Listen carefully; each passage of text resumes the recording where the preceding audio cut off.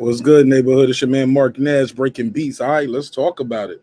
Saul Canelo Alvarez say he's no longer fighting Mexican fighters.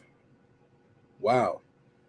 Interesting. We're going to talk about this. I know some people are saying, hey, look, it's justified. He's Canelo, can do what he wants. Some people saying it's a straight up duck move. Oh, this should be an interesting conversation. Let me run the intro, finish blasting out this link. And we're going to have a good time with this. I'm going to drop the link out there. And I'm definitely look forward to having a conversation with y'all about the beautiful ugly. It's a beautiful sport. Ugly business. It's called boxing. We're going to definitely have a productive conversation about this tonight. It's your man Nash. Let's get it. This is my passion. This is what I love to do. But some days, sometimes, I'm just like you, man. I hate this job. Damn, I hate this job. Damn, I hate this job. Damn, I hate my job. Damn, I hate this job. I'm just like you. Damn, I hate this job. Man, I hate this job. Man, I hate my job. From a good dream I wake, sun rays on my face, planning out my day, hoping this ain't the one that I catch a case. I feel so good, I feel so straight. My manager keep calling me saying, hurry up, you late. Hurry up, you lay off. Y'all, man, I hate this job. Man, I hate this job. Been trying to play it cool, but it's hard to play it off. I've been hanging on to this bullshit, cause my car still ain't paid off. I know I'm on my way up. My boy just got laid off, so y'all, man, I hate this job. Man, I hate this job. These hoes is so ratchet. These hoes is so sneaky. Y'all don't even really pay enough for y'all to only pay bi-weekly. I'm trying to double up my cash. Take this job, shove it up your ass. Yo, man, I hate this job. Sometimes I wanna say, walk in and slap my boss. This shit is getting hard. Damn, I hate this job. Gotta make it out of this struggle, bruh. And I don't really mean to take it out on you. You just a customer, but damn, I hate this job. Damn, I hate my job. Damn, I hate this job. Damn, I hate my job. Damn, I hate this job. Damn, I hate this job. Damn, I hate my job. Damn, I hate this job. We're the reason why your stockholders always stay afloat. Yet I'm asking, are they hiring? Like everywhere I go, schedule will say 9, but I think it's fine if I clock in at 9:04. I work 40 hours a week plus overtime just to be bro. So y'all, man, I hate this job. Hate that I applied. So much has transpired since the day that I was high. Told me I could advance, but you were telling me lies. Gotta give your notice before I quit, but you don't say shit right before I'm fired. Damn, man, I hate this job. Sometimes I wanna say, walk in and slap my boss. This shit is getting hard. Damn, I hate this job. Gotta make it out of this struggle, bruh. And I don't really mean to take it out on you. You just a customer, but damn, I hate this job. Damn, I hate my job. Damn, I hate this job. Damn, I hate my job. Damn, I hate this job. Damn, I hate this job. Damn, I hate my job. Damn, I hate this job. You and your procedures, you and your protocol, you and your policies, none of that shit don't apply to me. You and your quotas, you and your standards, you and your 2 sick days a year. Y'all niggas bananas. Wonder why the postman's posted with hammers, going postal with Popo on camera. His wage got him enraged, stressed out, it's hard to maintain. He flips the middle, grabs his. He said, if you don't get the picture, I quit, you ain't shoot. Mother, man, I hate this job. Sometimes I wanna say, walk in and slap my boss. This shit is getting hard. Damn, I hate this job. Gotta make it out of this struggle, bruh. And I don't really mean to take it out on you. You just a customer, but damn, I hate this job. Damn, I hate my job. Damn, I hate this job. Damn, I hate my job. Damn, I hate this job. Damn, I hate this job. Damn, I hate my job. Damn, I hate this job. Look, man, I hate this job. I put my pants on one leg at a time, just like you. I'm out here trying to take care of my family. Damn, I hate this job. It's not always glamorous, for real, but I do what I gotta do for me and mine, you know? Damn, I hate this job. Damn, I hate my job. Damn, I hate this job. Damn, I hate my job. Damn, I hate this job. Damn, I hate this job. Damn, I hate my job. Damn, I hate this job. Damn, I hate this job. Damn, I hate this job. Damn, I hate my job. Damn, I hate this job. I'm just like you, nigga. my job.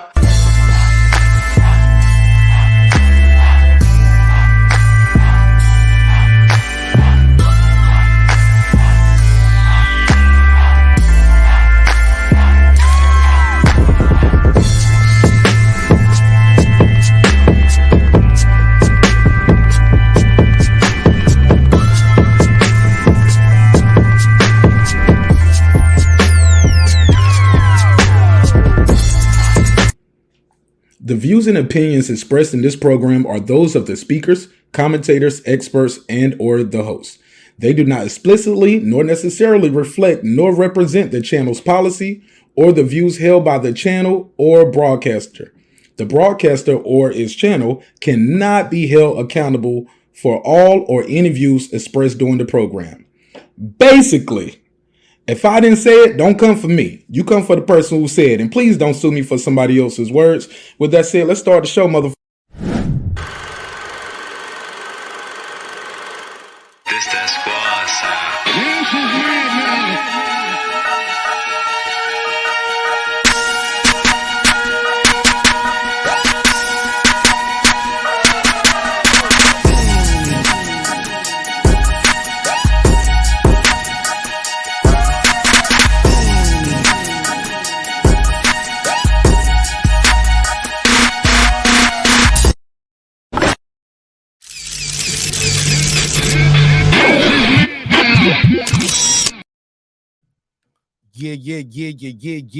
Yeah.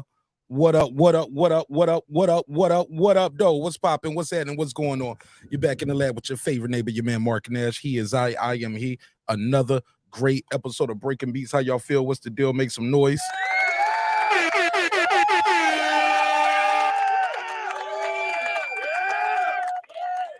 Okay. What's popping, man? Oh, man, this should be an interesting topic. I got a survey in the chat. I got a survey in the chat. Smash the like button on the way into the room. We just getting started. Should be an interesting topic on the docket. You see the title. You see the thumbnail. Canelo Alvarez not fighting Mexicans. Is it ducking? Is it justified? Is it ducking? I know. Now, look, I know some people going to hear this and are going to say, Mark Nash. Silence. Oh, yeah, they ain't gonna like this one. Some will argue, why does he have to duck anybody? I'm gonna break all of that down as the show continues.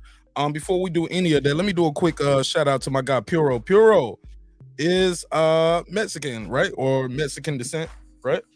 Yeah, I'm Mexican. I just consider myself Mexican. Well, Mexican and American, you know. Yeah, so I didn't know how to characterize it. See, we gotta be sensitive. I don't want to be too sensitive, but and walk on. I'm not that sensitive, Mark, but yeah, I prefer Mexican, but I am proud to be American. Okay. Well, hold up. Which one is it now? It's both for me. Okay. So you do I sound okay, Mark? Yeah, man, you sound good. Mexican American, right? Yes, sir. Okay. Just don't call me late for dinner. We'd be all right. All right. So look, now you and I spoke briefly about this earlier, and you told me without a Mexican bias is what you said, right? No Mexican bias. Mm-hmm. You agree with Canelo? Yes. And I put a case on you. You did. You just didn't have the little sound. Yeah, I had a sound. Yeah, we were just talking.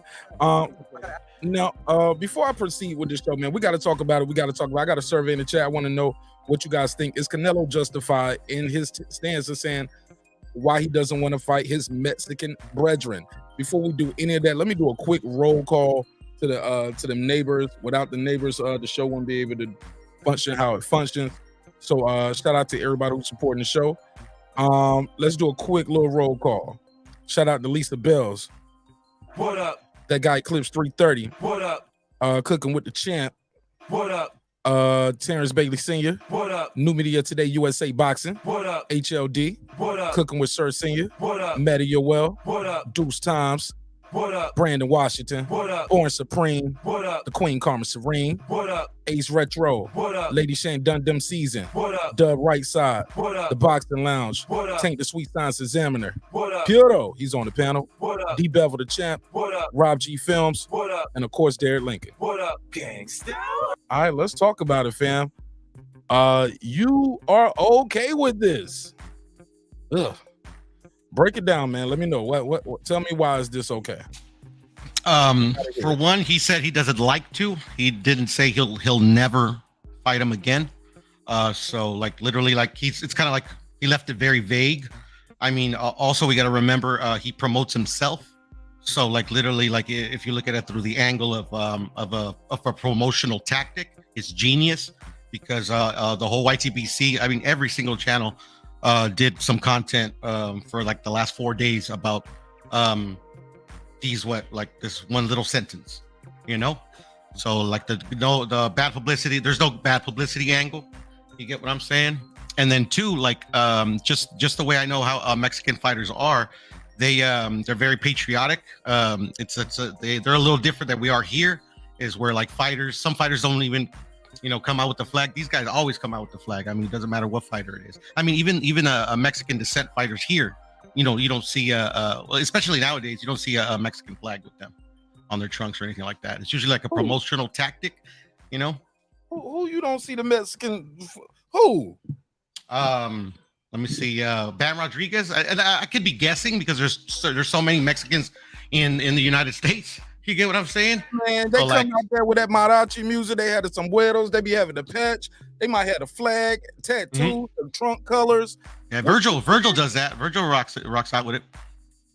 Nah, bro. The Mexicans have a lot of pride. But so tell me why you're okay with him not fight. I mean, why now? Because he's fought Mexicans in the past. He built his career fighting the Mexicans in his country. If you want to help your country, get money with your country. Like everybody in boxing around his weight division, of course, get their biggest payday fighting him. Why would he not help them? If it's all love.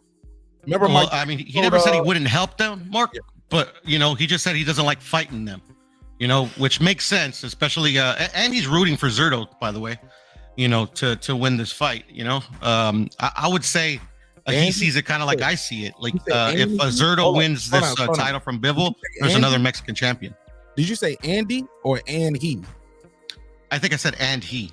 Okay, I thought you said like Andy Ruiz. No, I didn't say Andy. No, I said and he. Okay, so he is rooting for his countryman. Yeah, he said it from the get, and actually Zurdo when he first lost to Bivol, Zurdo, the first thing out of his mouth said, "I'm going to avenge this loss for Canelo and Mexico." Shout out to Oza. Hey, look, Viva la Mexico. Let me start off by saying that this is not going to be a Mexican hate episode. I got a lot of love for the country of Mexico and a lot of love for my Latino brothers and sisters, my Latin brothers and sisters. But this right here, it makes no sense when we're talking about the sport of boxing. I mean, I kind of get where you're coming from, Mark, because like how could it make sense? If you were Canelo, would you do this? Would you say this? Hell no. I mean, are you overly patriotic though? I was in the army. I served the country. No. I'm not denying. I'm not denying that you would spill your own blood for the country. But I mean, like, would you always be USA if you were a boxer? This is a hypothetical, obviously. Oh yeah. Yeah, I'll be rooting for USA. I mean, I'm American, right? No, I feel you. So literally, you would come out with the American flag, just like most of the Mexicans do. Probably not, though. I ain't gonna lie. Probably not. Probably not. And I think that's the difference, Mark. To be honest, I think if I was fighting in another country, I might do that. You know what I'm saying? If I was fighting in another country, I would rep my country and wear the flag or have the red, white, and blue on. But just fighting in America all the time against other Americans, I don't feel like I have to. Both of us have to wear red, white, and blue. No, that's facts, and I just kind of made that example just to kind of like maybe we could see the mindset of a Mexican fighter. You get what I'm saying? Where they don't believe like they're the key, they're the number one. Like they believe their patriotism is above themselves. If I'm explaining myself correctly. But he fought Mexicans before. But that's because it's required of you, right? I would assume. You know, when you're on the come up, you know, to if there's a Mexican that's like one of the best in or around your weight class, like you got to fight him, right? Mexican though. Hmm? He's never fought the best Mexican in or around his weight. But he's fought the one of the most hyped up Mexicans of the last, I don't know, maybe 30 years. What you say? Key word was hype. Oh no, but see, at the time we didn't know it was hype. Man, we all knew Chavez was hype. I mean, I would say the casual fan, you can make a case that they don't know it's hype. You know, they would come with the mindset like, okay, he's just beating the guys that put in front of him. Okay, all right. Well, we just getting started. Opening statement. All right, round one. How y'all score that round right there? HLD, talk to me, man. You said you two are okay with Canelo saying, no Mexicans. You okay with that? Tell me why. Well, when I heard, hey, what's going on, Mark? Who's gonna put up? What's up, bro? What's up, brother? When I first heard the comment on face value, I was like, what the hell? But you do have to start thinking a little bit deeper than just what you're hearing on over the surface. We here in the United States, we all live here in a little bubble. It's a little bubble. But outside the United States, when you are a naturalized person of your origin to your country, yes, patriotism goes above and beyond. What you got to understand that boxing is an international sport, you know, and unlike Major League Baseball or the NBA, for an example, which the leagues are exclusive to the United States. But the moment the Olympics come about, all the players go back to their naturalized country to compete with their countrymen and not against them. You know, so this is not unheard of in the world of sports of in international stuff. So boxers been doing this from Mexico for a long time. I didn't know that. I've been watching boxing for a long time, bro. When Americans say I'm only fighting Americans, or I'm only gonna fight these guys. I'm not fighting Mexicans. Like, you got to put yourself in the shoes of Canelo. He's right now in the status not getting it out the mud. He represents a whole lot.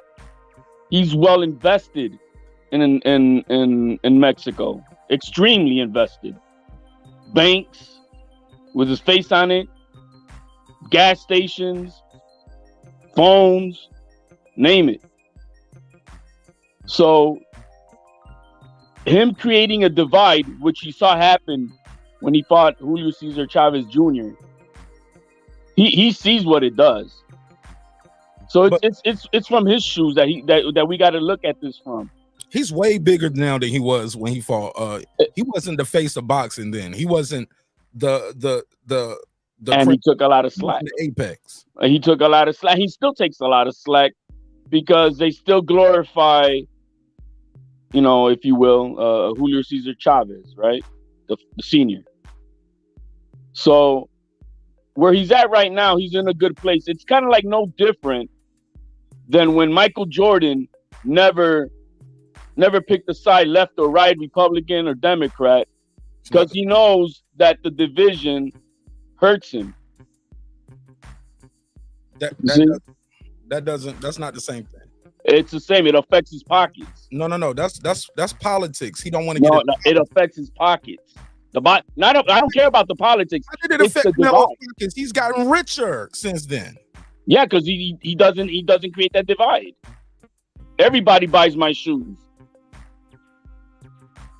And Mark, just to allude to HLD's point, like Canelo has caused a lot of division within the boxing community in Mexico.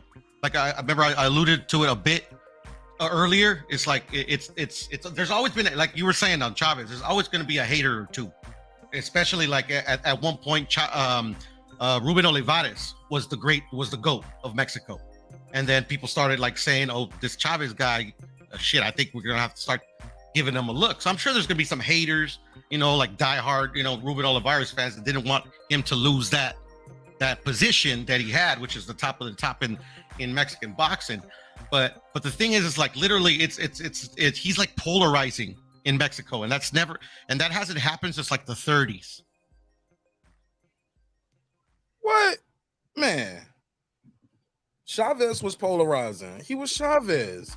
Everybody knew him and loved him. Yeah, no. I mean, I'm just saying that there was a few haters out there. Everybody's gonna have a hater. Everybody's trying to, when you're at the top, everybody's trying to maybe knock you down, to do whatever. But I mean, like, especially in Mexico, where the boxer is never above what he brings to the sport or to Mexico through the sport. You get what I'm saying? Nah. It's hard for me to maybe I'll put it into bad words, but like literally like Canelo is supposed to fight for every single Mexican, and every single Mexican is supposed to recognize that, and especially since he's winning and he's accomplishing things unheard of by a Mexican, like he still gets hate for accomplishing history, which is weird. My brother, but what I'm trying to say is this: I've heard that reasoning, right? I don't want to use the word excuse. I'll try to be respectful here. But I've heard that reasoning and that logic that you and HOD presented. What I've also heard is if he beats them, he'll hurt their career. So he don't want to fight them because he know I'll beat them and I'll hurt their career. But he took a loss and his career got better after that. Sometimes you can learn from a loss. Is it possible that he's being selfish? He doesn't want to share the spotlight with another Mexican fighter. Is that possible? That's inconceivable. No, I could say that could be possible to a certain point. There's, like I said, he has businesses also. You know what I mean? So he the only person come on, bro. He's the only person in boxing that has a business in Mexico. No, I'm just saying in period. No, man, it's different. See, that's the thing. Americans shouldn't fight other Americans. It's not the same thing. The United States is a melting pot, and like the only real people from this area are the Native Americans. When you're fighting from the country of origin, for an example, Kamaru Usman and Israel Adesanya, two Nigerians. They were both, until last week, you had two champions. And they are both on the record saying we would not fight each other. They stablemates too, though, and they're a different weight. No. Their words: we will not fight another fellow Nigerian. And Canelo just said he didn't like to. He never said we won't. Like I said, he's on a status that is different than everybody else. Everybody else needs that paycheck. Ain't no other reason why they want to fight him. They just, it's the paycheck. But look at Caleb Plant from $10 million like $1 million, maybe. Say that again. Like Caleb Plant, for an example, he fought for $10 million with Canelo, and look at him now. He's probably barely making $1 million. So why not do that for a guy like Zurdo, a guy like David Benavidez? You love your country. Like, I'm sure it's not no rivalry like that between him. It'll help those guys individually. Yes, this is not this. Him fighting Chavez Jr.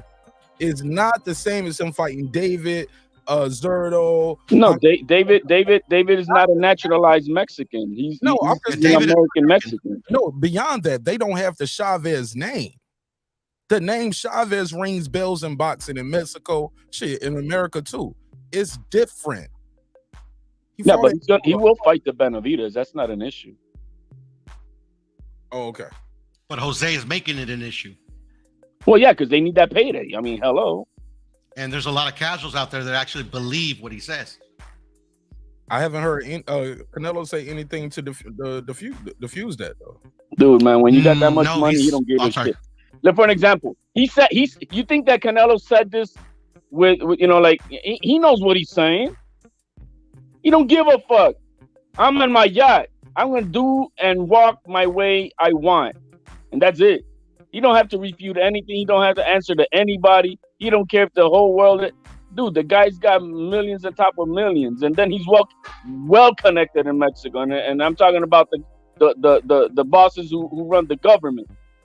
So you don't give a fuck.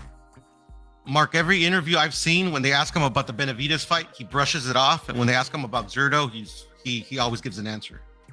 Okay, but here's the thing. So, but he didn't fight Andre neither. He was just like, you're horrible. So you're not. You see how he just limited his fight pool, and people And to me, I can make the narrative that he's like, how so many people have said, like the American fighter he doesn't want to fight. So there you go. So you don't want to fight any Mexicans. Then you got certain American fighters. I fight him, but not him. He fought Yildirim, but didn't fight Anthony Dirrell, who literally just beat Yildirim. Yildirim got a Canelo fight coming off a loss. But see, we keep saying that like he doesn't fight Mexicans and he won't that fight was a mandated Mexicans, fight, though. which is not correct. How though? He's coming off a loss. Because they made him a I think it was WBC owed him a mandate for the robbery of something other fight, and they gave him the #1 spot. It was like now we're going down the rabbit hole, fellas. I'm just saying he coming off a loss and fought Yildirim. But that's all I'm trying to say. Shout out to KP. By this logic, we wouldn't have any of these legendary fights. No Ali Frazier, no Ali Foreman, none of that shit. We ain't getting Tyson versus Holyfield. Nothing. Just think about that logic. This sets a dangerous precedent in the sport where people. It doesn't though. It doesn't. Why not? Because fighters cap all the time. Fighters cap all the time, and they cap all the time, and then they do the exact opposite of the statement that they make. Again, saying this and fans being okay with it sets a dangerous precedent. I mean, like an ugly precedent. It would be nice, but I mean, it's happened throughout the sport since its inception. So now, why is it now such a big deal?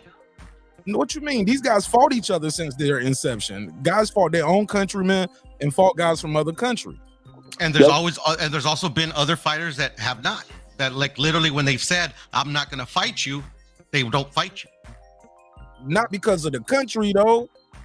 But I mean, what does it matter the reason? We're talking about the country because we know how proud Mexicans are to be Mexican.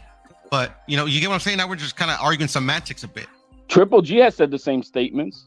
Oh yeah. Triple G will not. I mean, excuse me. Zanabek will not fight Triple G under no circumstances. I mean, who want to see that though? Too. A lot of people. Two champions. I do. People won't call him for that, man. People been calling for this Benavidez. Yeah, don't move the goalpost. I don't want to see the David Benavidez fight. Not now. This is the first time I heard that. Gennady just got here where people was talking about him like that. Is he a champion though, Mark? Yeah. Well, then I want to see the unification.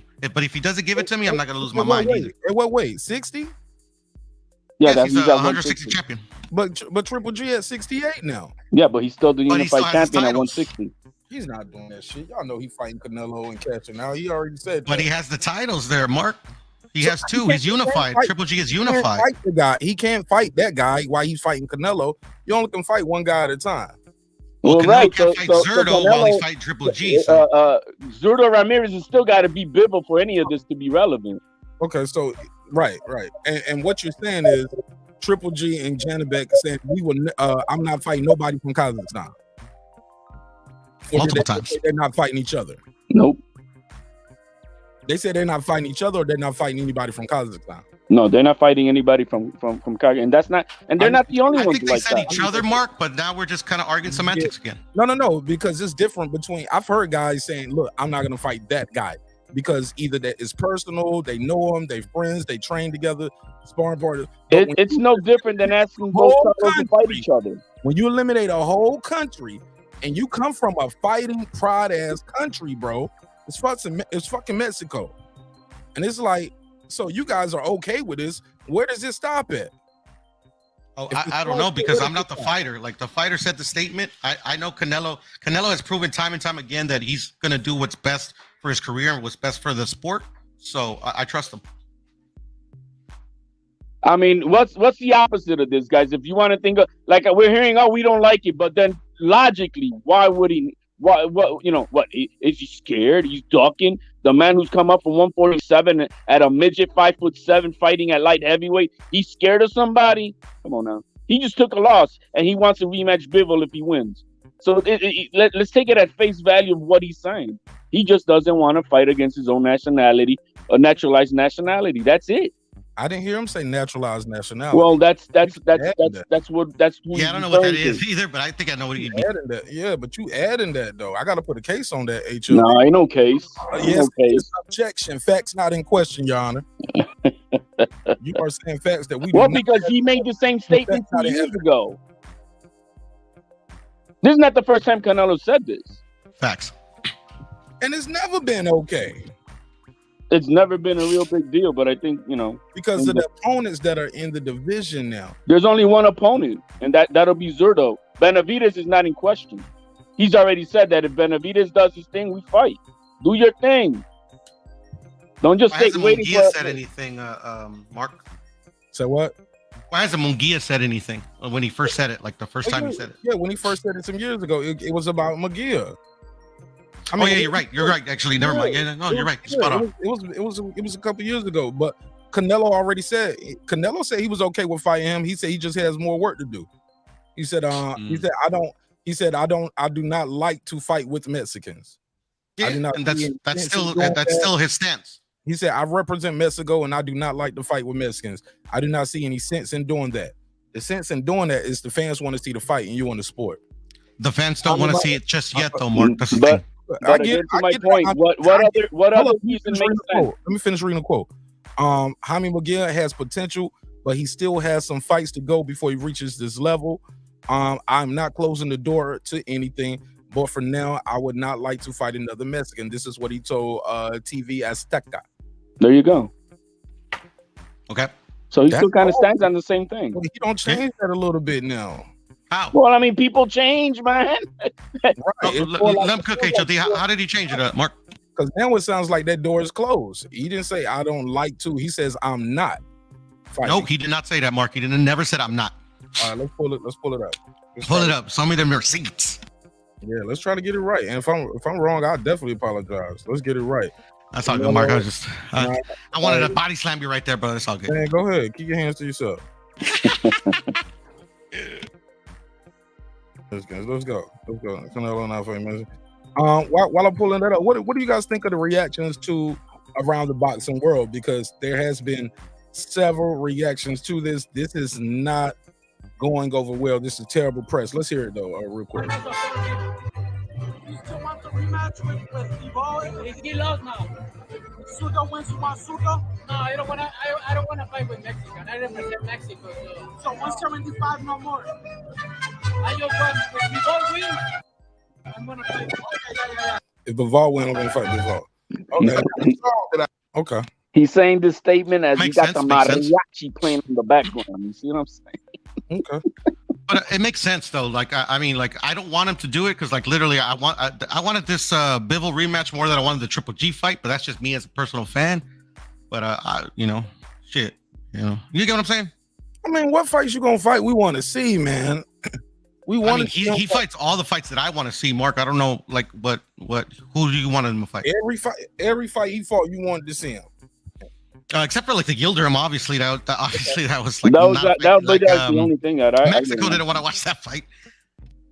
Hey, and mind you, let me just say this straight out. I'm as being a Canelo fan or I mean, I kind of started liking the guy probably in the last year, only when he started speaking English and his shit was funny, right? But I wasn't, oh my God, I gotta watch Canelo in his next fight and shit. I kind of started going more with joining here with the community with you guys here and the White TBC, and just to stay relevant in the topics. But I'm not a huge fan of the guy by such an imagination. But, I'm trying to go by objectively. If he doesn't want to fight Max, what's the reason? I mean, the man is ducking. Come on, the guy has proven to do from 147 to where he's at now, gone up, I think, way above his weight that he should even be trying at 175. I don't really even think that. I think that it was kind of crazy pushing the limit, but the capabilities of his size. But he's doing it. So I mean, there's no I'm afraid. I mean, he just lost. He still wants to fight Bivol again, which I think Bivol maybe still would be coming in as a favorite. So I don't see the any logic of ducking or whatever. It's just I'm taking that as face value until proven otherwise. And you know what's funny, Mark? I'm kind of like HLD. Like I was never like a huge Canelo fan. You know, I was actually more of a Chavez Jr. fan. You know, but like I defended both those dudes like hardcore for the longest, man. But it's never because like, oh my god, I was fanboying for them. It's just like, you know, it's like two Mexicans. I mean, somebody's got to defend them. I don't blame the Charlos not wanting to fight each other by no stretch of the imagination. Or the Klitschko's. Or the Klitsch. I mean, you're not going to. That's the same patriotism that you have when you live outside the United States, which this nation does not hold, you know, the nationalism to its heart as it used to. So, you know, I'm just saying it's just different. It's just different outside of the United States. We're just different here. This is an anomaly amongst the entire world. At the end of the day, Mark, like even if he is ducking or he's saying all this for cap, bro, like the Mexicans in Mexico, there's nothing you could do at this point that'll turn them against him. You know, I probably would, you know, because I just like, you know, I have like both sides of the coin. But at this point in his career, like he's literally like doesn't even need a fight anymore. He's just kind of like fighting this to give himself a challenge, or I don't know what what he would be fighting for right now. I would have to ask him. Here's a crazy angle, the way I see it, because I'm trying to look at it from the outside of this. So Canelo is extremely well connected and throughout Mexico to run businesses and have his name on everything. And guess who he has to ask to make that happen? It's not the government of Mexico. So who knows if these motherfuckers you know, you don't fight against your own. I'm gonna tell you guys this. I don't know if you guys knew That's a conspiracy theory, bro. No, it's not huge, man. This is not a conspiracy theory, actually. Oh, sorry. This is what drives. I'm sorry. I'm just saying, if you go to Mexico, you'll see how it's run. I've been to Mexico. It's the government doesn't run Mexico. And I think I alluded to this a bit, Mark, when we were talking earlier. Like Canelo back in as soon as like he beat Chavez Jr., he said it in the ring post fight that he doesn't want to fight a Mexican again for the rest of his career, and he's done a great job of actually abiding by that promise that he made. He hasn't fought any Mexicans since. There hasn't really been any Mexican contenders in those divisions, but you know he's kept to his word. But the thing is like, and there's been times where like you know, I mean they perceive to be ducking, but like it's kind of like the Shakur and Valdez situation. I don't know if you remember it. Like Shakur, ever since he came out of the amateurs, he's been calling out Valdez. He's been saying he was ducking him. At the end of the day, in the interviews, they ask him, you know, what finally, you know, made you like sign the contract or tell your representatives to make that fight. And he said he was in his hometown and he was walking down the street and they were asking him, and they were like, Oscar, so ¿qué pues con el Shakur? ¿Cuándo vas a pelear con el Shakur? You know, before they weren't doing that. So the fans actually like really hold a lot of clout over these fighters, or not clout, but you know, a lot of pull. There you go. Okay. What was you about to say, HOD? I just want to know if somebody could come up with a logical reason beyond what he's saying why he doesn't want to fight people of his own country. Beyond what he said, I just don't want to fight against my countrymen. You said what you say, but he's fought his countrymen before. That's the thing. And he's changed his mind, obviously. Okay. Is it because the competition is better?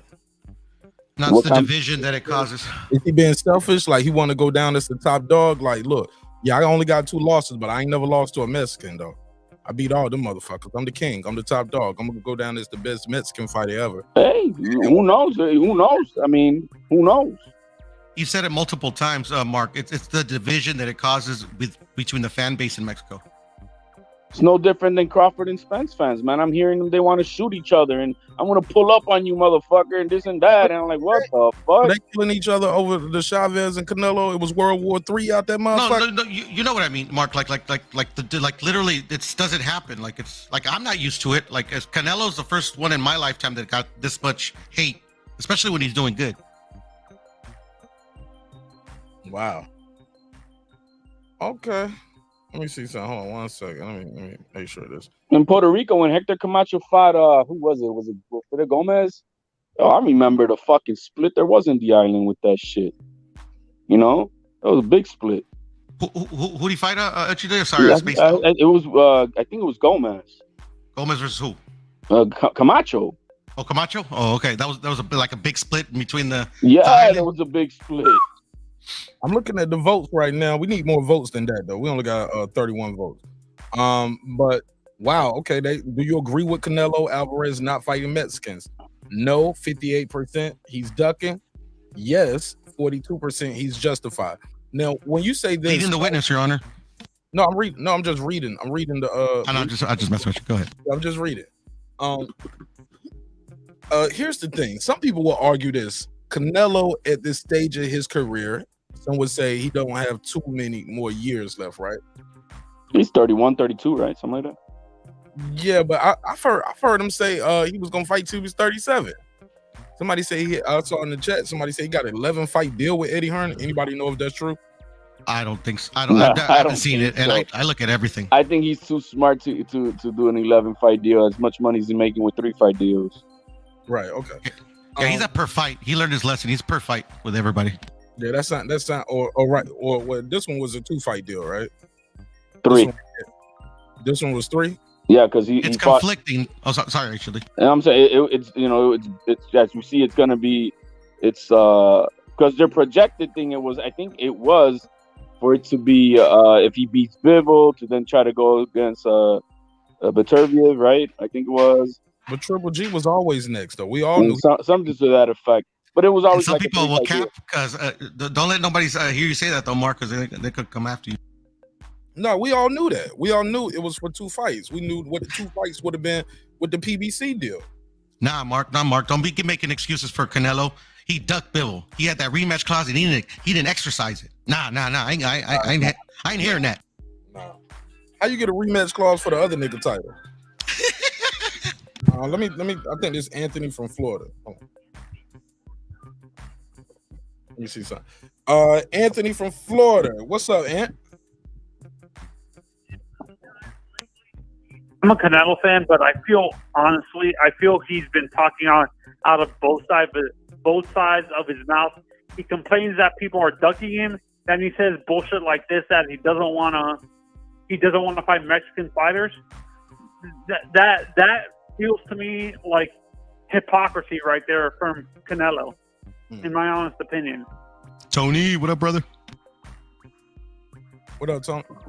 Have anybody ever heard Canelo say people are ducking me? I don't know if I've heard that. Go ahead. He's HOD said he hasn't heard Canelo say people are ducking him. What are you talking about exactly, Anthony? No, because unless this is his fans saying this, but there's unless Canelo actually. I've seen him in an interview saying people don't want to fight him and stuff like that. Then he, this was like 2 or 3 years ago. Before he moved up, he said people didn't want to fight him. Then now he says this stuff like this that he doesn't want to fight Mexican fighters.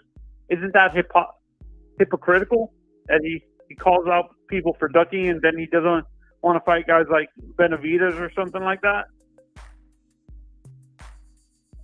I don't know how people hold on to statements of years ago, man. Like, I don't get that part. I don't, because maybe 2 years ago or 3 years ago, oh man, I only want to eat pizza, right? And now I'm eating hamburgers. Like, I mean, that's like actually...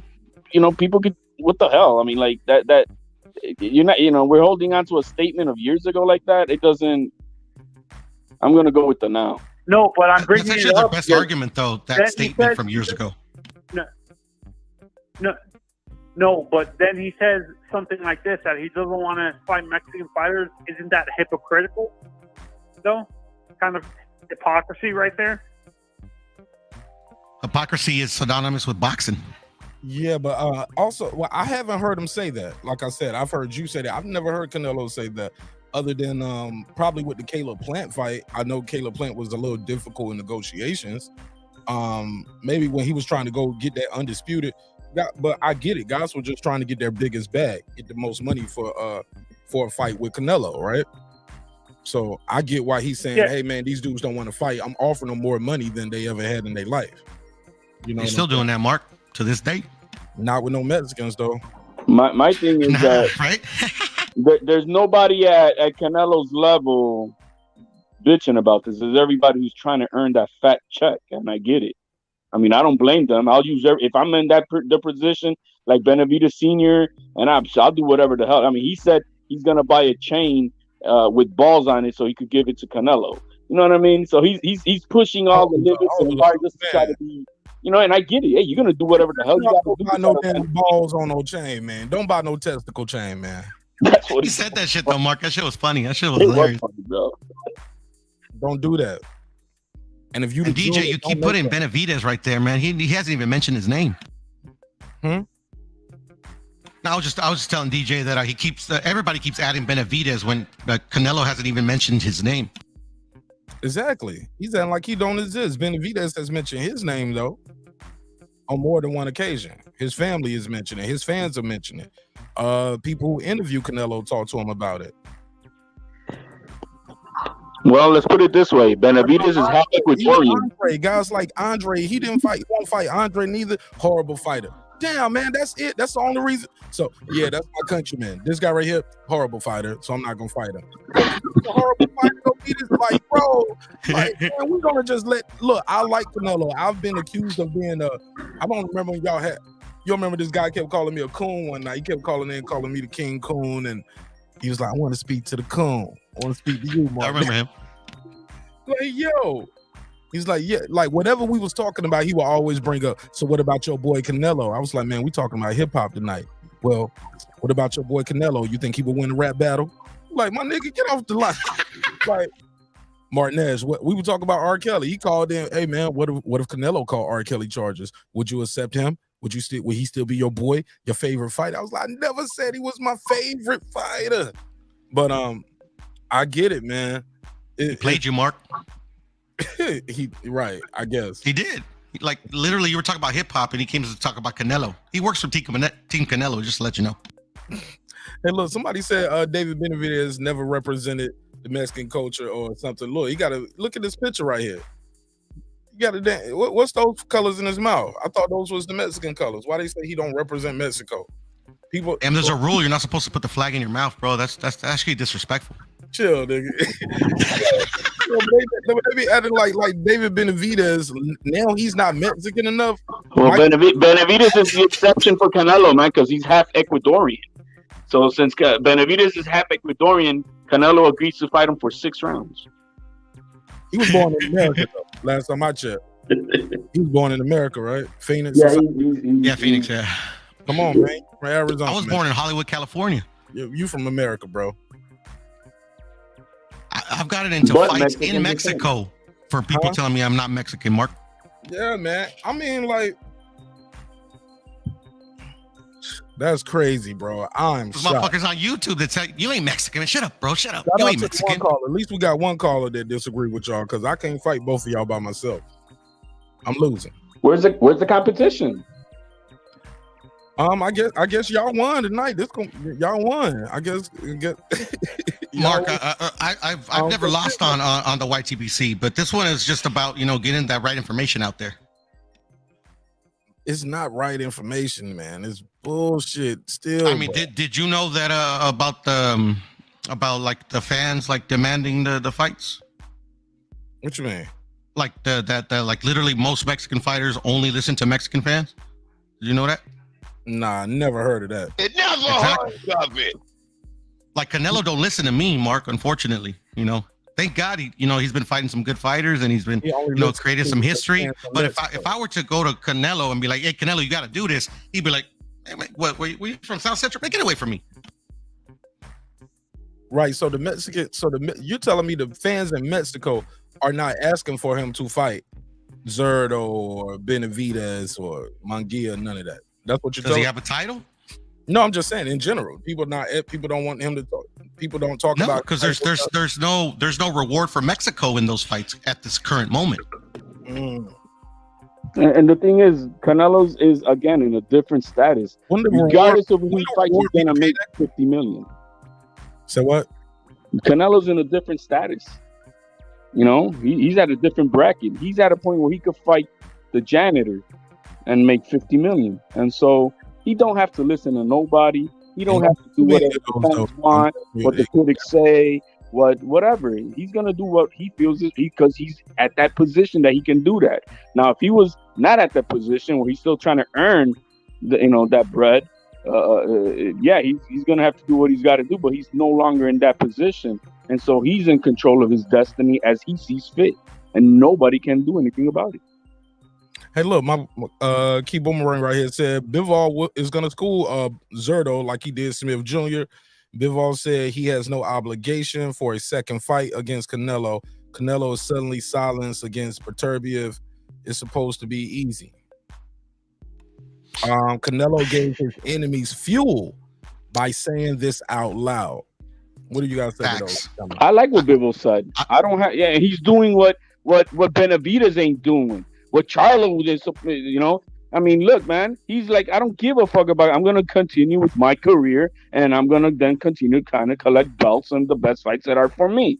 You know what I mean? Need to fight each other. How's that? I agree with Canelo on that part right there. Those guys should have fought each other a long time ago. Facts. And y'all gonna think I'm capping with this statement right now. I actually think Canelo should next week say that he doesn't like to fight North American fighters. Man, get out No, I'm not even capping, Mark. I'm not even capping. I wish he doesn't. I'm not even capping. I wish he does. Seriously. I wish he does. Man, that's some devil shit right there, man. No, it ain't. It's genius. I'm telling you, like literally. Fucking devil. He kills everything that a black man ever created. Small hat. Man, he better not say I ain't fighting nobody from North America. So, because I want him to say it, Mark, so bad, bro. I do. Tour. He did that though. He was on a Euro tour for a bit. But he never said it though. It's just like Boxing Scholar said. Like he said it out loud this time. So you agree he gave his enemies fuel by saying the silent parts out loud, because he could have just went about his career and just did what he did. But once I 100% agree, and I think he needs to go all in more. He needs to go harder. Nah, go ahead, Boxing Scholar. Man, I was disappointed in Canelo saying this. Canelo's one of my favorite. He's one of my favorite fighters besides Bud, and they're in the business to fight, man. So when he said this, like you said, the silent part. When you say the silent part out loud, it's just like, come on, Canelo. You could have did this without saying it, and it makes me look at him different now. But that's the point. Why would he say it then out loud? Because we know that he knows he was gonna get that reaction. Y'all niggas worship him, bro. I know the answer to that too. What's the answer? So you got to remember this. In the sport of boxing, if we're talking about the history, you'll be studying the history of boxing. There were a lot of champs who never even got a title shot just because of their skin color. A lot of black champions, when they first started, they had to fight each other. They didn't have a choice. They fought each other, and none of them were even guaranteed a shot at the title. Jack Dempsey said he would never fight a N-word. So a lot of them did get shot. So that title and that legacy means something. I get it, it's prize fighting also, but if you're going to take that money route, you're going to have an asterisk by your name. A lot of people like to put asterisks by Floyd's name for taking that money route, so we got to be consistent. I hear you, but Canelo values who put the asterisk by his name. Huh? You get what I'm saying? If you put the asterisk by his name and HOD put let's say Boxing Scholar puts is the one, like if he sides with Boxing Scholar, he's not going to care about your asterisk. If you kind of get where I'm going. No, I don't get what you're going to say. That part again. Say it again. Well, his career already got an asterisk. It's had an asterisk ever since he came to the United States. It's had an asterisk since he popped for the clenbuterol. He's had an asterisk ever since he said these statements. Hold on. He didn't have no asterisk when he first came in. He was kicking ass. He did. No, he had an asterisk. What was it? It was his career was manufactured. Yeah, but those are the haters, Puro. I'm talking about the people who love boxing. Scholar, like, this was Ruben Pintor. This was Ruben Olivares. This was Maromero Paez. Like the only one that were defending him at that point was like Chavez and like another Mexican champion. But like even the Mexican champions thought his career was manufactured. Yeah, but that was basically out of jealousy. It was a time where Chavez didn't like Oscar De La Hoya, and he used to shit on De La Hoya. It's just it's just that ego stuff. When fighters get out the ring and they don't have their skills anymore, they still have their egos. I'm talking about the boxing purists. Like, I never put an asterisk by Canelo's name for the Clem Buterol, because I actually did my research, on that situation, and he chases greatness. But how I pictured him in my mind was a throwback fighter who would jump up in different weight classes like Henry Armstrong. For him to say this, it is disappointing to me. Did you give Sugar Ray Leonard a pass? Hell no. I think Sugar Ray retired so he wouldn't have to fight Hagler. I'm consistent. Okay, well then, hey, as long as you're consistent, then I really don't care. I was trying to make a point that there's been more than Canelo's like the only fighter that's like literally not fought and an actual fighter that we wanted to see. Like Sugar Ray Leonard did his twice, but it doesn't matter. You get what I'm saying? It's just. I totally get you, Boxing Scholar, because I want him to fight Jamal, which I actually think he's gonna do, and I actually want him to fight Bivol, but he's signed to fight Triple G. I didn't want to watch a Triple G fight. The other only angle I can see on the business side is, you just said that Canelo, Canelo don't like Oscar De La Hoya, and guess who represents Zurdo? He don't want to deal with Oscar for shit. So you think it's a Golden Boy thing, not a... It could be. I'm just saying, I'm throwing it out there. I mean, because there is no logical reasons beyond his face value of what he's saying, because he ain't ducking nobody. I mean, no. I'm not going to buy that one bit. Why is it impossible to believe that he just like, yo, I want to be the top dog in Mexico when it comes to this boxing shit? He's already the top dog in Mexico when it comes to this boxing shit. Yeah, I'm not going to let nobody take me off the block. I got it. Here's the caveat, though, Mark. Even if he loses, it doesn't take him off the block in Mexico. Even if he loses to a Mexican? No. Why should it? Because now we got a new top dog in Mexico. He just beat you. But this guy's like literally done it like over multiple weight classes. Like say let me say Zurdo. This was like Zurdo's first title, and he beats Canelo. I mean, how's he gonna take away his perch? Like you beat only Canelo. Outside of his weight class. Hey, look, it's your weight class once you fighting there. I heard me. I feel you. I'm not even worried about the weight class. It's just like the Mexican fans. They see that. They see okay. Zurdo only fought just you. Okay, good shit. Good shit. We're proud of you. You beat the top dog. In boxing and in the country. But Canelo, we're still gonna give him his props because he got in there with you. Boxing is not just inside the ring. A lot of people would agree that it's mostly mental. I don't know why Canelo would say this part out loud. It gives his enemies fuel. The people that don't already like him, that say he's ducking people, they're going to feed into this. And then the fighters, like if he says this about Zurdo and then Zurdo come out and say, I want all the smoke, it look like Canelo's ducking him now. He already said he wanted all the smoke. That's what I'm saying. Actually, before he said this, the Boxing Scholar, he was saying that Canelo was holding up his shot at Bivol. Well, there you go. He feels that he took Bivol's place. He took his place to fight Bivol. Okay. Yeah, because he was mandated to fight him a couple times, other than this third time.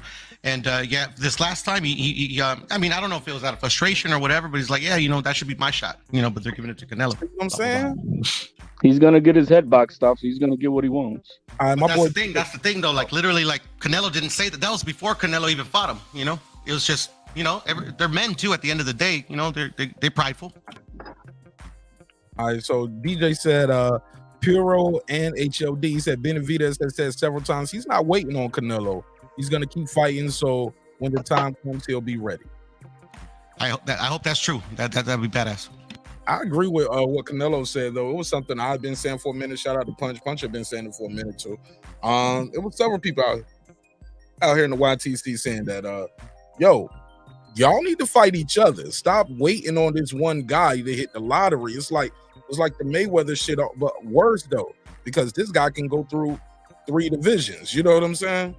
And you had guys not fighting each other because they don't want to risk their O. How do y'all feel about him not fighting Andre? To me, when it comes to Andre at nobody fighting Andre. How about that? When it comes to Andre at 160 as a champion, regardless of what you think of the man, I've always said as a champion, Boo Boo deserved to unify or to be dethroned. Period. And regardless of what they think of him or whatever the hell it is, but as a champion, he's earned the right to unify or to be dethroned. And not wanting to fight him for what other reason, I didn't appreciate that. I don't think that's cool at all. It was the happiest day of my life when he said he would never fight Boo Boo. Oh my God. He lied. Y'all niggas worship him. Come on, Puro. Why you say that? At one point, obviously, I wanted to see him fight, and they try to make the fight. It's just, it didn't happen. But at one point, like literally, Boo Boo went to malls, to Mel's, like literally, he was calling all these dudes out, and he never fought them. I mean, like to me, like it's a stretch for me to say that everybody at between 154 and 160 was ducking you. I just can't. Yes, it's very easy to believe, bro. He got a title. Why they don't want to unify with him? Why? I mean, like literally in the history of boxing, he's the only one that one, at least one of the champions didn't want to fight. This is the dude we're gonna put that label on. Because they wanted. Munguia didn't want to fight him. Yeah, and they didn't and they didn't want to fight Triple G. Most of them either. They fight Canelo. They wanted. Payday. I mean, was it the boxers or was it their teams? Was it their promotions? Shit, your team will tell you to shut the hell up. Talking about that shit, you ain't about to get that. I mean, I have a contract, or not a contract, but a complaint from Boo Boo's camp that where Boo Boo's own promoter said you need to take this Mel fight. If not, this is going to hurt your career in the long run. Damn, this guy's calling Mark Nash and Boxing Scholar fanboys. He said, "Great show, but these guys are fanboys." Yeah, he's calling us fanboys, but it's all good. Bring it on. I put a stamp on it. Let me give Gabriel the gaming. I'll give you the $2. You give him the $2. All right, pay him the $2. Oh, pay the $2. Yeah, HLD trying to deflect that shit. He talking to you, the Boxing Scholar, and Puro. Gabriel Gaming, go cry in the car, bruh. Pull up. I don't know how he could be talking. I don't know how Gabriel could be talking to me. I clearly said this was disappointing. I didn't agree with it. Scholar went against HLD and Puro. I feel like in the sport of boxing, when you hear a fighter and it's their job to fight, say they don't want to fight somebody, it's gonna always be disappointing. The sport of boxing has robbed us of a couple fights with them being friends or training camp partners, et cetera. Like for instance, Ken Norton versus Joe Frazier. That fight never happened because they had Eddie Futch in their corner.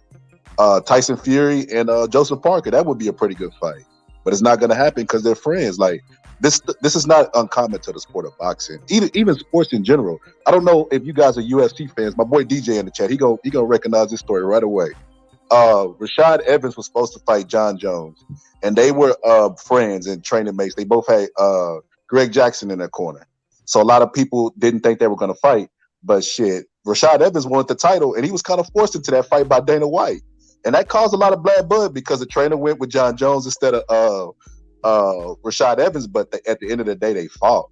I've never seen anybody's family die because two friends fought. Like, it's just a fight. That's your job. Just get it over with. Yeah, but I did speak earlier within the same UFC how both Kamaru Usman and Israel Adesanya as champions, well, until recently, right? They're on the record. They're not going to fight each other because they're not going to fight against their own countrymen. And so, I mean, it is not uncommon, as you say. But everybody outside of the United States does carry a different code when it comes to to nationalism. I mean, look how crazy these soccer games get. You know what I mean? Country against country, and it's for real. And so nationalism is big time outside of the United States as of recent, because I mean it's died off here in the States. Nobody can deny that. But with all the divisiveness that we have going on and stuff, so. But when it comes outside to the United States, it's for real. It's a true brotherhood. It's they see each other as brothers when you're from the same country. I get that, but the UFC got a president. Crime and they kill each other over there too, over bitches, money, sneakers, and everything. Oh yeah, of course. Come on, but this is sport, Mark, not like. I mean, well, no, I can't say that about boxing, but this is sport. You get what I'm saying? Yeah, I get those things. Your money but with Dana White. Go ahead, Boston Scott. Go ahead. Dana White is gonna make that. Talking about UFC doing the box conversation. Dana White is gonna make that fight happen. I got to make this point because the UFC got it. Dana White's gonna make that fight happen. If y'all are both light heavyweights, there is no I'm not fighting him because he's my training partner. That's the point I brought it up. You're gonna fight the person to prove that you're the best. The reason those two dudes were able to say that is because they're in two different divisions. So it's easy to say some shit. It's just hypothetical. Shit, we're never gonna get Devin and fucking Haney. They don't want to fight each other. No, Devin and Haney's the same person, dude. You know what I meant? I miss Shakur and Devin. Bro, small hats. You gotta wake up, Hero. No, I was just saying because I mean, Boxing Scholar was like saying he was disappointed because they said it. I'm like, nobody's like in an uproar because Shakur and Devin said they don't want to fight each other. Nobody. The Godfather will fix that. No, they're gonna look. I think you're gonna get that Shakur and Haney fight. I think you'll get that. I think you'll get the Haney and Tank fight. I think it's gonna be harder for the Shakur and Haney fight because the weight division. Haney's going out of that weight, and Shakur hasn't even got there yet. You get what I'm saying? No, I get what you're saying, and I actually think it's gonna happen. It's just like they say it, and they're like, oh, that's so noble. Like you guys are like, man, that bond of brotherhood is admirable. Kudos. But Canelo says it's like, hey, man, you ducking, man, get out of here. What bond of brotherhood is okay and admirable? Like, when he's saying like, that they're friends, like Shakur and Haney are friends, and he doesn't really want to fight him. He's like, if I have to, I have to. Okay. And then pretty much what they tell him is like, that's very admirable. That's your boxing brother. That's your brother in arms. Right. I admire that. Canelo says it. He's like, that's not what Canelo said, though. Stop. That's not what Canelo said. That's exactly what he said. That's exactly what he said. Mark. He didn't say one person. One person. Mm-hmm. That's different. The whole country. You ain't fighting nobody in the whole country. No, he said I don't want to fight Mexicans, but like literally, like there's two Mexicans in that division. Oh, he's talking about two people. Name me more than two names. Let's just say who more. Name me more than two names. Three on the thumbnail. That he won't fight. I got 3 on the thumbnail that his name was mentioned with. Okay, but who mentioned the name? Did Canelo mention it? Of course not, because he ain't gonna fight him. That's what he said. No, he said he was gonna fight Zurdo. He never said anything about Benavidez, and that's if he wins. Okay, all right. And I actually think that's capped by Canelo. If he wins and the fans tell him no, you need to see him. He's a champion. He gonna fight him. Nah, he could. No, but you guys saying he's justified at whatever he do. He could do what he want to. He paid his dues, right? I don't think he's justified, to be honest. Like literally, actually, I would say he's justified because, like literally, he's another man. I can never tell another man what to do with his own career or the way he moves. You get what I'm saying? It's justified that he's done everything that the people have asked of him while they're throwing stones at him, and so like literally, like I mean. It's up to him. For me, it's always been up to the fighter.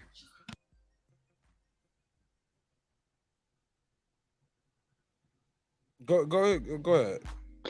Well, I mean, I don't think I think we already beat it too. It is what it is, and there's only one name in that hat. Even regardless if it's a whole country, there's only one name that would be available that he's talking about. That's Zurdo, and so.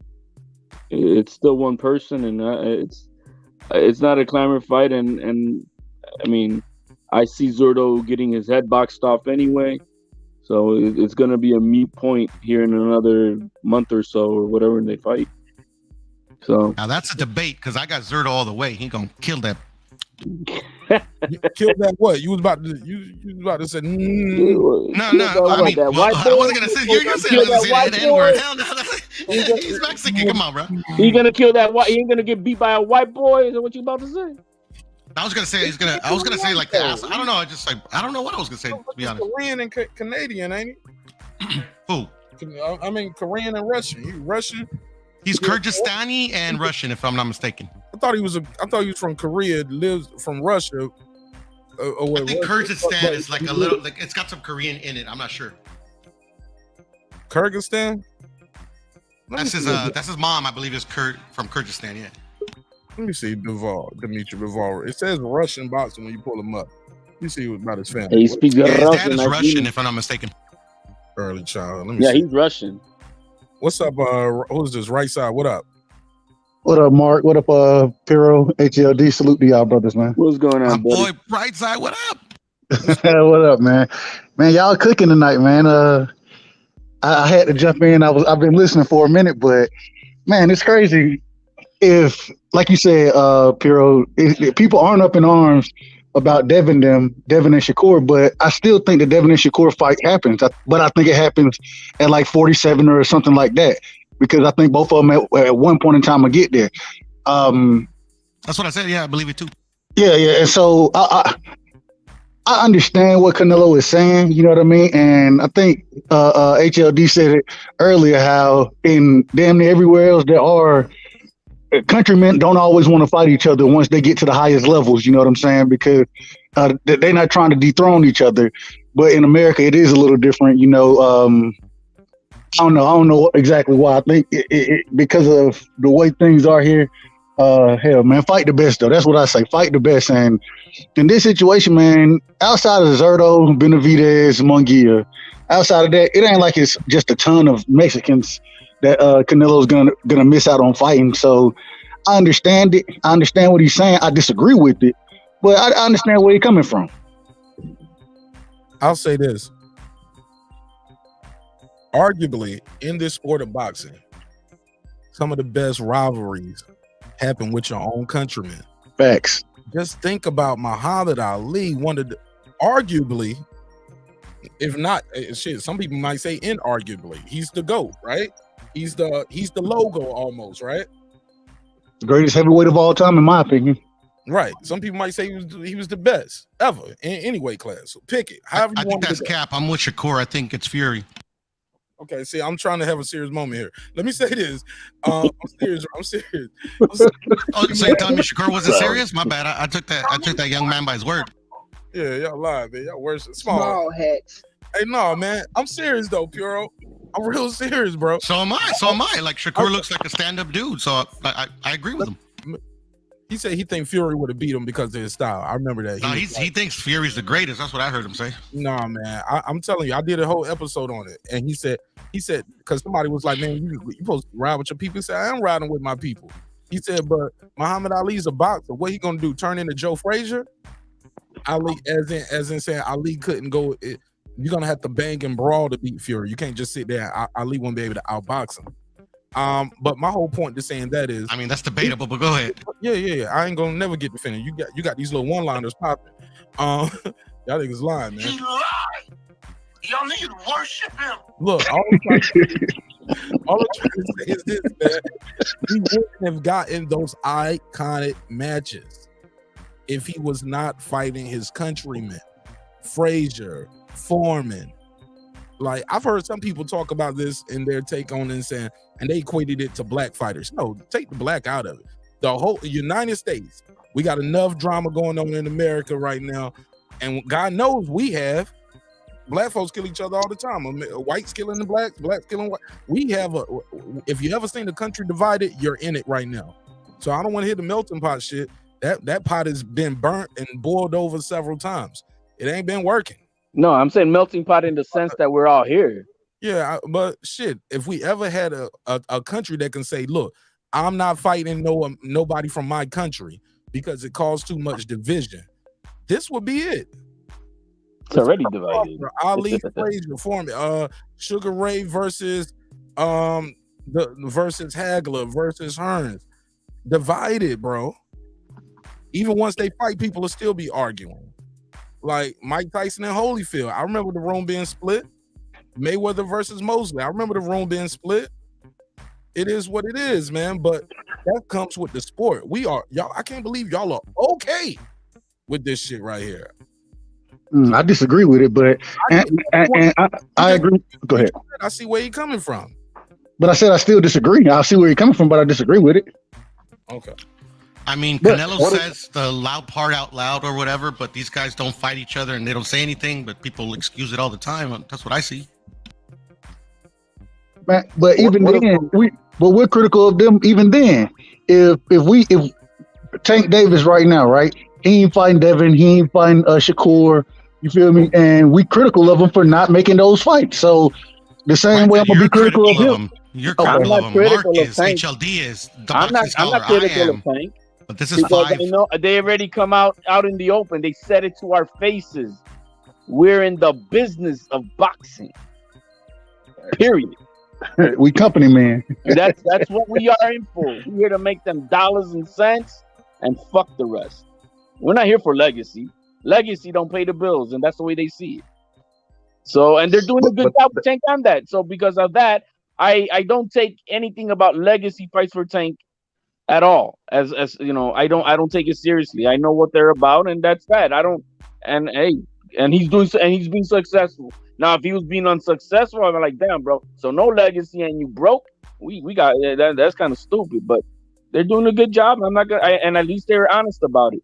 They are honest about it. Hey, and Canelo was honest about it, and I disagree with Canelo just like I disagree with them.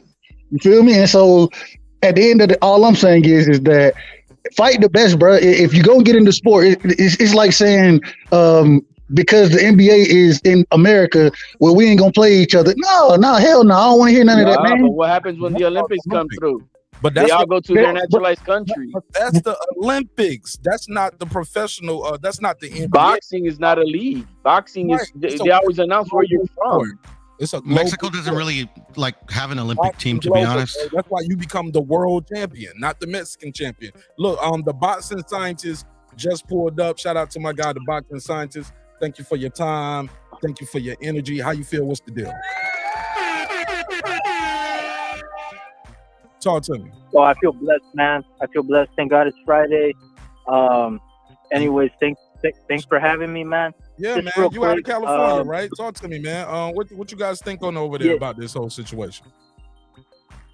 Oh, man. So, Canelo, first of all, this is not even the first time he has said something like this. It's just, for some reason, it's getting a lot of attention now. And it's because it's the haters, man. It's the haters look for anything to criticize whatever he says, whatever he wears. Oh, he looks like he's on steroids. Whatever, any fucking thing they can fucking think of, they just blow it up because they have nothing better to do. But you know what? Canelo has never ducked anybody, man. Like, he's going up in weight. The guy's 5'7". He's shorter than most welterweights right now, man. And he's fighting giants. He's fighting fucking undefeated champion giants, man. But somehow he's scared and he's somehow ducking, man. Like the guys that he supposedly ducking, Charlo. Who the hell has Charlo fought, man? Who has Charlo fought to make him some sort of boogeyman? Who has Andre Doodle fought to make him some sort of boogeyman? You know what I mean? Like, I'm listening. It's always if he fight. I'm sorry. If he fights Charlo, they're gonna be like, oh, he cherry picked him. He cherry picked him to avoid a rematch with bivol. You know, if he fights bivol, oh, he's fighting a Eurobum. He's fighting a Eurobum again.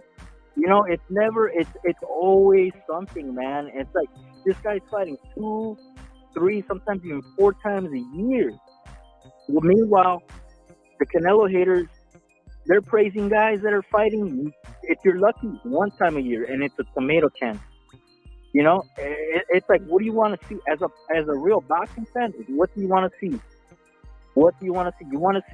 You want to see fucking Twitter wars? You want to see guys go, you know, like because Canelo's not on Twitter defending himself. That's what you want to see. You want to see someone be hard on Twitter. You know, I mean, I don't get it, man. I obviously Canelo's not perfect. He has his flaws, but he's obviously doing better than all these other motherfuckers, man. Excuse my language, but you know, it's just getting frustrating with these haters, man. Anybody want to reply? And as far as like him saying, you know, he doesn't want to fight a Mexican. I pretty much in that same interview, he said he would consider fighting Zurdo Ramirez if he were to beat Bivol. No. He's not. He didn't say He that. didn't say that. He said he'll fight Bivol. Yeah, I just played it on the show. He said I played it on the show like about 30 minutes ago. No, you're not. You're wrong on that one. He said he would fight Bivol if Bivol beat Zurdo, but he was rooting for Zurdo to win, and he didn't plan on fighting Zurdo. Here you go. Listen. No, I don't want to fight with Mexican. I represent Mexico. So 175 no more. I just want, if you don't win, I'm going to fight Bivol. If Bivol wins, I'm gonna fight Bivol. So unless you got something other than that, he ain't said that, bro. Which most likely Bivol will win. So, you know, that's why he's saying that. I don't think even Mexicans think Zurdo's gonna win. I got a Mexican on the panel right now. He thinks Zurdo's gonna win. I got Zurdo winning that fight as well. No, he said Mexican. Zurdo go win that fight. He said Mexican. Oh, Mexican. My bad. So, No, it's because he's a Mexican American, man. He ain't puro Mexican, man. That's what he's trying to say. Man, you're a paisa, man. Shut up. You're a paisa, man. Man, I don't even know what that is. Hold on, the boxing science. Now, what is a Pisces? Because I'm a Pisces too. He's a Pisces. Now, what do y'all call him a Pisces? No. Paisano. You call him Italian? Translated in English, it means That's where the word comes from, paisa. It means what? It means countryman. Paisano. Okay. Like the Italians use. Yeah, but it's paisa for short. But when you say paisa, it's kind of like an insult. It's pretty much like calling him like illegal, you know? Like a hillbilly. Whoa. But it all depends on the context, man. It all really does. Whoa. So damn, you went for the juggler on him, then, huh? Yeah, pretty much. He probably wears like cowboy boots and a cowboy hat, and he's going for Zurdo Ramirez. You know what I mean? What? Because of that. Oh, Yeah. man. You know, the most confusing part about this is he agrees. He agrees with the boxing scientist, but he disagrees with him on one little tiny detail about a hypothetical match that's happening in November, and he called him basically a hillbilly. He can't make it up. Now, the thing is, I'm Puerto Rican, but I mean, it is what it is. See, there you go. But anyways, man, no matter what Canelo does, he's gonna get criticized. That's what happens when you're the face of boxing. I'm not saying he's perfect. He has his flaws. He could do better in certain areas. But hey, who else do we have? Who else do we have, man? Who else is moving up and down divisions, taking these sort of challenges? Who's not afraid to lose their O, giving us the fights we want? I mean, we gotta take what we can. You know, beggars can't be choosers. And so I'm gonna leave it at that. There's only two fights that I would like to see Canelo really do in the future, and that would be to see him against Benavidez and Morel. Outside of that, there's nobody else at 168 worthy of anything. So I'm Right. you know. No, I agree. I agree with that. However, they gotta get a ticket and get in line, man, because you know how many people want that Canelo payday? Man, shit, I'll take that payday. But you know what? That doesn't mean I'll win. Shit, I'll get fucked up, but whatever, I'll still take that payday. But some people price themselves out, man. Like he already offered Charlo 12 million, and Charlo wanted 15 million. He priced himself out. Like that's not Canelo's fault, man. And then you got okay, Benavidez. Yes, I would love to see that fight too. Don't get me wrong, but let's not forget, Canelo was already contractually obligated to fight Triple G. Like, let's not pretend we didn't know about this fight. He announced it before he even fought Bivol. He said it's a 2-fight deal with his own Bivol and then Triple G. And then most likely is gonna be the rematch with Bivol. So people are gonna keep accusing Canelo of ducking Benavidez. But if he fights Benavidez, they're going to accuse him of ducking Bivol for the rematch. So no matter what he does, he's always gonna duck somebody, right? I didn't know. Look, everybody on this panel, let me take a quick poll real quick. Is that the fight y'all want to see Canelo? Like, y'all saw that fight where Canelo needs to fight Bivol again? Like, y'all clamoring for that? That was the most action-packed fight. Like, that was fight of the year type shit.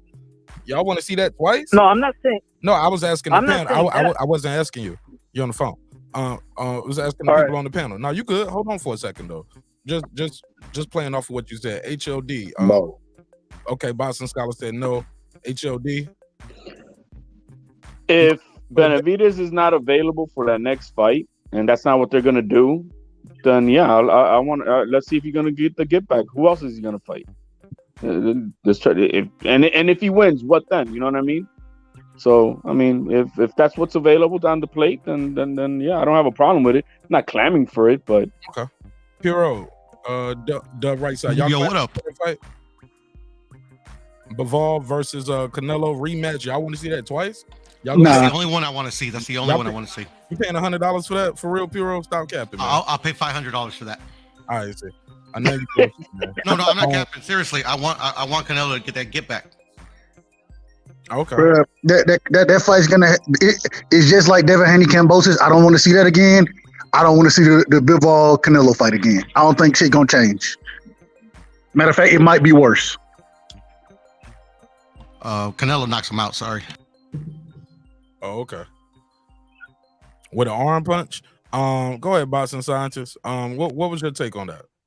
You said that was the panel right here. So you got one person and a possible. So I understand where everyone from the panel is coming from. I completely get it.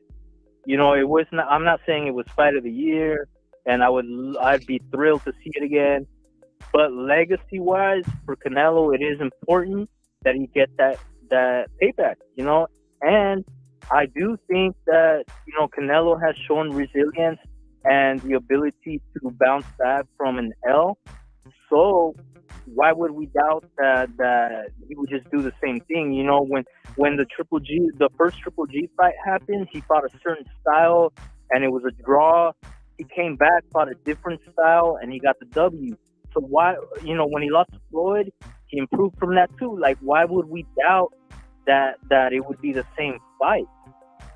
He has not shown. He has shown resilience. Because it was so one-sided almost. He didn't show the ability to hurt the guy. There was times where he looked like he hurt Triple G. I didn't see him hurt Bivol once in that fight. I'm sorry. I do agree that he had the wrong game plan versus Bivol, though. Say that again? Okay. I do agree that he did have the wrong game plan versus Bivol in that fight. He thought that he was able to match with power, and that was not that was not the way to fight Bivol. And I do believe that what is he gonna do different? Hey, that's what greatness is about. That's what greatness is about. He's gonna go prove his greatness. But I just think that guy just couldn't hurt that guy. His punches had no effect on him. So if he does go and beats him, what do that speaks to his greatness. Absolutely. That's what I'm saying. You know what I mean? So also, let me ask you this. Okay, you're saying Canelo didn't hurt him, but did Canelo get hurt in that fight? No. He got outpointed. He got out. So the other guy started landing more shots. That's all it was, man. Like, it's really closer than you guys think. It's just the haters make it seem like it was, Canelo got destroyed or something. No, got man. Embarrassed. Nah. I definitely think he got embarrassed. He was gassed out at times. Couldn't do nothing. It was times he wanted to lay on the ropes and get a breather, and Bivol was like, "Nah, I'm good right here in the center of the ring. Get your ass off that ropes, taking a breath." And Canelo had to get off the ropes and go out there and fight. That shit was demoralizing. You get the guy. You're proving my point though, because even when he was gassed out against the ropes, he couldn't really hurt him. He was landing, but Canelo never got wobbled. He never got dropped. You know what I mean? Like, all he has to do is work on his stamina, and he was winning the early rounds, man. So like, all he has to do is come up with a better game plan, work on his stamina, and he's got this, man. I think he really wins the rematch. I wouldn't say he got this, but I think he at the very least would have a more competitive fight. Can I ask how did if y'all remember, how did y'all score that fight? I don't remember. I know at one point I stopped scoring because I knew I had. I scored it 11-2. That's 13 rounds. He went T.O. My boy Piro said he had it 8-4. 8-4.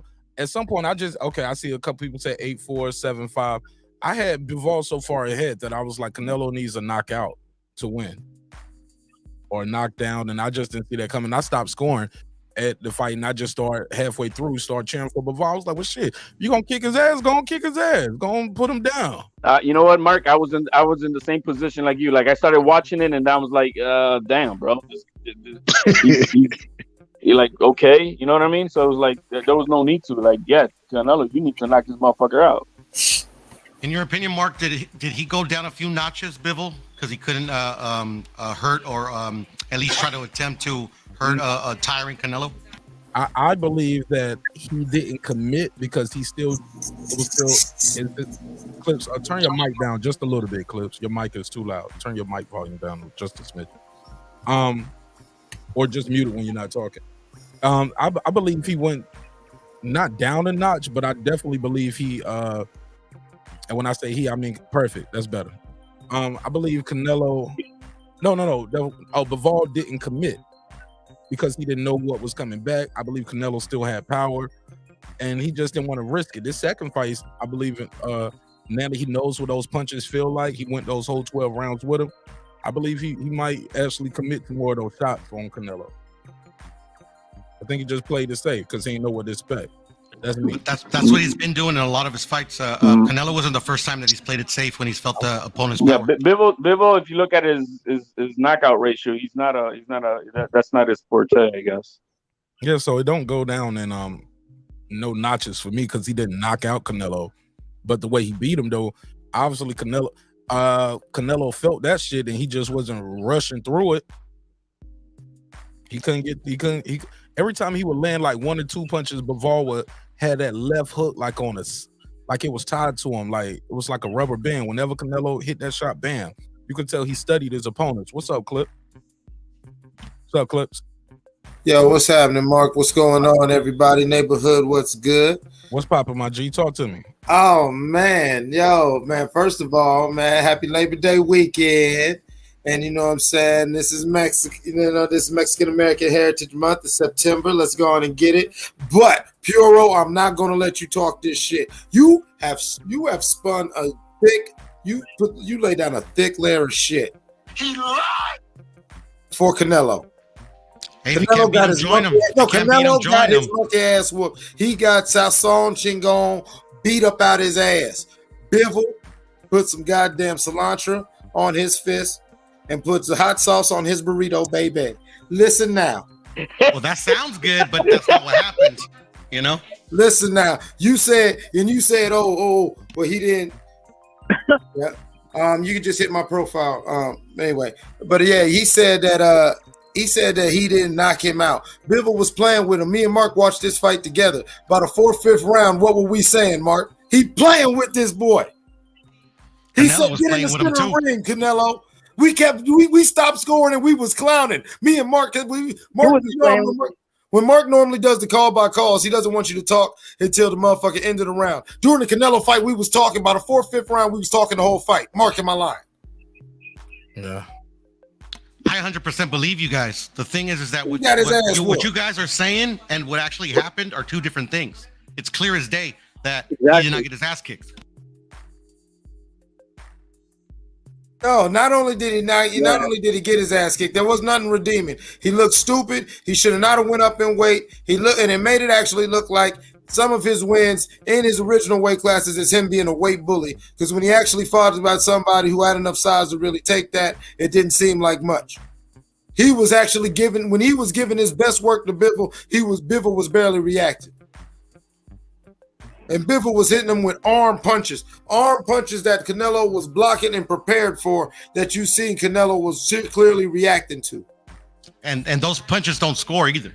No, they don't score, but you know what they did? All that shit that Canelo been getting off for years, he couldn't do that shit because you know what? His arms hate.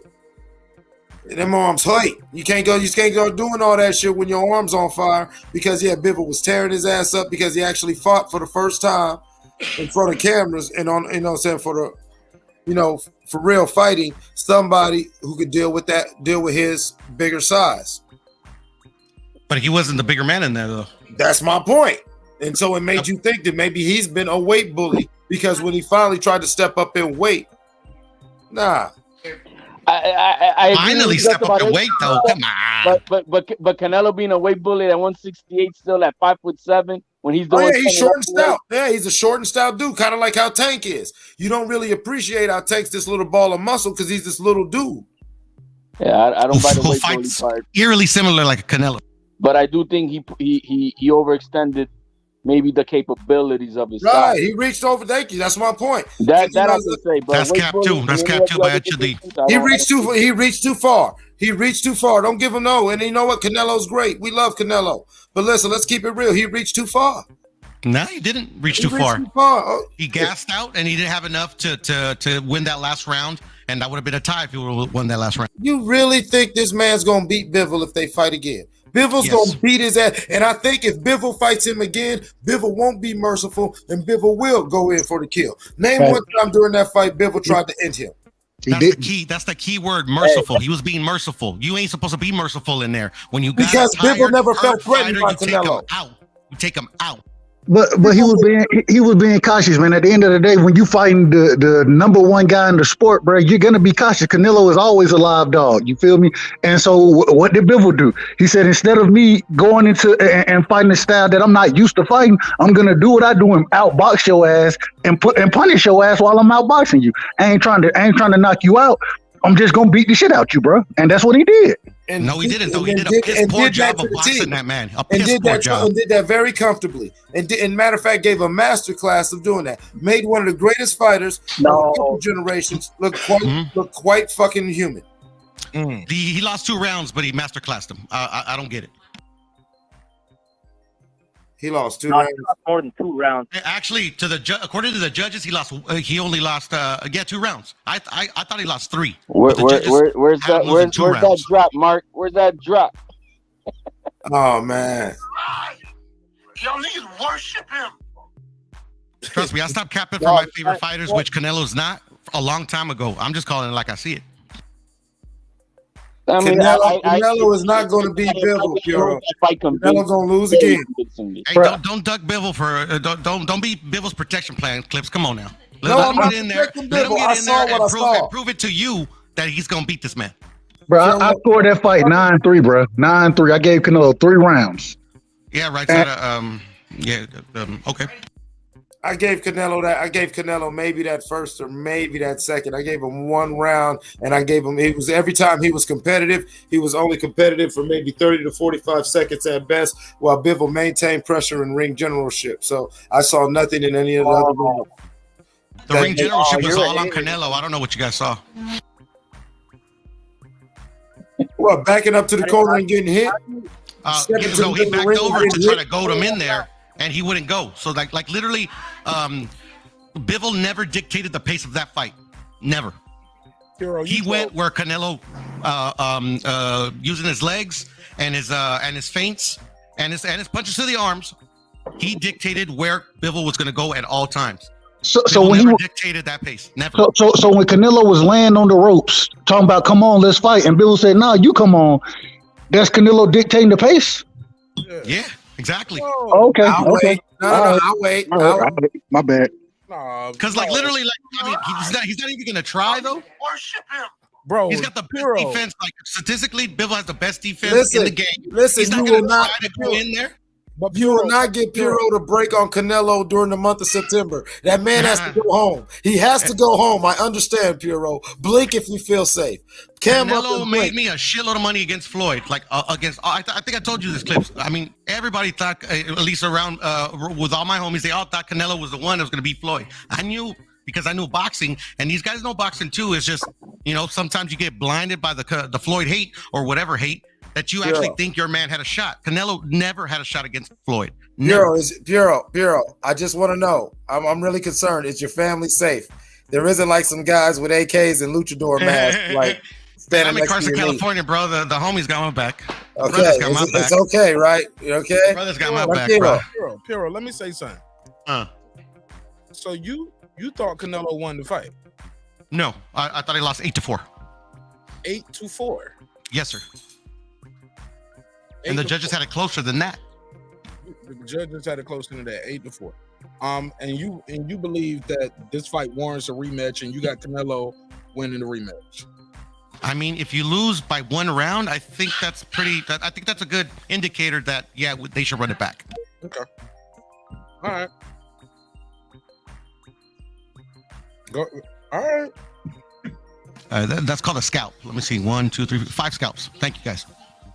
Hey, man, some people in the world crazy. I got somebody telling me that he thought Keith Thurman was going to be the one to beat Floyd. Who told you that? Thank you. Oh, man, this man, my homeboy Troy, man, he tripping. He drunk right now. Don't listen to him. I mean, he did. He was the HLD, first. He was the first elevated champion. You know what I mean? You know, I'm just all God about damn it, HLD! Don't you pour gasoline on this fire? You just let that bitch burn out. You know, he was technically the first franchise. Damn you! Hush your mouth, HLD. You hush your goddamn. And I love One Time too, man. One Time was that was my favorite fighters at one point. You hush your filthy mouth. Don't you remember dare. what I do it, man.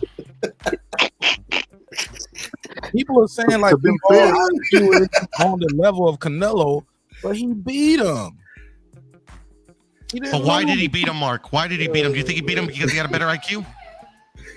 Yeah, and that night, that fight, also the height and the weight matters. The weight matters. Yeah, I would say it has to matter, right? It has to matter. Right? Punching, like he didn't have no fear of Canelo. Canelo couldn't hurt him. And Canelo had no fear of him, and he made him look silly that whole fight. He made him look very tentative to try to actually do something. He made Bivol look silly. I mean, yeah. I mean, like literally, when a tired fighter is goading you to the ropes, like, and then you don't even try to throw a shot. He did the same thing Caleb Plant did. No. He knew. He literally had his hands down at his waists and told him, "Hit me if you can." And he said, "Nah, I can't hit you. You come to me." No, he studied Canelo and realized Canelo is trying to take a breather and sit on the ropes, punch, trade, hug, try to catch you with something. He was like, "No, I'm in good shape. I'm good in the middle of the ring. I don't have to just let you sit on the rope and catch no break. I'm gonna step back out here, and either one, you're gonna lay on the ropes, and everybody gonna realize you trying to take a breather, or your pride, that Mexican pride, kicked in as it did, and then you got to get off those ropes and fight that man. You can't just get no breather." How do you know he was trying to take a breather though, Mark? Because that's what Canelo does. You study him. I know you study him, but like I've never seen him go to the ropes to take a breather. Absolutely, he's done it several fights. No, but that's what they say. But like I've never, like in my opinion, that's not the truth.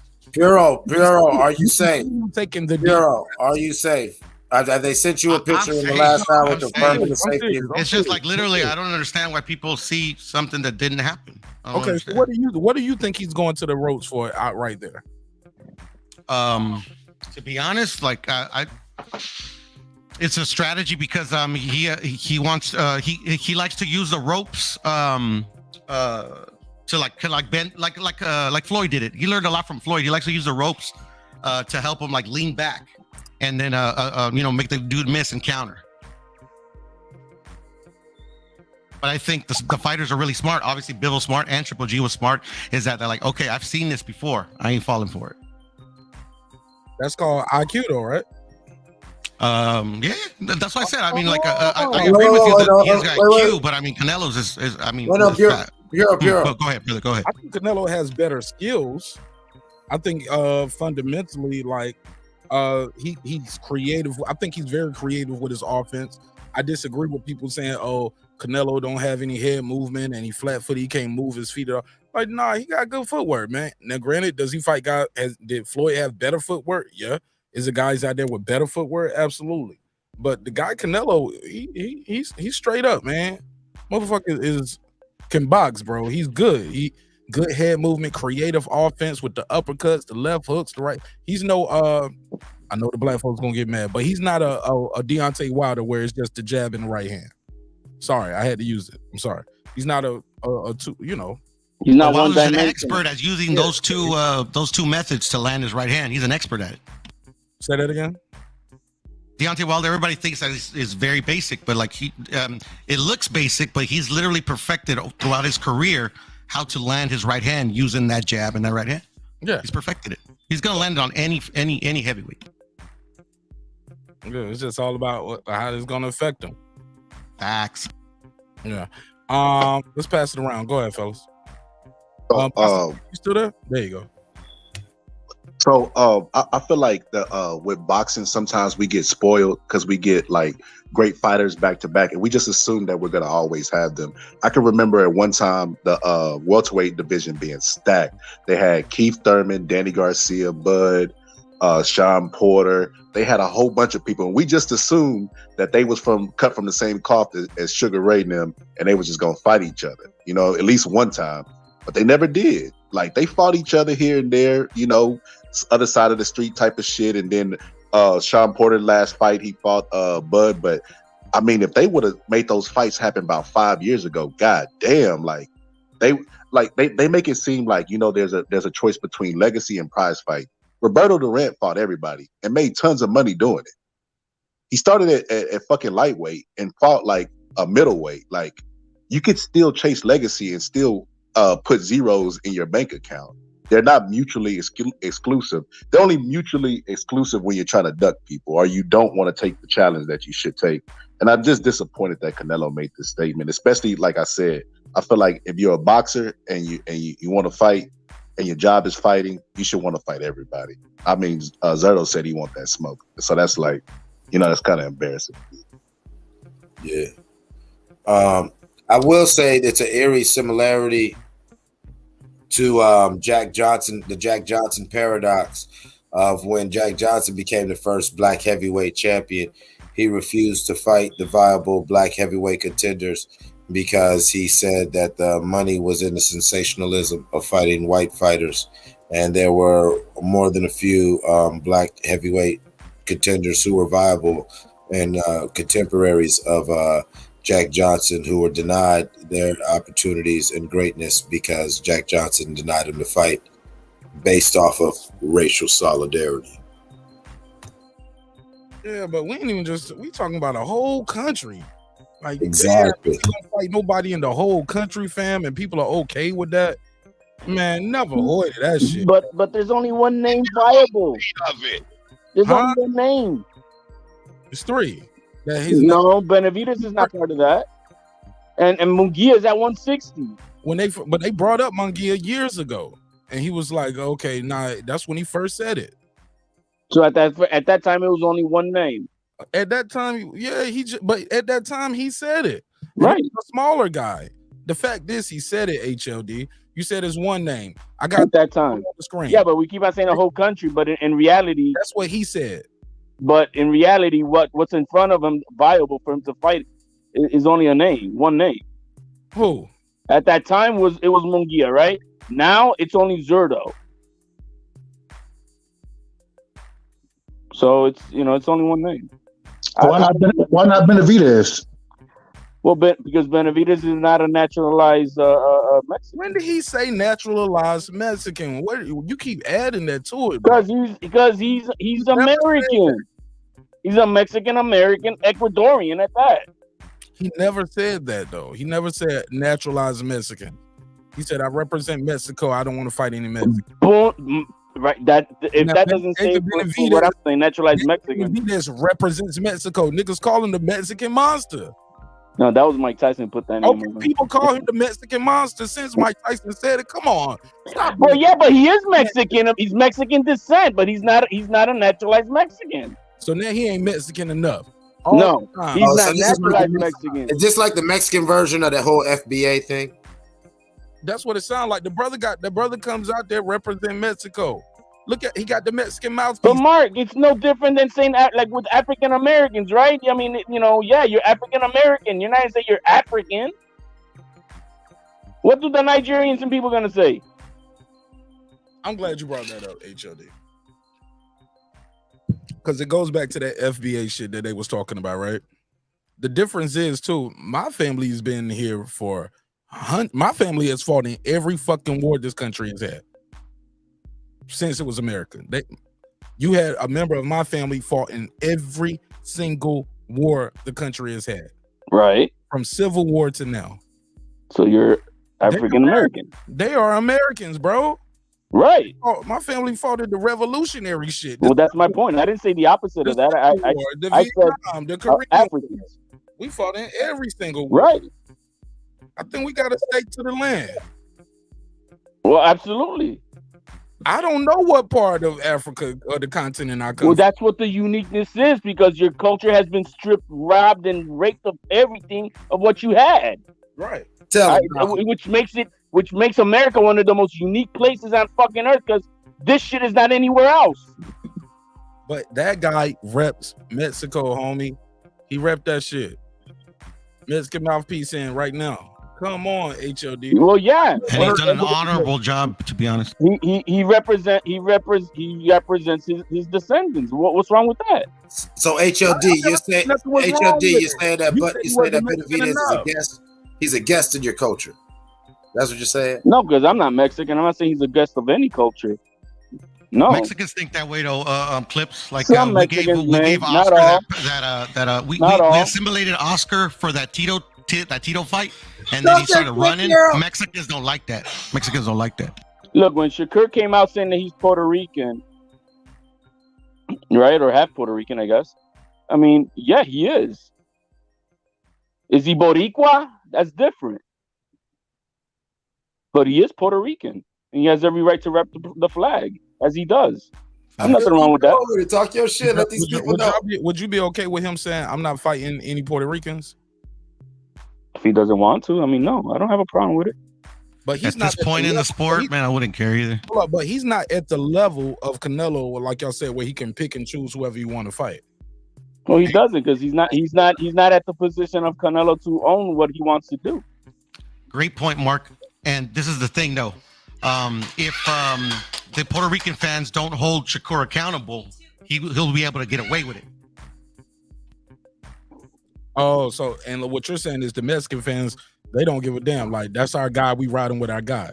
Yeah, you got to do what we say. Go ahead, Clips. Jump in. I can't hear you. Oh no, man.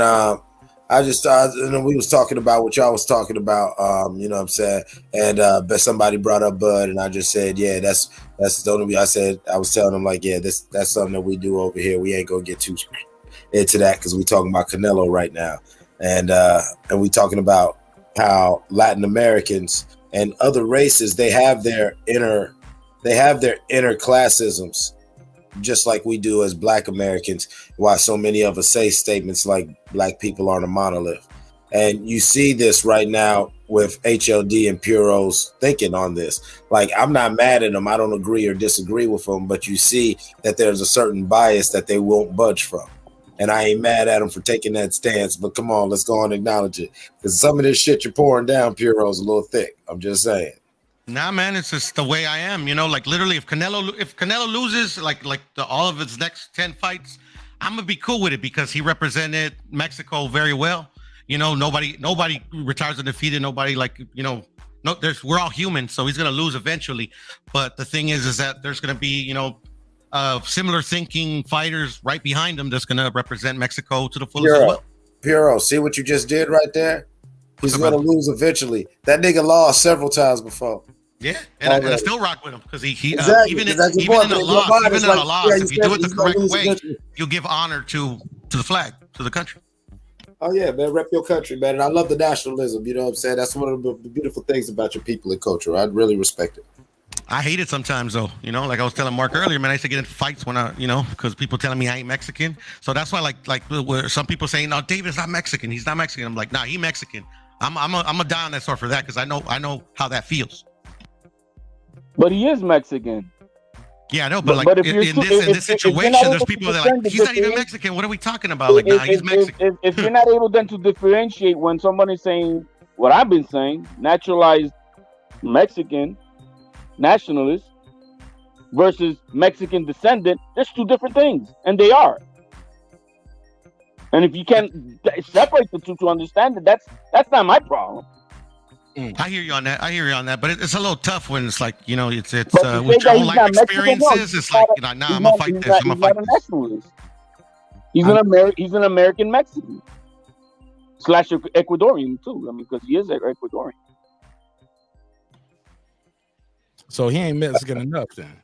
No, Hey, man, that's how it is for us Mexicans, man. Especially Mexican Americans. We ain't from over there. We ain't from over here, man. They don't like us over there. They don't like us over here, man. I say fuck them both. There's Puerto Rican. Ride with the people where y'all live at then. Where you pay your taxes. Where you got your home at. You in California. Ride with them motherfuckers then. At least that's where you went to high school at and shit, right? Right. I know that's the beauty of like being like from over here or over there. So like I rock Ryan hard. You know, he's from California, Mexican American. Oh man, I hope he does well. Pause. Yo, Puro, rewind, rephrase. He said I rock with him. I rock with him. Well, Tank and Ryan are my favorite fighters. You have mentioned that several times before. Yes, true. Yeah, man. Yeah. You're on the record. You're on the record for being Ryan and Tank, and you want that fight to happen. Hell yeah, man. This is boxing, bro. They gotta fight. As much as I love Tank, it really depends on how Tank's going to let that boy use that reach. If you let Ryan use that reach, that fight's going to be so gross from my perspective because I don't want to see that shit. The hand speed's a problem too, man. Well, the hand speed is. The hand speed's great, but it's going to be that reach because if he could maintain that reach on Tank, then the hand speed, that becomes the overwhelming X factor because, not only can I touch you way before you can touch me, but, this shit's coming fast. You ain't going to see it, little boy. And that's the thing. That's what a lot of people don't realize that fight is so evenly matched, especially like because Tank's the more experienced fighter. And Ryan, you know, like he had a year off for whatever reason, you know, it's like if they both fight up to their capability, like you don't know who's gonna win. It's whoever executes their game plan the best. Hold on 1 second, y'all. I got a call real quick. Jerry from Baltimore. What up, though? What up, man? Best show on YouTube. Talk to me, man. Appreciate you, man. It's only the best show because people like you are supporting it in a major way. Talk to me, man. What you think of this topic? Thank you, brother. You know, I've been accused of being a Canelo dick rider because I've been a fan of his. I love his story. You know, he came from the mud, man, fighting for livestock to feed his family when he was just a kid. And I know he's got his detractors. Most great fighters do. They got people that love him and people that hate him. That's what makes a fighter a big star. But he came from down low, man, down way, way low. So to be where he's at is a hell of a thing. You say he came from the bottom. Yeah, and I've been a fan of his, man. But I tell you what, I'm not a fan of this not fighting Mexican shit. To me, I've always said Canelo's not the type of fighter to duck fighters. But I'm starting to really think, man, that he does not want that Benavidez smoke. Even though Benavidez, like people have pointed out, I don't think he's Mexican, or maybe he's half Mexican. Really, he's American. He was born in America. He's a United States citizen, natural born United States citizen. He's Mexican descent, I guess, and part that and another something else. I don't know, but I don't know, man. I can't get behind Canelo on this one. I'm disgusted that he said that, really. How y'all feel about it? Shit, we've been talking about 2 hours. HOD, you want HOD? No, I mean, let me just clear it up. I mean, the statement does not apply to Benavidez, not because he's not, it's because Canelo has referred it in the 2 ways, in the 2 times that he's made these comments, were to 2 Mexican-born fighters.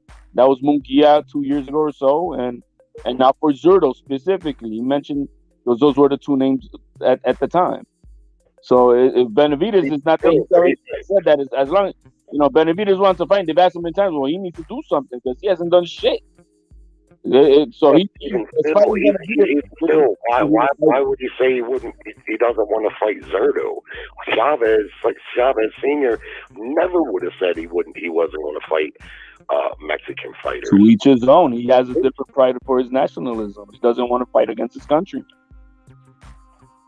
Yeah, that don't cut it for me, man. And I'm sorry, I'm a Canelo fan, and to me, I don't think his countrymen need that big payday, just as anybody else. So you could easily make the argument, man, you ain't doing nothing but helping a fellow countryman out because you're the biggest payday in boxing. So what about that? Well, I just don't like it because Zurdo, if he should win that fight and there's heat for that fight, why not fight him? Just because I've explained this earlier, Jerry. I'm trying to look at it as the most logical way that I can see it, and Canelo is extremely invested in his country. His name is on everything. The divisiveness that Chavez Jr. when he fought him, it was real. He doesn't see no need to create that, and it affects him if he does. But look at the money he got for that. I read where Canelo made more money fighting Chavez Jr. than he did Golovkin. So the money took precedent, and he fought a fellow Mexican then, the son of a Mexican legend. At that, he had to know going into that fight, beating Chavez Jr. was going to make some Mexican fans not like him. Hell, there was a lot of Mexican fans that was rooting for Chavez Jr. in that fight, and I remember, but the money was big.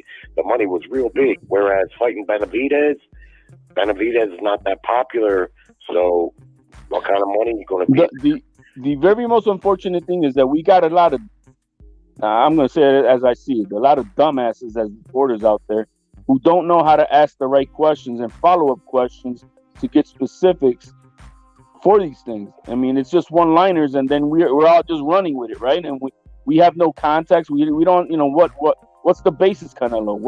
Why is it? Well, I get that, but let me ask you one question.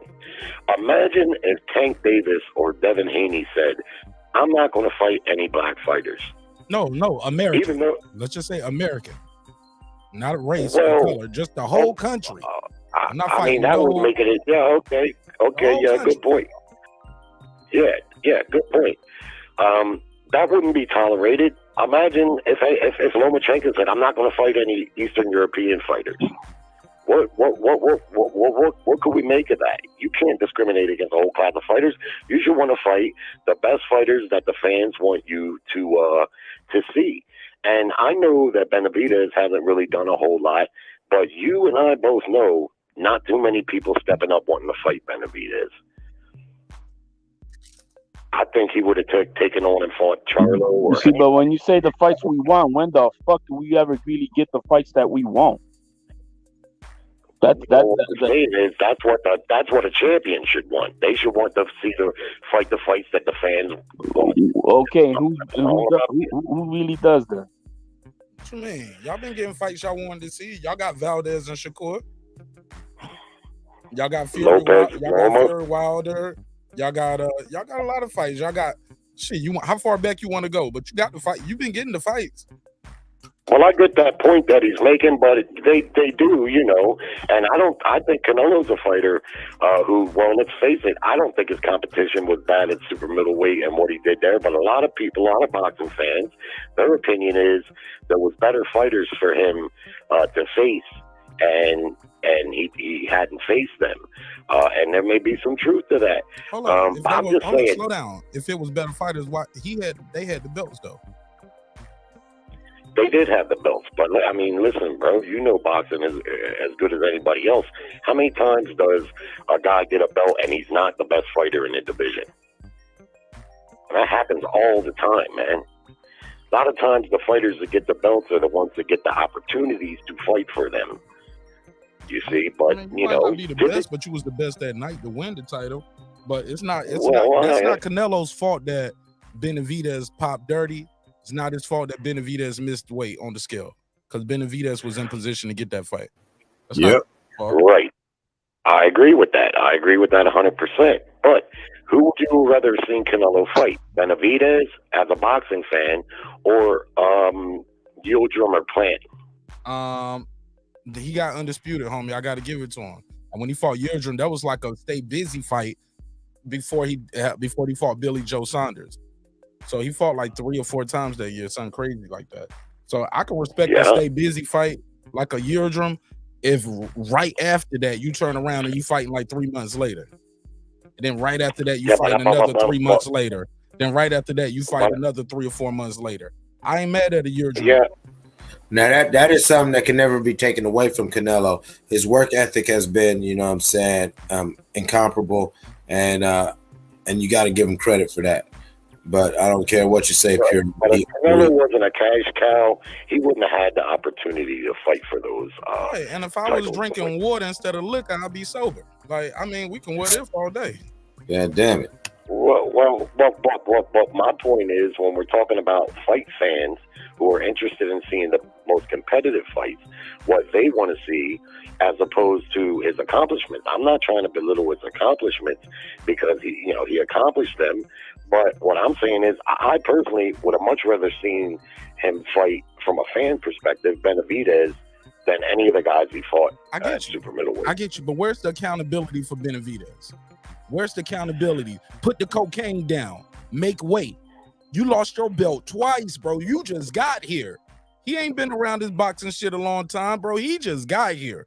Got a title, lost it, got put back in position, got a title again, lost it again. Like, so it's like so Canelo's supposed to just give him a free ride in a fancy car and just give him a fight. No, you ain't got the title, homie. I'm fighting for the legacy. I'm trying to get undisputed. Well, he did that with Yildirim. That's called a stay busy Yeah, fight. that's exactly what he did with A Yildirim. mandated stay busy fight. Fight too, though, bro. And he fought 3 months later and cleaned up the title. Hell yeah, I can respect a guy just staying active. If, like I said, he gonna fight Yildirim. I didn't like it at the time because Yildirim coming off a loss, but that's WBC. You got to get mad at the WBC for that. What nationality is Yildirim? Shit, I don't know. What's up, Reg? Isn't he Mexican? What's up? I think he's Turkish. He's from Turkey or somewhere. Yeah, he ain't Mexican though. What's up, Reg? How you feel, man? Talk to me. Man, I feel good, man. But that Canelo shit, man, I look at it from a different perspective. It could be if I can't see Canelo being afraid of the Mexican talent that's out there, especially after suffering a loss. I think that shit could play more into some political shit because there's a lot of shit going on over there in Mexico. And Canelo, and to be honest, Canelo ain't the only one who says what he ain't gonna fight, because you got the Charlos who won't fight Andrade, you got Tank and them who won't fight this, but Canelo put on he ain't fighting nobody from Mexico. And like I say, Mexico is deeply divided on gang-like politics, and I wonder if that's it. He ain't giving opportunities for motherfuckers from this section of Mexico, none of that shit. So I wonder that's what it could be. Reg, but that's them saying, I said this earlier, saying you're not gonna fight one guy is one thing. He said, I'm not fighting nobody from the whole country, bro. That's different. But also, do you think it could be, hey, it's a Golden Boy thing? I ain't trying to do business with Golden Boy. I mean, if the other Mexican fighters are attached to Golden Boy, that could be, but Benavidez is not. It just depends on probably where they from. Where these other, because I hear the other dude from Sinaloa, the Zurdo dude, not sure where Benavidez and them family from, but a lot of that shit plays into what's going on down there, and that's possibly what it could be. He ain't giving these people these opportunities and shit.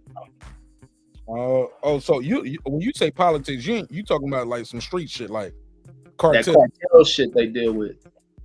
That's what I said earlier, Mark. That's exactly what I was talking about. There could be that too, because they're the ones who run the country, and he is well. I mean, when I'm talking about well connected, he is well. You got to see his entourage, bro. Well, did the cartel just kidnap his brother a year or so ago? Exactly. Let me ask you a question, Peru. If the host and they doesn't gave him mind. back though, right? And he got him back, and then he went, and then like a week later he fought. I forgot who he fought. The same week. Yeah, he fought that week. How did they get him back? Did he pay the ransom? What happened? Yeah, he paid the ransom. How much was the ransom? I don't know. Jerry, I'm talking to Agent. I'm sorry, brother. I'm sorry. I don't know what the ransom is. Okay, Jerry, do you know about this ransom? Because you brought it up. They kidnapped his brother. How much did he get? How much did they charge him? I don't know a whole lot of details. I just know what I heard then was that I need to know that they shit. kidnapped his brother. Damn, I ain't know that shit. Reggie, you missed that story? No, I had heard it. I heard it before. I don't know the details like that to it, but I know the cartel had kidnapped him. All right, well, so obviously any of us talk about it might get killed, so nobody want to talk about it. All right, cool. Go ahead, Jerry. No, What was you trying? because kidnappers are big over there too. I wanted to ask Peru about this perspective, and I know I've touched on this with you the other He's night. gone. His name Piro, not Peru, and he's gone. Oh, Peru. Oh, okay. Well, you tell me what you think. I think the reason Canelo doesn't want to fight other Mexicans is because, like I was telling you the other night, we all know Mexicans, they're not too fond of boxing. They really have a machismo thing where they want their fighters to stand and trade. And Canelo didn't do that with Golovkin. He lost a lot of fans for that because they don't really respect that type of boxing, all too tough. But that's what Canelo is. That's what he's always been. And so if he was to fight Benavidez, he's going to box him, which would be the smart thing. It wouldn't be smart for him to go toe-to-toe with Benavidez. He's going to box him, a power box, which is what I see him do. And I think he feels like if it's a no-win situation like that, if he fights another Mexican and he boxes like he typically does, power box, that he'll lose Mexican fans. What do y'all think about that? I don't think it's a big enough reason. No. No, I don't think that's the case. Boston Scholar, right side, y'all still there? Right side, Boston Scholar. All right. Yeah, but I don't know, Jared. I'm gonna be honest. I kind of got to go with the guys on the panel. I don't think that's big enough. Yeah, no, I agree. I don't think it's big enough, and no, I disagree. I don't think it's big enough either, as far as the style that he's gonna come with. Fan base. I'm sorry. The more now that I think about it, after totally forgot about Canelo's, was it his brother that got kidnapped? I'm telling you, I think it really falls into play with over there. It has everything to do with Mexico in itself. But he said that 2 years ago before his brother was kidnapped. Yeah, but he probably knew what it was. Like, you think of everything, like even there was some recent violence over there that kicked off from some shit in prison. Like, Mexico different. Like, we look at this, the other side of things, like we look too much of the world from American perspectives. Like, that nation over there different as fuck. And like I got, because one of my nephews is Mexican and his grandmother want to take him over. My sister be like, hell no, because she's worried about the kidnapping, which is it's a common thing for them to kidnap people, try to hold them for ransom, or they'll kill your ass. But you had over there where some dispute breaks out inside, even their prisons are different. And I didn't understand. It's like the families going up in there, these fools, and they're stabbing folks in front of the families, these two different factions, and then they bring that shit to the outside where the cartels just killing people from one side of the town. And it spreads. You look at some of the vacation resorts, they shooting up in there. Like, when the cartels have whatever falling out that runs over there, they don't give a fuck who around. They gonna lay shit down. And maybe Canelo doesn't want to be part of that shit, or be brought in because this fighter from here and the people related to the streets tie into it. Do they see each other at the fight? You see, they had a soccer game at a Mexican gang. I think that was in Mexico, where they start killing each other at the game. The two different sides meet. So Mexico, very violent ass city. It's a gang-like city, gang-like country, shall I say? Yeah. Yeah, because like I say, man, he fought Chavez Jr., and that's the son of a legend. He had to know that was some people were gonna turn on him, because a lot of the fans in Mexico City was rooting for Chavez Jr. But as Puro said earlier, immediately after the fight, that he said that statement that he wasn't going to fight Mexicans again. So, like I said, this is like 3 times now that he said that. Well, so go ahead, Jerry. Say your last part real quick. Say that last part. Let me pass it back around. Oh no, I'm sorry if I interrupted you guys. There's maybe a little bit of a delay. I don't mean to interrupt too much, but no, I'm just saying, as far as your show topic tonight, I said what I said when I first got on. I'm a big Canelo fan. I always have been. Not a fan of that statement. Yeah, I mean, there's some politics behind it. You know, I can't rule that out. What do I know? I don't know. I do know his brother was kidnapped. I know that's what they reported. I think his brother was still kidnapped the night that Canelo fought. I forget who he fought that night, but it was one of them unification fights. But I think he was still kidnapped, or he just got him that day or something. That exactly. I think he had got him. Yeah, but yeah, I'm still disappointed by the statement, you know. But I can't rule out that there's more to it than what I know, you know. Okay. Well, let me ask the panel this. So, So by that logic, knowing all of that, like this is new news for me. I'm sorry, I was not abreast of this information. So by that logic, okay, motherfuckers can kidnap your family, blah blah blah blah blah. Why doesn't he move different then, or just shit? You got that type of money, you Canelo. Can't you just move and move your family? I mean, because I know people that move the family, they ain't even got Canelo money. Like he can literally move the entire family. Do you know what that means when you say a Mexican entire family? Shit, he got the bread, homie. He got a bread. He can build a whole compound, bro. Anywhere in America he wants to. Shit, in another Spanish-speaking country if you want to go there. But man, he can go anywhere with the bag. Yeah, but at the same time, like I said, and acquiesce, you're always going to be bending. He's very diversified over there, and everything's super invested. So. Oscar probably ain't been to Mexico in 20 years. Nah, he been to Mexico since then because I got a video we did about him getting charged with grapes. And well, he ain't lived there. He moved his whole family. He did what you said he could do. He visited every now and then, but he relocated. That was the point I was making. He was never from there though. He was from California his whole life. Exactly. Oscar from California. Oh wow. But I want to add this earlier. Yeah.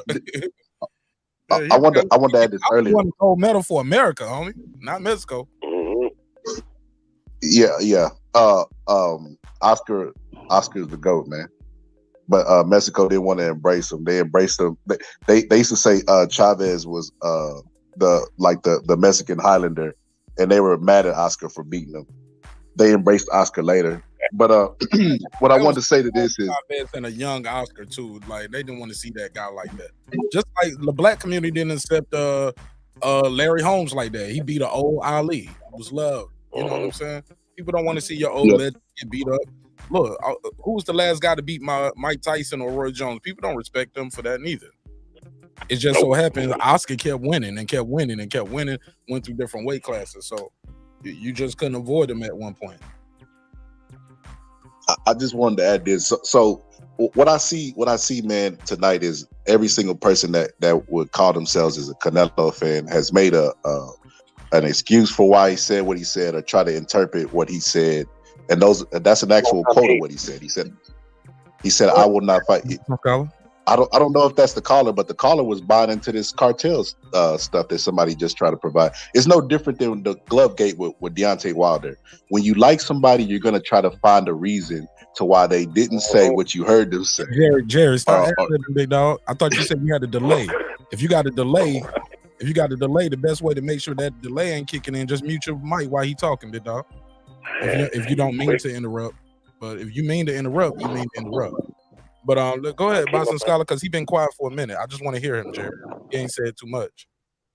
So there was a old school fighter. I want to say it's Sugar Ray Robinson. Chat, y'all correct me if I'm wrong. I'm having a brain fart, but I want to say Sugar Ray Robinson fought Henry Armstrong, and he didn't want to fight Henry Armstrong because he considered him a hero.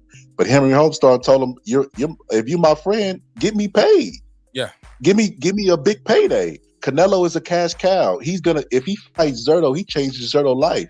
If he fights anybody, he changes their life. Everybody could agree on that shit. Canelo fight a Rock. That Rock gonna be rich as shit. So I mean, you just don't want to hear these type of comments come from fighters. It hurts their argument for you arguing them as any type of GOAT, you know.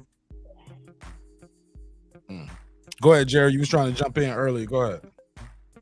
Sorry. No, you ain't gotta apologize. Just be a little patient. Like it's not just you up here. Like yeah, it ain't just me and you right well, now. I'm not one of the Canelo fans that support the statement, but maybe the caller there didn't hear what I said.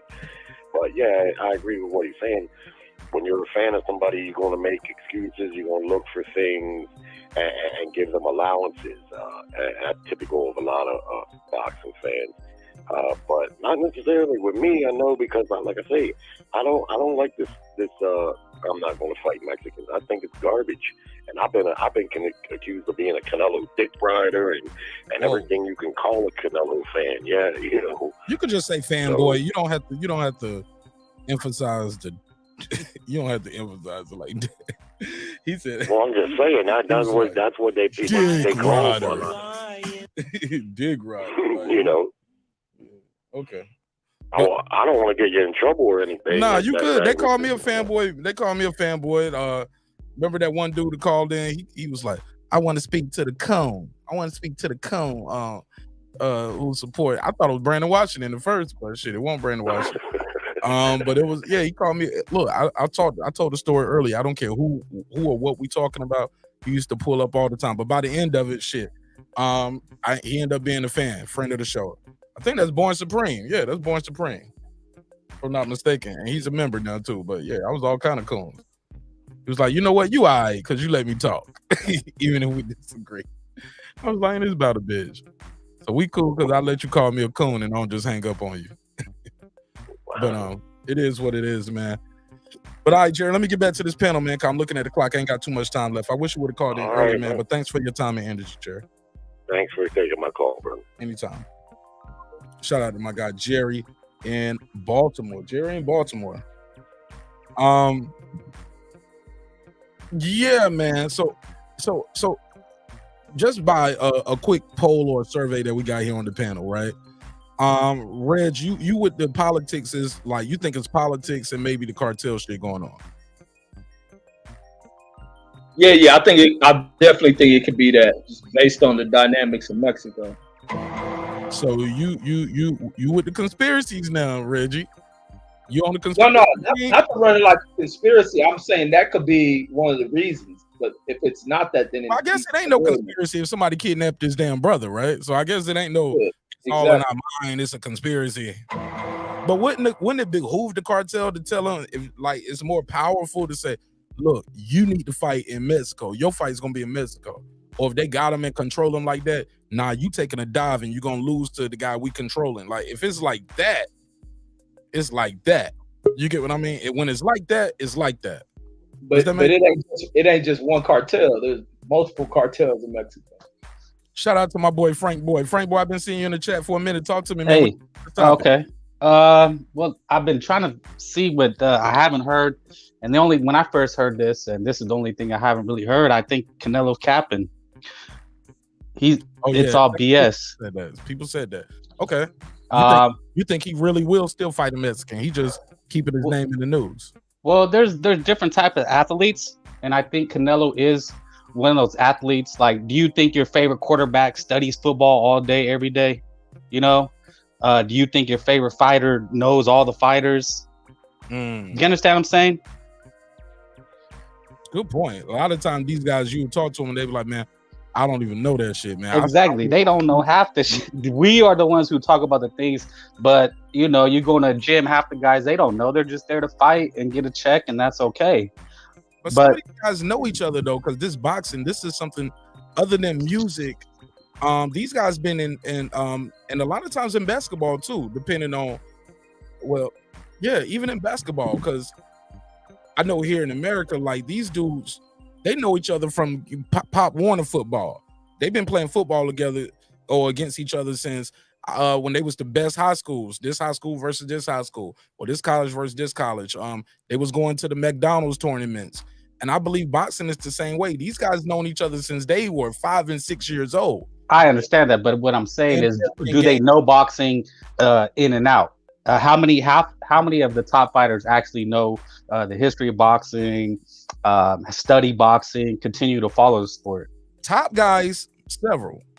Low to mid tier, maybe not, but I know some low level mid tier guys that can tell you they motherfuckers are like Rain Man. Sometimes people are like, I think that's an individual thing, but I'm sure when you talk to a Bernard Hopkins, he can give you some history. Oscar can give you some history. By what's his name? Buster Douglas could give you some history. Tyson's a super historian. Man, like he's like Rain Man with the shit sometimes. Like Yeah. he's freakishly weird with what he And remembers. the reason I say that is because I And he think be on Canelo. drugs. Well, yeah, I mean, I think we want to believe our favorite quarterback. He studies football all day, every day, and you know how many NFL busts? Yes. Johnny Manziel. Okay, Kobe. Kobe was the first one. Kobe studied this shit all day long. LeBron studies this shit. These guys work on this shit year round. Michael Jordan was another one. The best of the best, the creme de la creme, they are like that. They're kind of weird in other shit. Can't dance good, be trying to rap, can't rap on beat. Because they're introverted. They spend more time not giving a fuck what y'all niggas think about if they dress good or if they rap good or what his hairline look like. He's more focused on I'm gonna ball out. I can't wait till next season. I've been working hard all year long. I don't put on some muscle. Blah blah blah. Like some people are like that. No, I hear you, and that's why I we know mentioned that this. now about Jordan. We know that now about Kobe. The stories of LeBron are coming out, but yeah, the creme de la creme, yeah, they like that. Now, Well, that's why Kobe didn't get along with a lot of not. teammates and Jordan, because if you weren't obsessed with basketball the way he was, he didn't want you. Iman Shumpert, probably not. J.R. Ryder, probably not. Well, J.R. Smith, probably not. Well, that's why I'm trying to make this distinction. So to bring it full circle with Canelo, I think Canelo is a very obtuse student of the sport. I think he says these things because he wants to be polarizing. You know, if you remember, I mean, I've seen boxing. I remember Floyd said he would never fight Manny. Oscar De La Hoya said he was never going to fight Miguel Cotto because he was married to his wife who was Puerto Rican. He said he was never going to fight Fernando Vargas. I mean, these guys say these things all the time. Floyd It's nothing said he new. was never gonna fight Manny. He said no. he was never going to fight Manny. I don't recall that. I remember that interview when he said, so if he doesn't bend to your will and do blood and urine, he said, we ain't got no fight.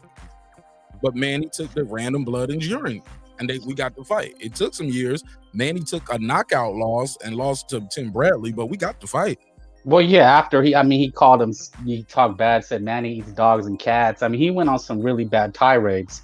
You know, at least Canelo hasn't done that. But I never heard him say, I'm not going to fight Manny. It's the same thing. It's the same thing. If you're going to fight him or you're not. But what I'm saying is Canelo is taking a drug test. That's not the same thing. Take the drug test. But I get your point. You lost me on a couple of these things where you were trying to substantiate your point, but I get where you're coming from. He might end up still fighting a Mexican fighter, right? Canelo, in my opinion, he's going to fight whoever pays him the most. That's what he's going to do. He's going to take the best deal. It looks like he'll probably stay with DAZN. That's what's going to happen, because why would he want to go over to PBC and pay them when DAZN will pay who he wants? I think the PBC would pay who he wants. Why do you think he has to pay? Why he has to pay? No, that's why I'm saying he would stay with DAZN. No, why did you say he would have to pay on the PBC? I don't get that. Yeah, they won't offer him the most money. I thought they offered him a lot of money. I thought they can all offer the same amount of money. It's just what he wants to pay. But even the last fight or the last deal, he took, I think it was $85 million to fight Bivol and Triple G versus $100 million for Charlo and Benavidez. So I don't think it's necessarily about the money. My thing is if he stays with DAZN, who do they have over there for him to fight outside of Bivol? Who else? It's not going to matter. They'll just bring whoever they want to bring over or find somebody for him. He doesn't have to worry about those things. No, there has to be a challenge he has to face, because otherwise the networks will reject it. That's what got him caught up in that last shit when he was a Golden Boy fighter. They just ain't gonna approve any old thing, because they have to make a profit as well. And fans, as vocal as fans are, fans will resist some of that shit, regardless of him being a cash cow. He can't overplay that shit neither. Yeah, well, they don't even PBC and Showtime don't even have the money for this Spence Crawford thing. What you mean they don't got the money for? Nobody knows that. They got the money for that shit. They got the money. It's just they don't got the money to lose money. That's what they don't want to do. Yeah, but because real quick, Bart, sorry, because of Canelo's track record, the money's gonna be there for him because he's proven multiple times that he does big numbers. So they're gonna have money for everybody has money for Canelo because he has the track record to substantiate whatever he's asking for. Yeah, that's was my point. Invest in him too, like you. Yeah, know, but right now at his point, he needs competition. Who does the zone have for him to sign again with them? That they're gonna be at a. What is it gonna matter? They're gonna pay him regardless. You think DAZN's just gonna let him go? I think people will go to the zone to fight Canelo. That's what I said. No. I was answering HLD's question. HLD said, "Who does the zone have?" They got Canelo. But I believe Eddie Hearn already said this after the Triple G fight. If the Zurdo fight, if the bivol rematch don't happen, then they don't have anybody. They don't really plan to do business with him again until they can get some fighters built up over there. They tried to build John Ryder for him, but it looked like they about to sacrifice John Ryder to Jaime Munguia.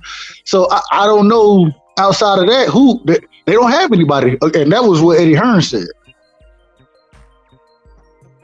Right. I mean, that's the thing. I mean, he's no longer gonna. Oh, you're just gonna put him with the janitor. That's just not gonna happen. That's what I said, bro. For the people who's like, well, he can fight anybody he wants, or he can have 10. I think my boy Piotr said he could have the next 10 losses, and I'm like, bro, and he can still make money. Nah, man, that well ain't gonna run. That well gonna run dry real quick, and it runs dry real quick in boxing, especially if you have back-to-back losses. Especially back-to-back losses against guys we thought you was gonna beat.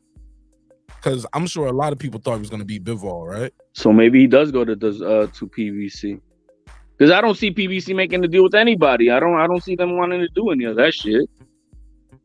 But the PBC they already offered the Charlo Benavidez fight. They offered $100 million for that fight for those two fights combined. You know what I'm saying? So.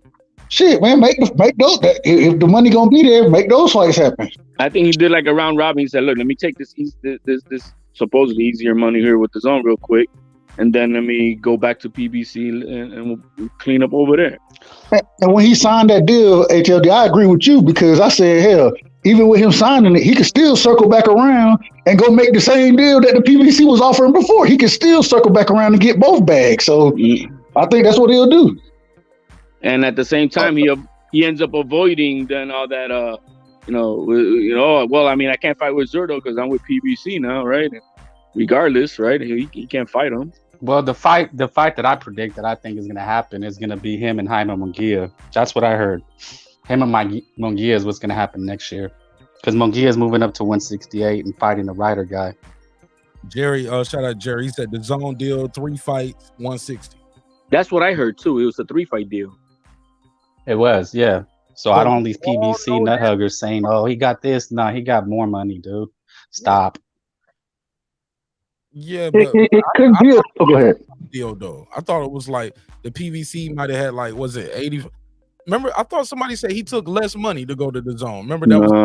So this is how it happened. The way it happened was the plan was supposed to be for him to fight the These ball. guys will just keep saying this and forget it's over. He took the most money. Stop.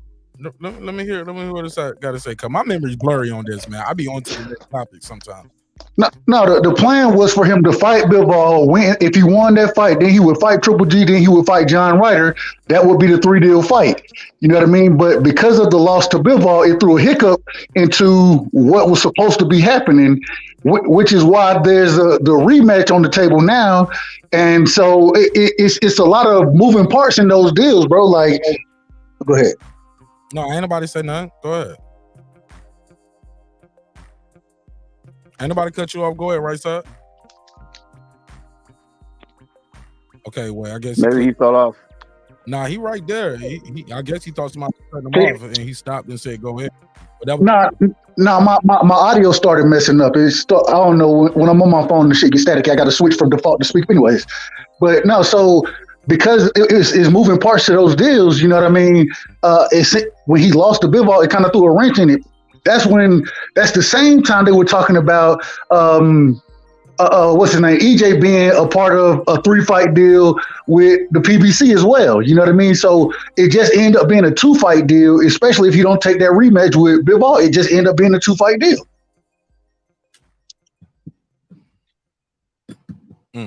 Go ahead, Reggie. You still there? You got anything to add to the topic?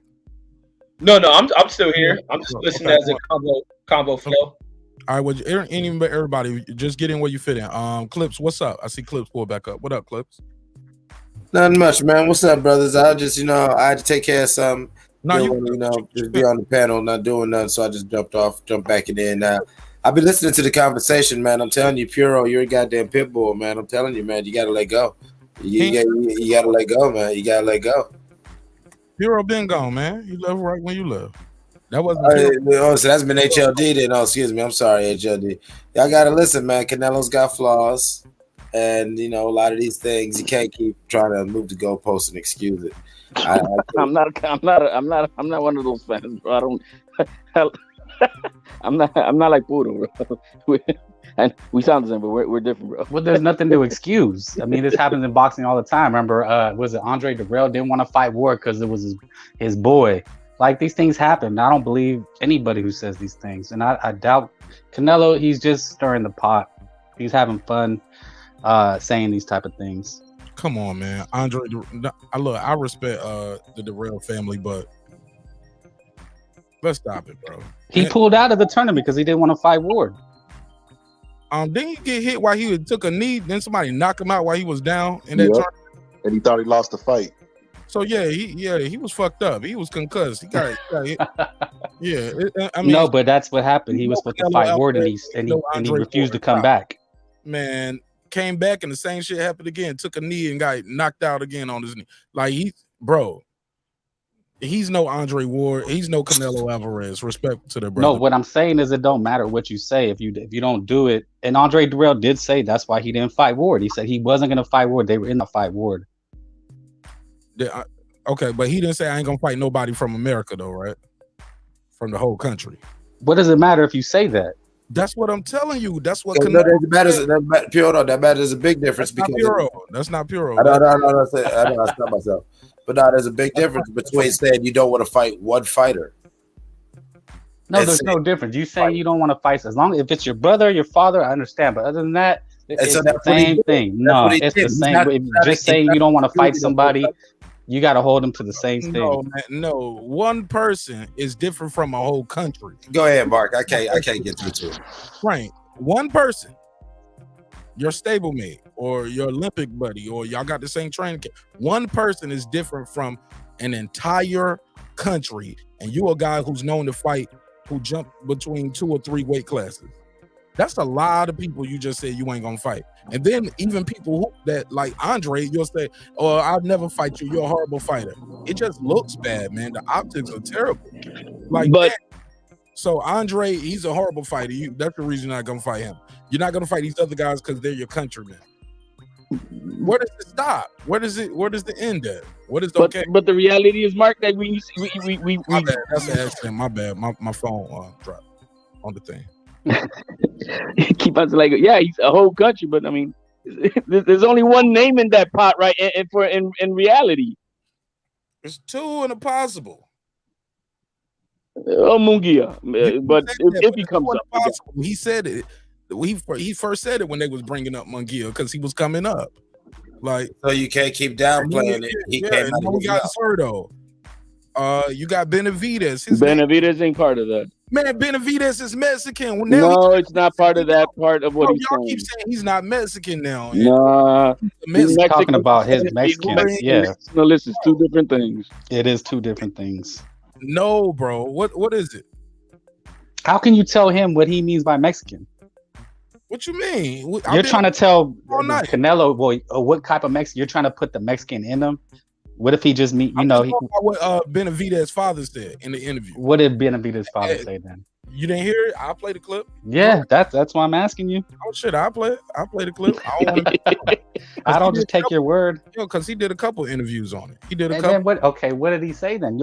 First, I want to hear you say it.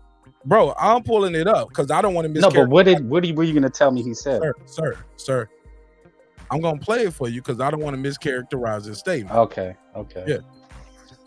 You need to step up. You need to do your dues. You know, you gotta work harder. You know, to deserve to fight. That's what people said today too. You know, they asked him about Ryo, and he says no, he has to do his dues. You know, he's not at my level, whatever. Hold on, So let me go. Wow. Ryo wants to fight him. Let me see. Angeles, Jose. Because he got a couple of them. I'm trying to play the one where he don't have the band behind him. Because it's one where they ask him about it, and he has the music playing. Let me play this. No, You're talking about Benavidez' dad or Canelo? Benavidez Senior. Yeah, because they obviously they identify as Mexican because he took it personally, as in like he's not fighting us. So when you say what Canelo decides and what he says is Mexican, or what is Benavidez, what is he, and how can I tell him what he is and not? He isn't. I'm not saying what he is and not. He identifies as Mexican, homie. Hay que seguir cambiar un oponente. Ahora vamos con alguien que tiene 14 para subir en los rankings, ¿no? They changed you guys' opponent last minute. Sí, parece que ayer me hablaron, parece que peleara quien sea, ¿no? They both represent Mexico.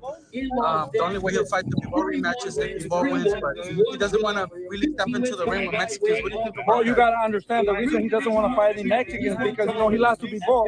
He doesn't really lose. Now, losing to a Mexican, that would take all his legacy away, you know? That's in his mind. That's what he thinks. So that's why he doesn't want to face a Mexican fighter because he's not going to look good against the Mexicans, you know? That's what his dad said. But did he say specifically about David? No, he didn't. Man, Dad, we gonna move the goalposts that fast. What you mean? I'm just telling you. I'm just playing what he said and what his family feels about what Canelo said. Because somebody said, "How do I know what he feels or what he identifies or what is he?" They identify as Mexican. It's more than one, bro. I could play devil's advocate to that in itself. This is the first time I heard this clip. This ain't even. That's what I'm trying to tell this guy. He kept trying to tell me he knows what a Mexican is. Oh, who said that? Who said I know what a Mexican is? You're trying to say what Canelo meant by a Mexican. No. I never said I know what I'm saying. I said that in reply to people who all night on the panel been saying David Benavidez isn't Mexican. He's American. Or he's Mexican American. Well, nationalized, yeah, he's American. He's American. Hold up. Or he's Mexican American and Ecuadorian. That's what, hold up, homie. Frank, that's what everybody else been saying. What I'm saying is this guy and his family represent Mexico. You see the mouthpiece in? You see, do you see his trunks? Do you see his garb? Do you hear the music that they play? Are you familiar with him? I interviewed David Benavidez before. A good dude. I want to play the role of Canelo Alvarez. I'm gonna play this devil's advocate.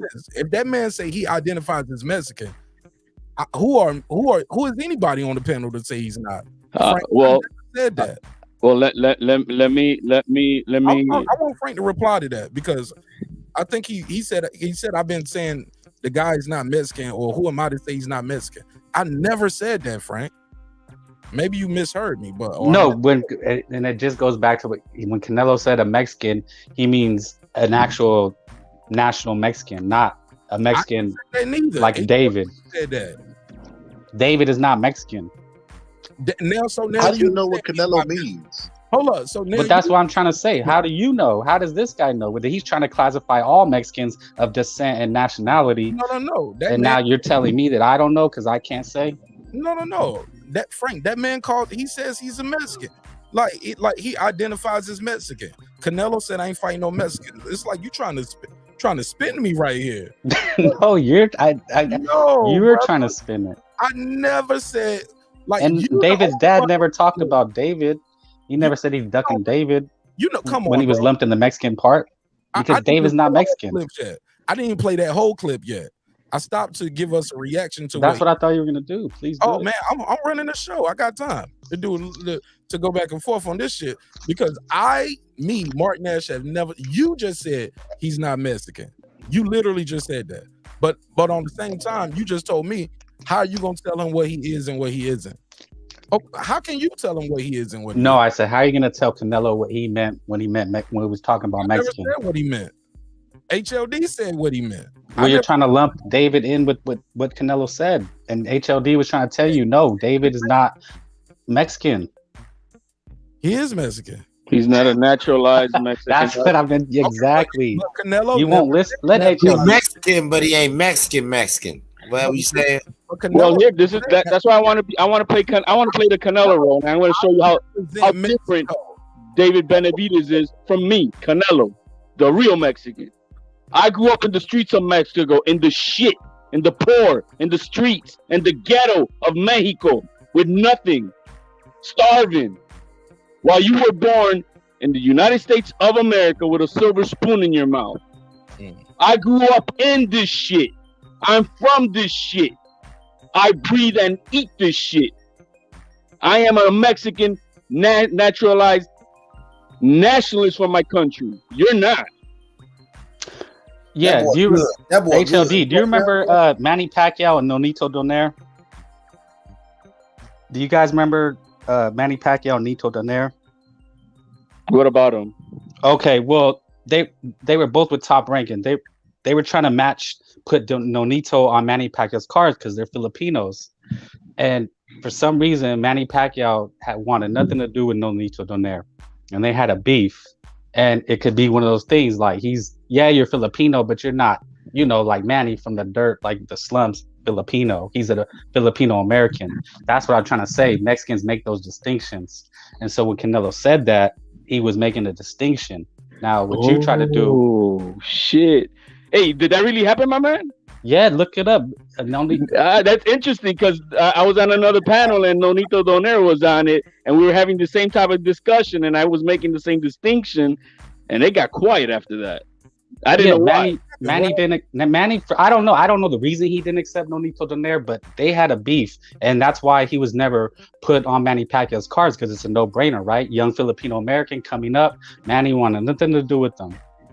Oh shit. I gotta look into that because I said it. Yo, when was the last time Manny Pacquiao fought a top level competition with another Filipino? And Nonito Donaire was on the panel, and it got quiet. I didn't know this stuff happened though. Yeah, they were both top rank. But we don't even know if the reason that happened was because of the way Manny Pacquiao looked at. Like we're making these assumptions, saying that this could possibly be the reason when we have no idea what that didn't happen. Wasn't that what you're doing now with Canelo in his statement? You're trying to. I haven't made any assumption of anything. That's all this is assuming what he meant. No, sir. We're taking the man at his word, and we have an opinion about it. That's all it is. It's an opinion-based show. He can go back. I know some people that went vegan. And within a week, they was eating a burger. I think somebody brought that up earlier. I know people that went on diets and went off the diet. Like it happens all the time. You go to church, you backslide. You say you're gonna be faithful, then you cheat on your wife. No. I'm joking. It's a joke. But I said all that to say this. Who knows what happens? But in the meantime, this shit is a hot topic that he said that.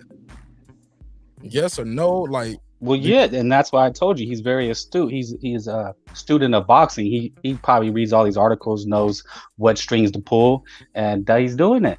So Frank, you saying Canelo is out here trolling? Exactly. He's big time trolling, and I think he gets a kick out of it. Okay, let's pass it around. So Frank is saying two different things. On one hand, he's saying Canelo is trolling.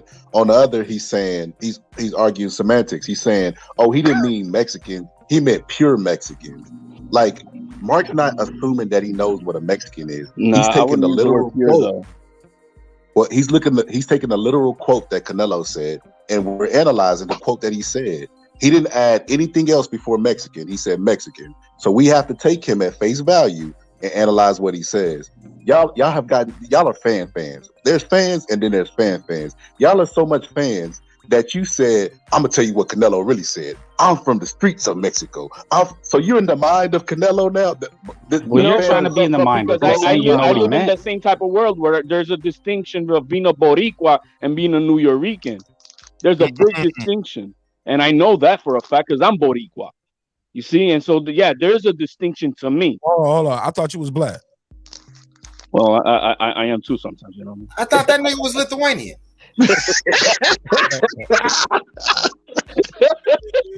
Yo, shit, I'm done. Go ahead, HOD. My bad. No, I'm just saying. I can relate to what he's saying, to a sense, and because I see it and seen the divides that it happens. I mean, like I said earlier, when Camacho fought, I think it was Gomez. I'm trying to remember and it caused a divide in the island like a motherfucker. You know, so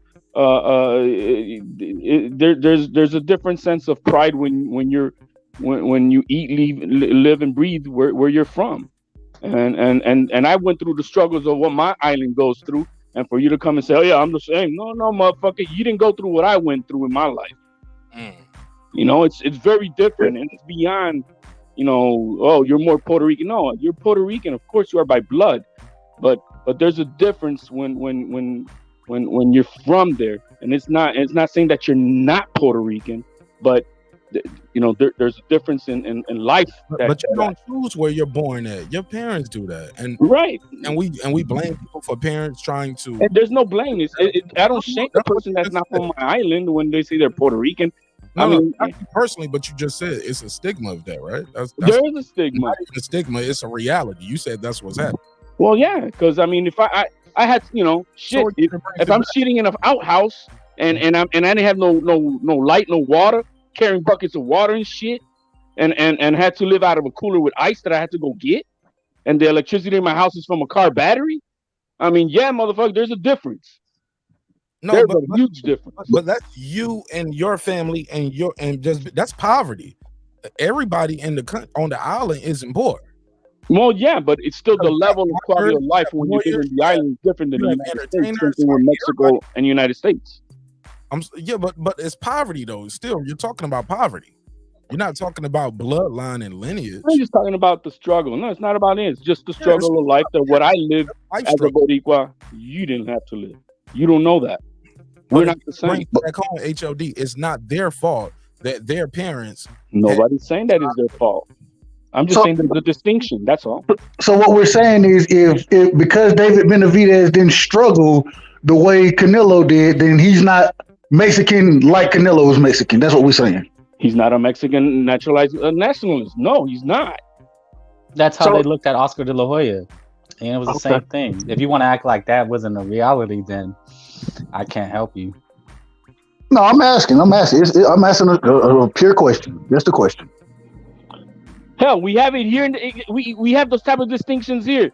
Oh yeah, I'm from New York, and then but now, motherfucker, are you from the Bronx?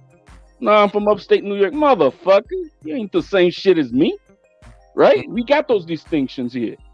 No, we can't say, oh, I'm from the city and you're from the suburb. Nah, motherfucker, you not hood, motherfucker. If you from the suburb, you don't know my shit. Get the fuck out of here. But what does that have to do with boxing? So you telling me because we're going back to just relating to this topic. What does Canelo mean? So a lot of people give Floyd flack for ducking Antonio Margarito. What if Floyd would have said, "I don't want to fight him because he's not a true Mexican because he wasn't born in Mexico"? Everybody would give Floyd, like, where do we draw the line? Like the people on this panel that give Canelo the pass for this. What if Anthony Joshua would have said, "I don't want to fight Usyk because of the war that's going on with his country. I want to show solidarity," and everybody came out and make excuses. Y'all would flame their asses up, right?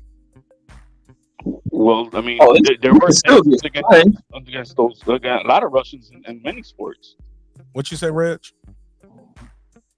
I would say he still can get flamed off shit. It could be some legit shit if he says some shit. I think everything factors in. It ain't like Canelo's getting a pass for saying he ain't fighting Mexicans and possibility of politics playing into it. The politics theory ain't a proven theory, but it's one to understand with what goes on in Mexico.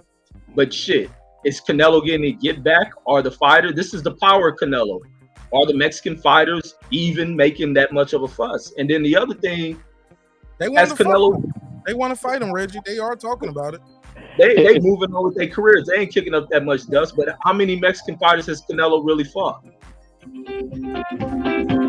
If any of these fighters are offended, right? Then maybe they should say, "Fuck that! I don't want to fight you, Canelo. Fuck you, man."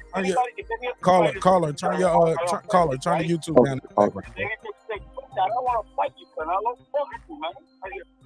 Yeah, go ahead. Y'all continue. Let me correct this because I know he had those Mexican fights, but I'm talking about as a star. How many Mexican fighters has he really fought? has branched off to fighting these other individuals. He's kind of left Mexico in the dust when it comes down to that. Well, he's not in a division with a lot of Mexicans. If he was at 122, it'd be different. So we got to understand where he's at and weight. Great point. Great point. Fought Angulo. Man, that was a tune up to beat Angulo motherfucking ass. And Chavez was the springboard. Like it's never been a real threat to him. But Benavidez is a threat. Zurdo is a threat.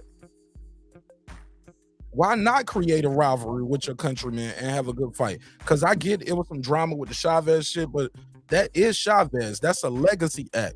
But anybody who really followed the sport, in my opinion, had him losing it, had Chavez, knew Chavez was going to lose. I'm going to take this call and then I'm going to go to Troy Graham. Real quick. My bad. I'm pressing buttons all in the caller ear. Caller, what's your name? Where you from? Josue. Josue. Yeah, I'm from Brownsville, Texas. Brownsville, Texas. Go ahead. Okay. Yeah. What I was gonna say. So you guys are talking about Mexicans and stuff. I'm a Mexican American and stuff, and I live right on the border.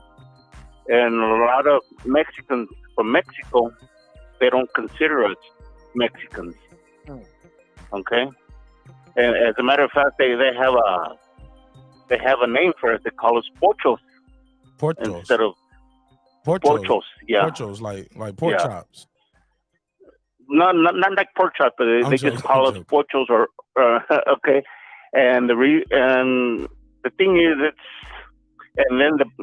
us Mexican Americans over here, we call them the natives because they come from our native land, right? And stuff. And there's always a difference, and a lot of people from Mexico just don't accept us as true Mexicans and stuff. So it's a little difficult, because like I live in Brownsville, and I live right on the border. Before I used to live up in Colorado, born and raised, and it's just different. And basically, like where I live, everybody's Mexican down here. But you go further up north, and you're not Mexican. Especially if you can't speak the language, forget it.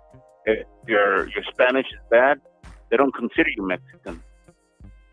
Somebody said, but you are what your father is, right? I've heard people say you are what vagina. I've heard people say you are what your father is. You are what vagina you came out. However it goes, right? I've heard. I heard my guy right here, Jerry from Baltimore. He said, "That's bullshit." Chavez Sr. came up the same way, tough and rugged, and he fought plenty of Mexicans. Why is this guy getting the pass and I ain't fighting no Mexicans? Well, that's just it. A lot of people from Mexico don't like him for that. For not fighting Mexicans? For not fighting Mexicans. I got an example. You'll see this happen. Hold on, Frank. Go ahead, caller. This is first time calling in, Frank. Yeah, it's my first time calling in and everything. But a lot of Mexican people do not like Canelo. One of my best friends is from Mexico, and he can't stand Canelo. He thinks Canelo is just a poser. He's not a Chavez. Chavez would fight anybody, and a lot of Mexicans feel that he's just a person that ducks people, and that's the way I feel. I feel like he ducks a lot of good fighters, like the Charlos or Benavidez, and he's always picking his opponents and stuff. And basically, the people that really back up Canelo are the Mexicans that live here in the United States. Whether you're Mexican American or you're Mexican from Mexico, but you're living here in the United States now. I mean, they're the ones that really are the ones that back them up more than anything. But if you really get down and talk to people from Mexico and stuff, a lot. As a matter of fact, a lot of the reporters don't even like him because they think he's just a ducker. You can listen to a lot of. When you say that, though, who did they say he ducked, though? Who's the Mexican? Well, they Charlo just a lot of them. No, but they've been talking about him ducking Charlo. They've been talking about him ducking Benavidez. Benavidez is not wanting to fight him. Zurdo has been wanting to fight him for about the last 3-4 years. And they've always asked him, why don't you fight the Zurdo? And he just doesn't want to fight him. Okay, stick around for a second. And I just stick around for a second because you kicked up some dust. I want to see how it settles. I think some people want to reply to you. Y'all don't start cussing each other out in Spanish like y'all was doing earlier, though. That shit was kind of wild. Like, you a Pisces. I was like, hey, what's that? Frank, I think Frank and HLD wanted to reply to you. Go whoever you can go first, HLD or me. Yeah, I mean, I was just wanted to reply as far as when he was talking about how he lives over there in Texas and in Brownsville and the distinction that the Mexican, but also it is a lot of Mexicans in Texas who also put their own stigma saying they're Tejanos, they're not Mexicans, and they will tell that to anybody. No, I'm not Mexican, yo soy Tejano. And so that happens. I know that happens a lot because I've been said to that to my face, and I look at them like, what the fuck you mean? You're not making no, it's just like Tejano. I'm like, well, first of all, I'm not one of those that says I'm Tejano. I always say I'm Mexicano, even though I wasn't born in Mexico. But I consider myself a Mexican American. But I'm saying that stigma of Mexicans calling themselves Tejanos also breeds into that back and forth distinction. Yeah, but you see a lot of that. You know, like I was saying earlier, I was born and raised in Colorado, and you even see that in Colorado. I mean, you go out to the like, let's say where there's like at the workplace, right? And you have a lot of people that are from Mexico that are working there, and you have a lot of people that are born in the United States, Mexicanos, and they will not sit together to have lunch. And you go any place and you see that a lot. I mean, I've seen it when I was growing up in Colorado. I've seen it here in Texas, and it's just completely different. And a lot of it, you know, has to do with that mentality of that a lot of people that are born here in the United States that come from Mexican descent, sometimes they think they're better than them, and then there's a lot of people from Mexico that put you down just because of the way you talk, the way you express yourself and stuff. I mean, and it's just two different cultures. And that's, pardon? I was saying Mexicans are real divisive. Like I was saying, with that cartel shit can be at play with Canelo. Yeah. Well, I think that with that cartel shit that happened with Canelo, I think more than anything it was just somebody that wanted to make money. I don't think it was really a cartel that was after him. They just seen an opportunity to make money more than anything. Yeah, hold on. Did Canelo pay? Because we having some confusion. Like, he got his brother back, so did he pay or not? Yeah, he probably paid. I'm pretty sure he did pay. So some people were saying, nah, he didn't pay, and I was like, so they just gave him back with all his fingers and toes? Like they didn't keep nothing? Yeah. Well, the thing is, you see, there's all kinds of cartels in Mexico. I mean, you got El Golfo, you got Los Zetas, you got Nueva Generación. I mean, there's probably about 15 different cartels. You know, there's smaller ones, but they're all involved in, you know, some are involved in kidnapping, others are involved in drugs, others are, I mean, there's all kinds of stuff that they do and stuff. And it just depends. And there's a lot of cartels that are, you know, all they do is kidnap people. And that's all over Mexico. It's not just in certain areas. It's all over Mexico. So one thing we could probably agree on is if you ask most Mexican people, not all of them, because Puro loves Floyd Mayweather, but if you ask them about Floyd, they'll say Floyd is boring and he runs. They judge Floyd really, really harshly. But they say, you know, Mexicans, when Triple G says Mexican style, that's supposed to be mano y mano. So when a fighter outside the ring makes a statement about not fighting Mexican fighters, he should be judged really, really harsh by Mexican people, in my opinion. Yeah. Oh, well, the way I look at it, I really, they always say the Mexican style. I just basically look at it, you know, there's fighters that have skills, and there's just fighters that are punchers more than anything. Because you can be a fighter that's a puncher, you know, that likes to stick his nose in there and everything. But it doesn't mean, you know, I don't know. It's just I don't think it's how would I say that? Yeah, I just don't buy that Mexican fighter stuff. You know, you either fight with balls, you know, I guess you could say, but I mean, just like Mayweather. Mayweather was a type of, you know, he was a skilled fighter and everything. I didn't care for a lot of his shenanigans and stuff, but he's a good fighter. I mean, and he fought good fighters and stuff.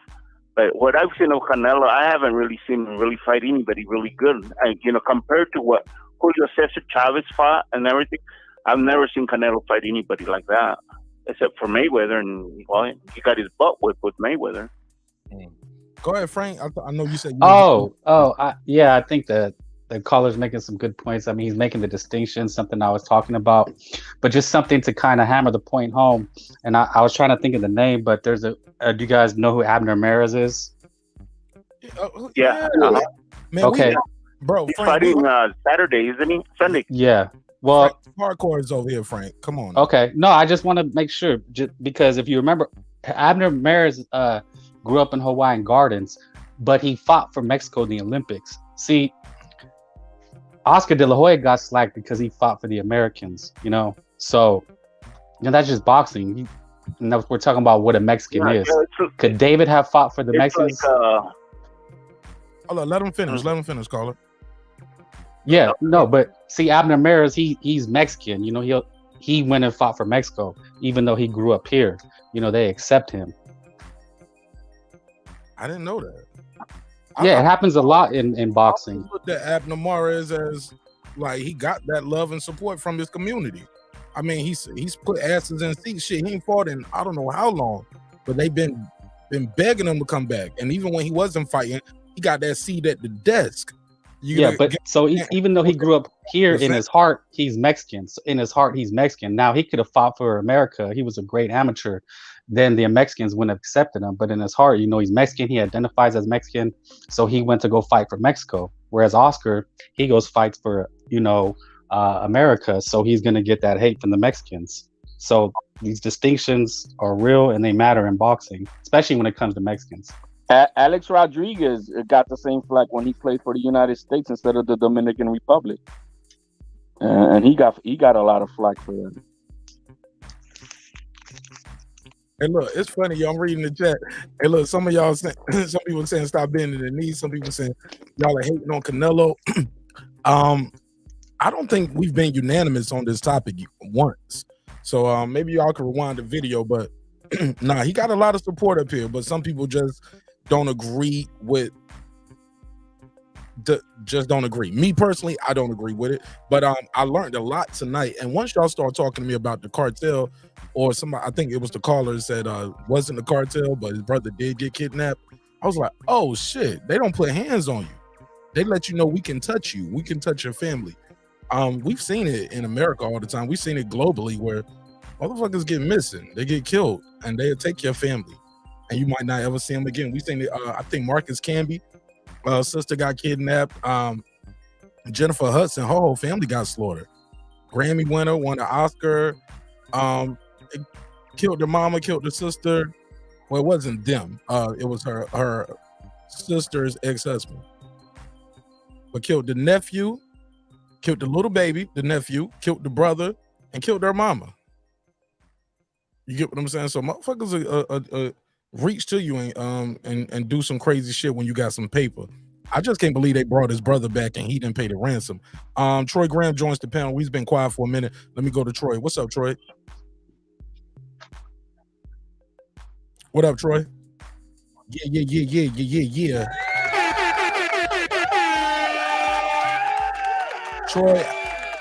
Troy, I don't give a damn. Graham, talk to me, family. How you feel? What's the deal?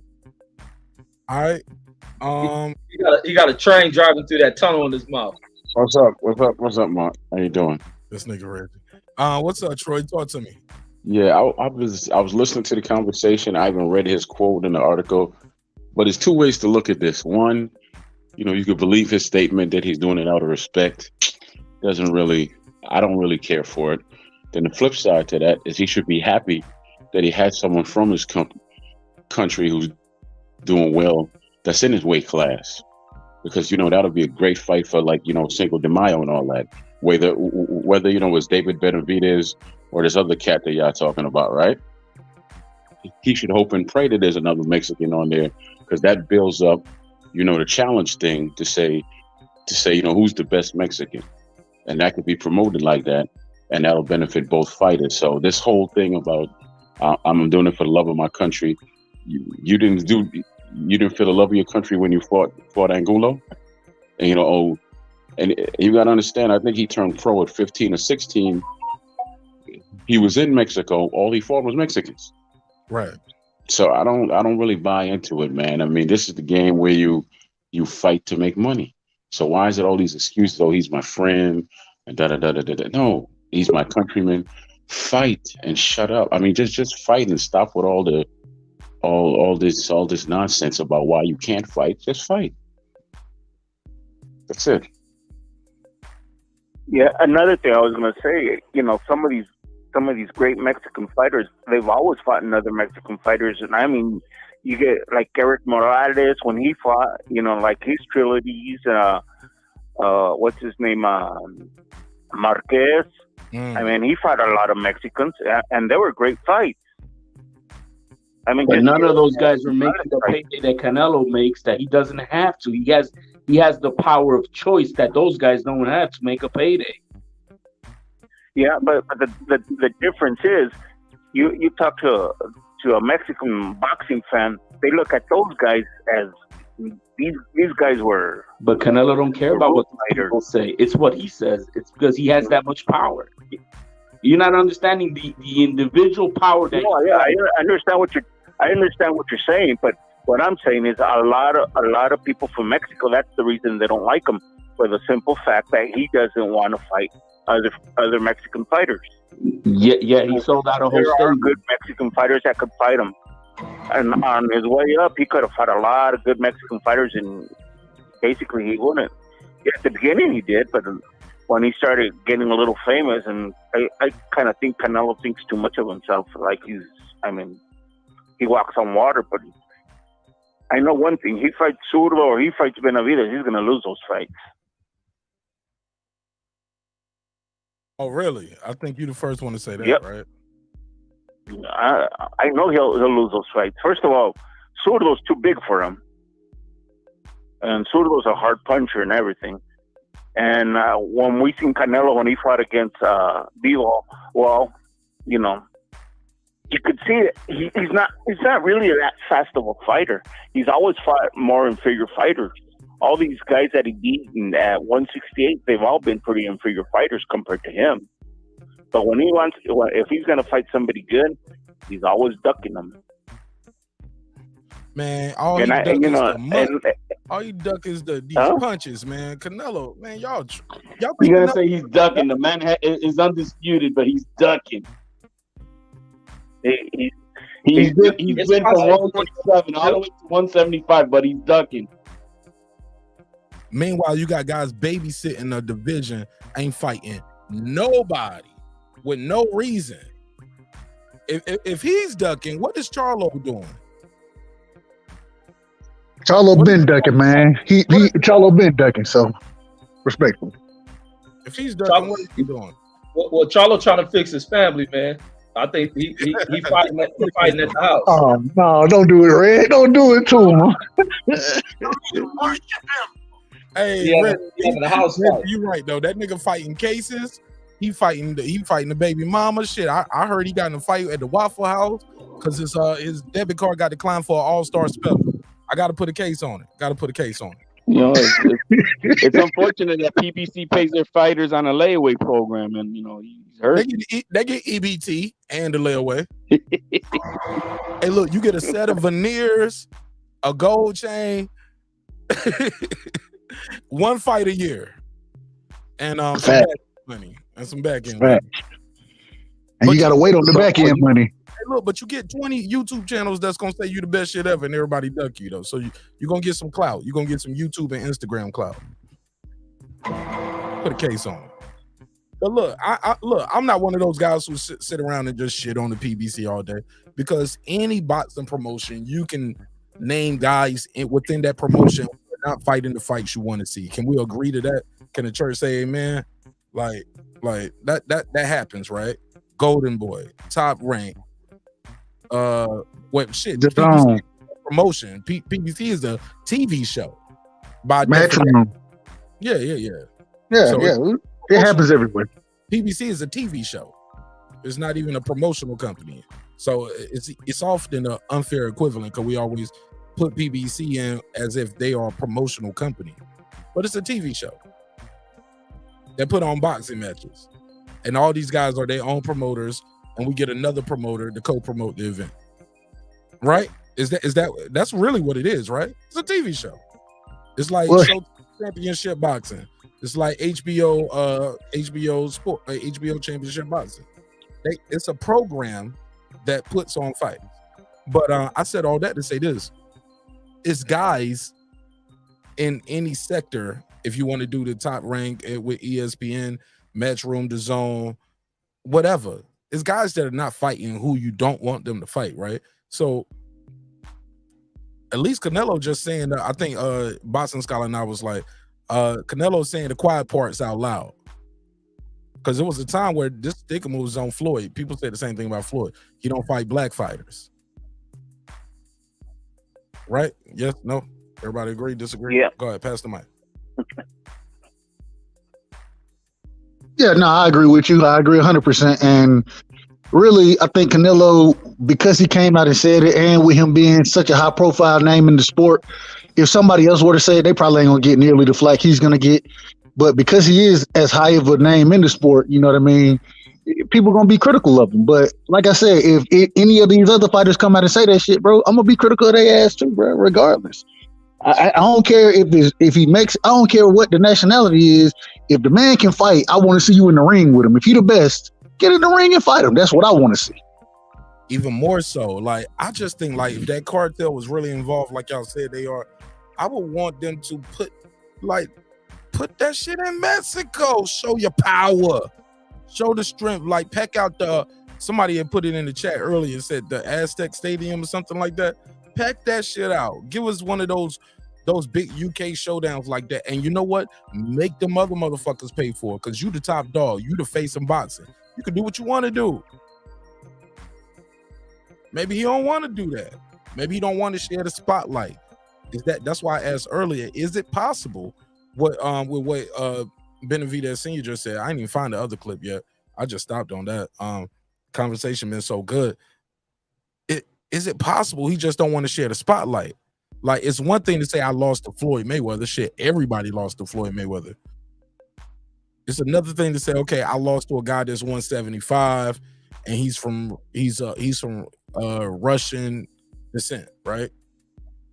Russian and Korean descent. That's different. And he was a bigger guy, moved up in weight. But when I'm losing to a young gunner, like coming up in weight, same guy, like from Mexico, right there in Mexico, nationalized, like HLD said. Oh man, it's different to lose to him. You lose some of your power. Like, it's rest in peace to D Hodges. D Hodges used to say, Martin Nash, boxing is, you take their power when you beat them, man. You get the glow. You get the glow. It's like remember Mortal Kombat? I remember him saying that your shit. fans become my fans. So that's why, you know, and that's how Floyd got so big. He was like, yo, Floyd, everybody fought. He took their power. He was Shane Toussaint by the time he got to 50-0. He could have did whatever he wanted to them last two fights. He fought Berto. He fought a black guy, finally. Then he fought an MMA fighter. People like, what? But people was like, nah, he can't beat him. It was people that thought Conor was going to do it. Some people said Conor was winning or was making it competitive until he won. Can I ask a question? For when Canelo goes to retire, the same way Floyd passed he passed it to Canelo, but he also brought on Tank as well. You know what I mean? I would expect for Canelo to try to pass it to another one of his countrymen. You know what I mean? And so Floyd didn't pass it, man. Floyd still holding on to this. He won't let Reggie go. Floyd still think he the man. Arguably he is, man. Like every time, look, he about to fight now. Agreed.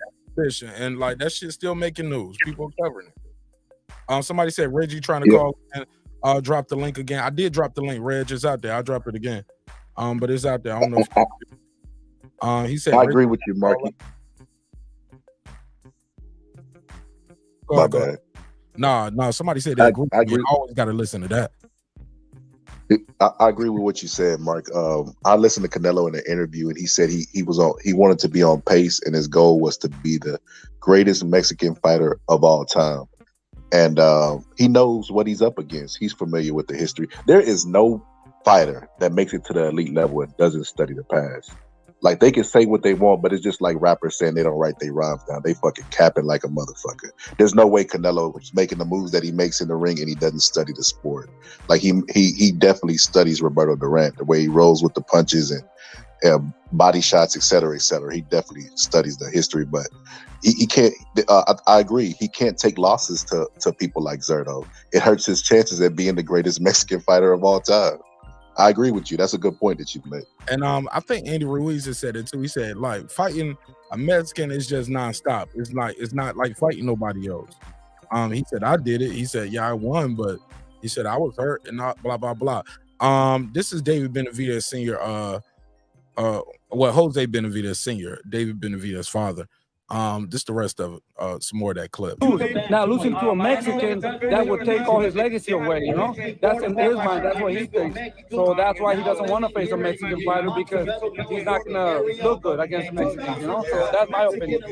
So where does David fall in line with that? I know he's half Mexican. He would not fight, especially David. There's no fucking way he's gonna fight David. Si tiene huevos, hay que hacer la pelea, que no importa si eres mexicano, moreno, chino, lo que sea. Aquí los campeones pelean con los peleadores que la gente quiere mirar. Translate that for me, Frank. Cause Frank, you said he didn't mention David before. You want to translate that?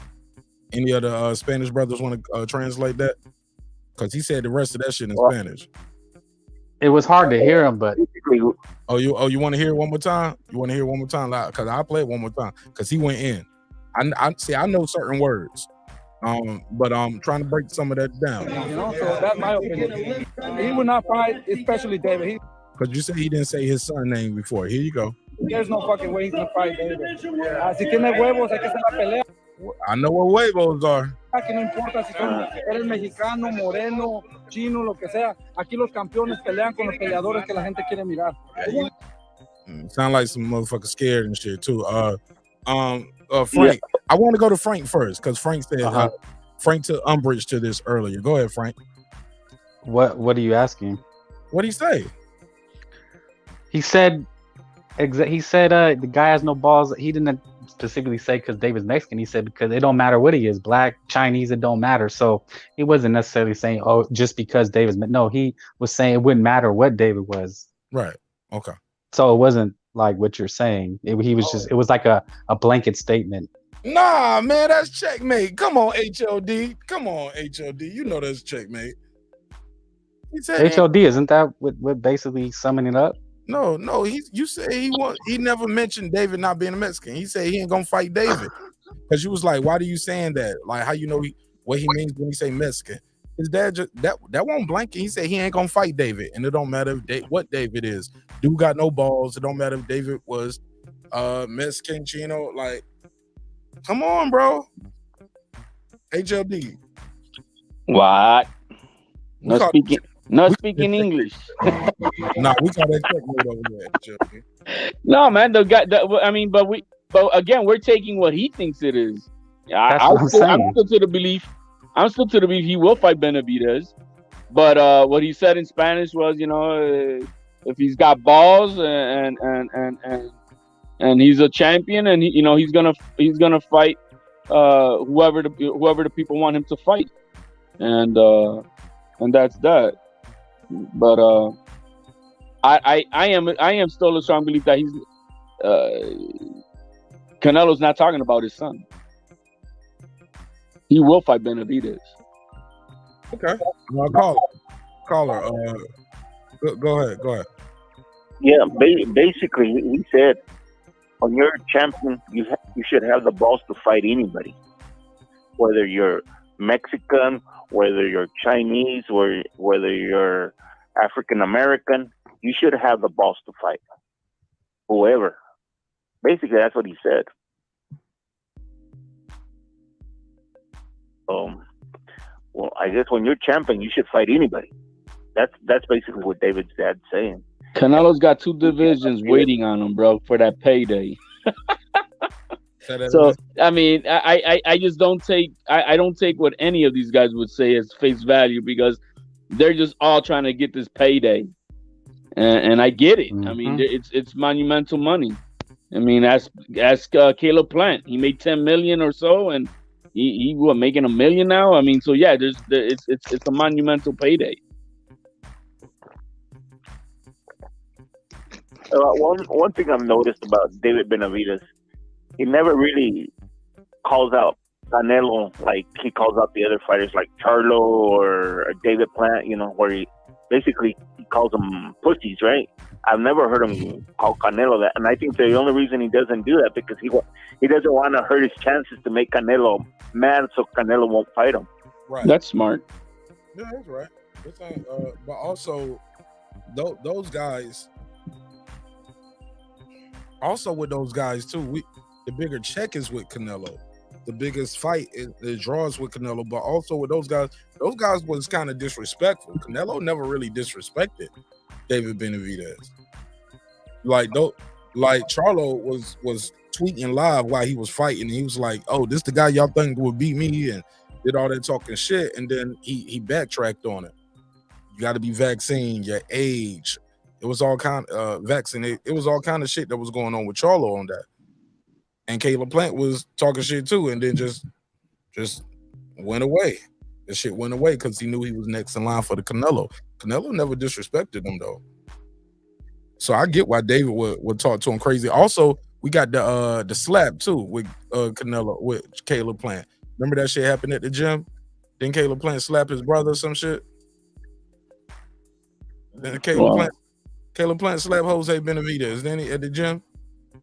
Y'all ain't seen that footage? No, I haven't. No. Hold on, let me see. No, I haven't. Am I tripping? Let me pull this up. Caleb. I see the aftermath. I didn't actually see the slap. Yeah, let me pull this up. Caleb Plant slapped the motherfucker, yo. He slapped this bitch. Slaps. You slapped David or Jose? I don't think he slapped David. That's why I say he slapped his brother. Let me see. Hey, girl behind the mic. Yeah, Jose Benavidez got in the cover with Caleb Plant. He slapped his ass. Here we go. There we go. And then when you see him face off with David just looks psycho. He looks a little small. Caleb Plant see what's in front of him when he see David. Massive guy. Hold on, let me show this shit. Hold on, look at this shit right here. Hold on, let me just share my screen real quick. Shout out to Ellie Setback. Let me share my screen, y'all. Hold on.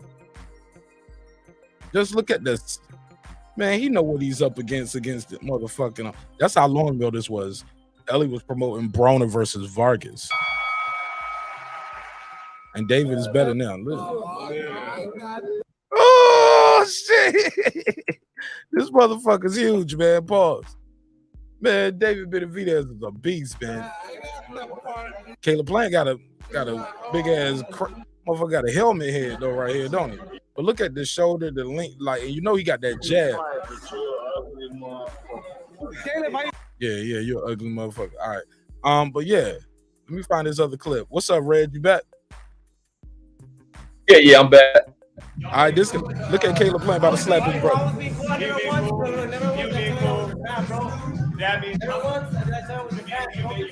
Yeah, he was like, everybody was being. He said everybody been cool with me.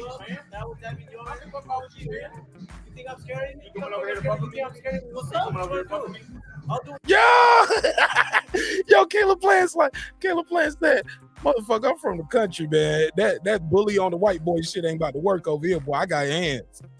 I'll slap the shit out your ass. Watch Caleb Plant slap him, respectfully. He said you been cool. He said Dad was being cool.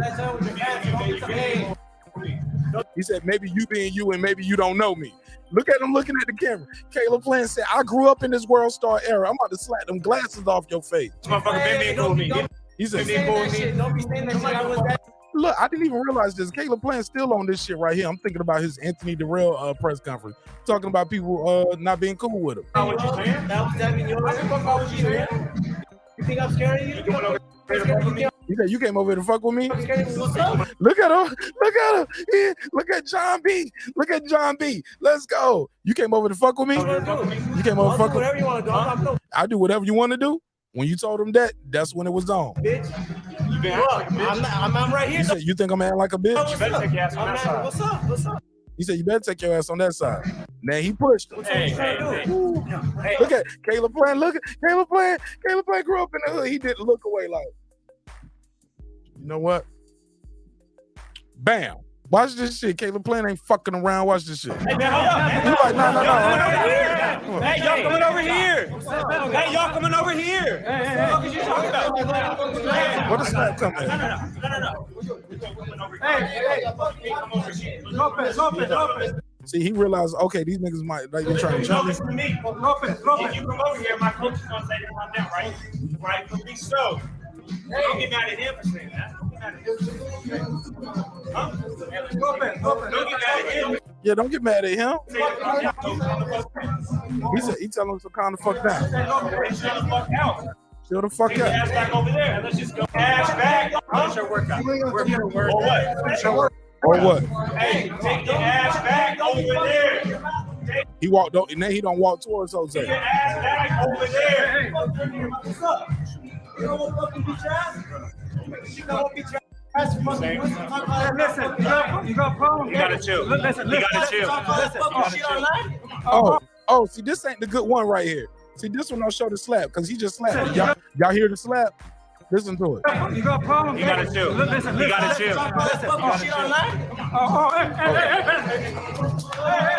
Yeah, we fighting in this bitch. Let's go, bitch. Let's go. My hands wrapped. Let's go. This ain't even the one. Caleb, Jose Benavidez. I gotta get it. I gotta see it now. But y'all react to that. They got Caleb Plant fucked up. Caleb Plant had that shit like a white boy that was raised in the hood at the same, because he was trying to delegate it at times. His white side came out. He was like, guys, you just go back to that side of the gym, and he's like, man, fuck that shit. I look like John B. You got me fucked up, and then he slapped the shit out of him. Y'all trying to world start him on. Yo, did they take this shit down off YouTube?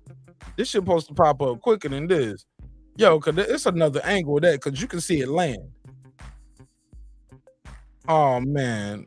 Don't tell me they don't take this shit down. But Jose Benavidez. But yeah. Pass the mic around real quick while I try to find this shit. And shout out to everybody in the chat.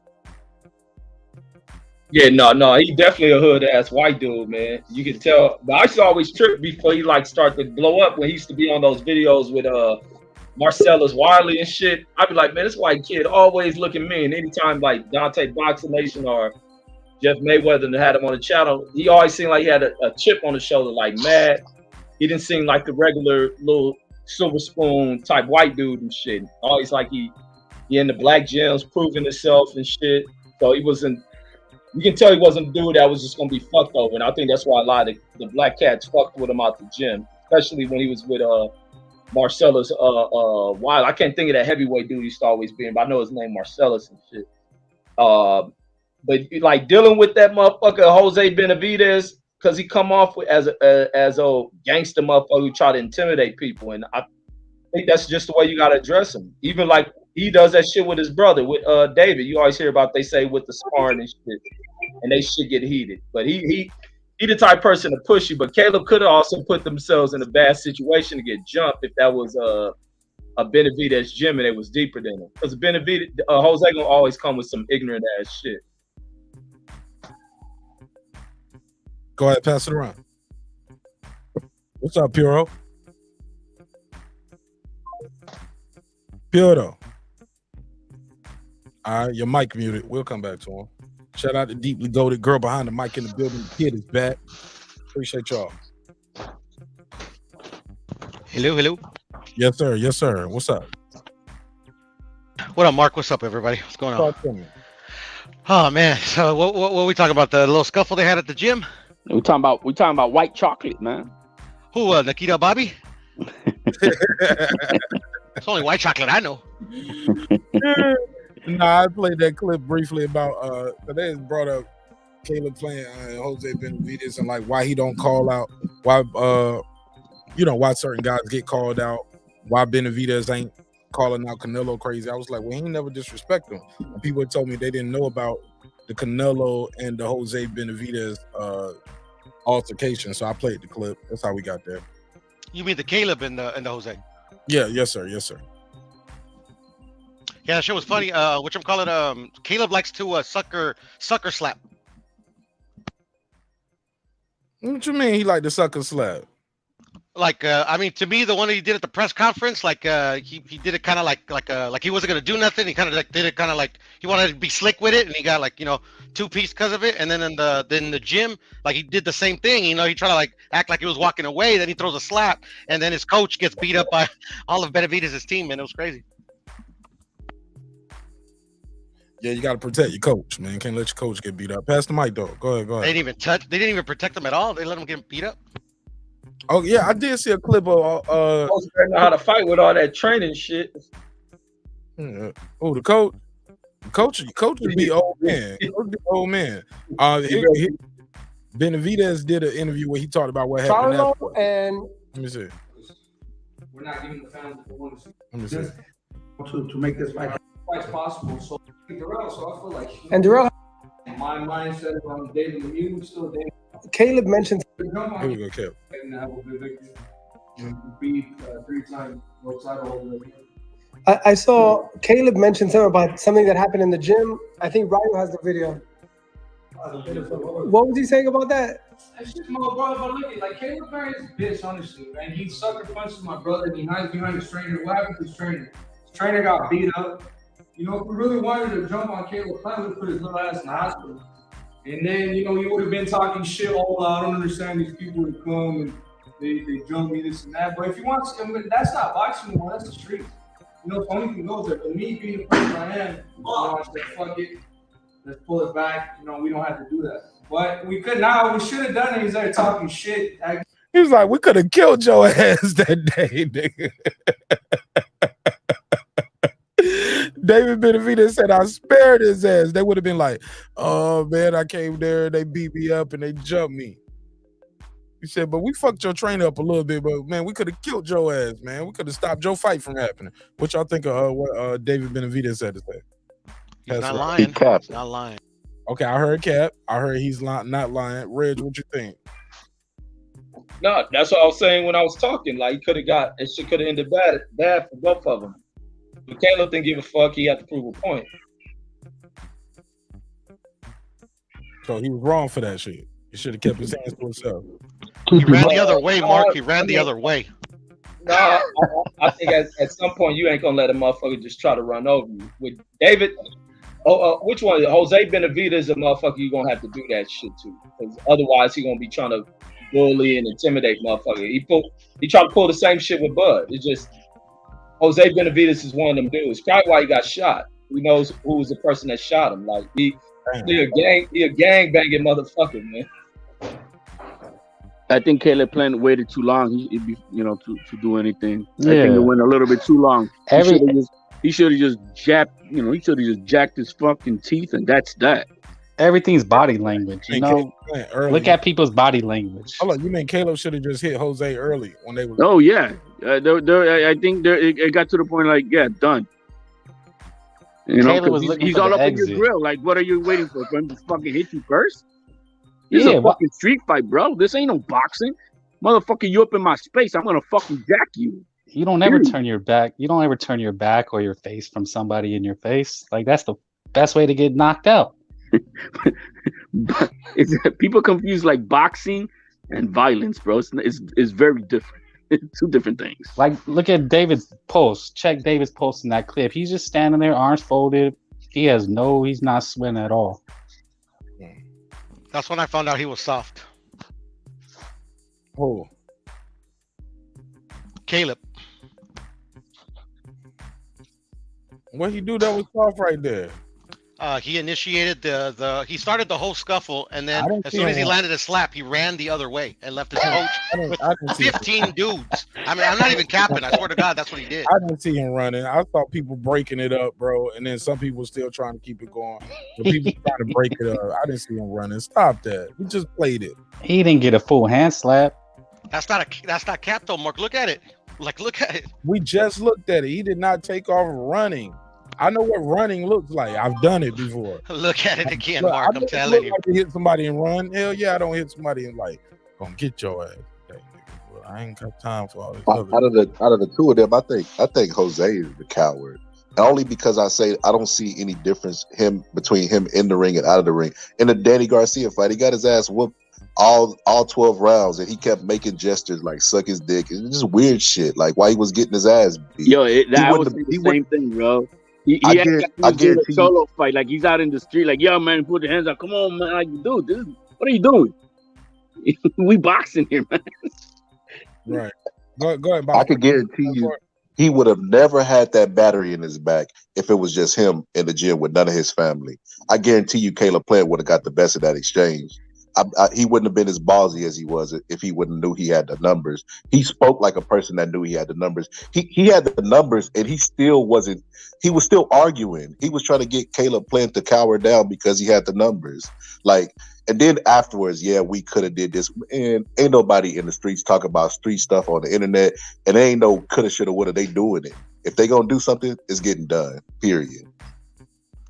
I mean, respectfully to Jose and to the coach and to Caleb, like Caleb says he's like from the streets of I forgot where he grew up. Like where I come from, like 15 against 1. I mean, we fighting, man. I don't care if I get sent to the hospital. But at the same time, like if I'm I'm having a words or something, we're about to get in, and you can see that the guy does not want to fight, which was Caleb Plant. You know what? All right, man. So just shut your mouth and don't be talking your yak. And that's it. You back. I mean, what's the point? This guy, obviously doesn't want to fight. You already smelled the pussy on him. He don't want to fight. So all right, then just keep your fucking yak shut, and that's it. You keep it moving. That's my brother, nigga. He wants something to happen. Y'all in the boxing gym. We ain't got to break it all the way up. Put the gloves on. Get in there now. You fight him now, or you about to fight us all? You in the fucking gym, man. Right. I mean, well, hold on. I guess that's kidnapping too, though. I guess, huh? I guess the crowd was kidnapping. About to catch a case for real. Be like, you put me in the gym and they told me I couldn't leave unless I fought them. Then I had to fight them all. Yeah, that can be bad. My bad, yo. So I guess Reg was right. That shit was crazy. Like, who knows? Like, shit could have got real bad, but sounds like David and them spared him though. Sound like they spared him. Shit, but somebody was trying to call right here. They got a blocked number. Hey, look, if you call him from a blocked number, that shit don't get through. No blocked numbers. I got that already set up. So too many trolls. So yeah, no blocked numbers. But that's what happened with that. Yeah, I can pass the mic around. I'll be right back. I need to run into the kitchen real quick.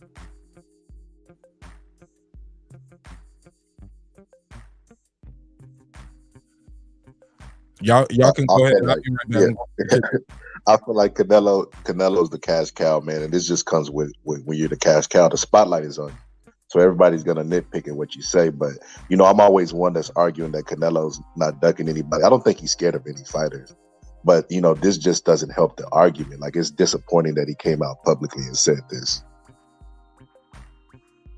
I'm on the belief there's obviously some trolling to it because he knows what he's saying. And he knows what he's saying is gonna cause a ruckus. But at the same time, I do know that there's other things more than boxing, especially with this man at the status of where he's at in his life. There's many other things that he's invested in his country and whatnot. And so I think there's a little bit of both. because he didn't have to say anything about it like that. But and he knows he's saying it, so he knows he's gonna. So I think there's a little bit of both going on.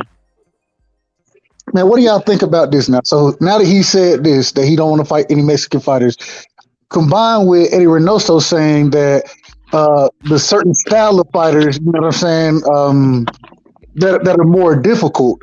When you combine those two statements, right? But is that a fact? Are some fighters more difficult than others? No, I'm not saying that it's not a fact. What I'm saying though, when I combine those two statements from Canelo and his trainer, and him saying that, you know, we're not always trying to fight those guys because of the difficult style that they bring. I mean, it paints a certain picture when you saying you're not gonna fight Mexican fighters, right? And then this difficult style, we're not really trying to get in the ring with them either. I mean, what do you make of that? Well, he didn't say that, so I don't make much of it. Break it down, Puro. What did he say? He said traditionally, Mexican and American fighters, the American style gives the Mexican style the most trouble, but he never said that they don't want to fight it. Yeah, and Reynoso's not responsible for any of Canelo's business. He's just a trainer, so I wouldn't give that any merit. He's actually his manager, Scholar. I was going. Don't he picked a lot of the fights. Canelo, don't he? He might be his manager, but I think it's more so like when Tim Bradley made his wife his manager to try to keep the money in house. I think all decisions go through Canelo. I think if Eddie Reynoso brought him a fight and wanted him to take it, if Canelo said no, ultimately it would be Canelo. That's what I mean when I say that. Oh, I still don't agree, but I get you. Hey, real quick, let me do this cash out real quick. Shout out to my sister girl behind the mic. He said, for keeping up the great work, great show. It's your sister Memory. Thank you so much for the love and support. Let me give it a drop. It's 50, 50, 50, 50. One more time. It's 50, 50, 50, 50. Thanks again, girl behind the mic, for all the support. Go ahead, man. Ay, mi amor.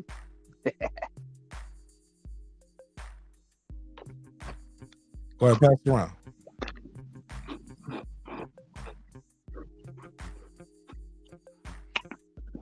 All right, well, shit, y'all ain't got nothing else. Shit, I can wrap the plane. I can land the plane real quick and start the members only. Y'all got anything else y'all want to add? Anybody want to speak on the Devin Haney versus Steven Espinoza and Tank? All the tweets that was going on yesterday. Anybody got any opinion on that other than HOD? Anybody other than HOD? I had a comment earlier. I want to address what I don't have about enough. HLD said something earlier, and somebody else said it earlier. They were saying, that they think Canelo's trolling, and my opinion on that is, when you see fighters trolling, they normally do it early in their career, like the rollies, etc. People, Customato got a saying, people born round don't die square. And I believe that. He's not going to all of a sudden, in his 30s, just all of a sudden hop out there and just start trolling the media. He's not known for doing that. I think Canelo said what was on his mind. And if you're a Canelo fan, you're going to dig deep into it and say why it didn't mean what he said. But what if he meant exactly what he said? What if he's literally said he's not going to fight Mexican fighters and he doesn't do it for the rest of his career? Will you criticize him? Well, I was trolling when I said that he should say he wouldn't fight North American fighters, and I actually do think he's serious, but he says that he doesn't like to. That doesn't mean he's not going to. What you mean? What you mean he's not going to? What was that, Mark? My bad. Yeah, he's not going to. What you mean? Matter of fact, go ahead, Reg. I think Reg was about to say. Yeah, I'm about to say, like, even with the Mexican comments, the comments about not fighting Mexican fighters, the Mexicans aren't the biggest pieces to the puzzle. They ain't the fights that people have been looking for. They're looking for the Charlo fight. David Benavidez is one of them. And he has Andrade. He has other fights that are the biggest draw to the puzzle for Canelo. Not these Mexican fighters. Not Jaime Munguia. Not Zurdo. Zurdo just comes up out the picture from nowhere, but they ain't the biggest pieces to the puzzle. Yeah, I mean, Canelo turned the game over. I don't think there is no more pieces. I mean, now it's just, just hopefully some of these guys can give him good fights. Piero, does he fight? Does he fight a Charlo? Does he fight a? Well, he already said he didn't fight Andrade. Does he? Who do you see him fighting after the Triple G fight, bro? Who do you want to see? Let me rephrase it. Who do you want to see him fight if he doesn't take the bivol shit going on? Bivol not available at that moment. Who you want to see him fight? Well, I mean, we can't discard Bivol. If he wins, I think that's the next fight. If Zurdo wins, I could see him fighting either David or Maul, or he could fight Better Beef. He ain't gonna fight Better Beef, bro. Why not? You don't want him to fight him? No, I don't mind it. I don't. Shit. Okay. Why are you giving him built-in excuses? Come on, Dub. We should be like, fight him. No, I want to see the fight. I'm just saying what I think could happen. I don't see that. I don't see him.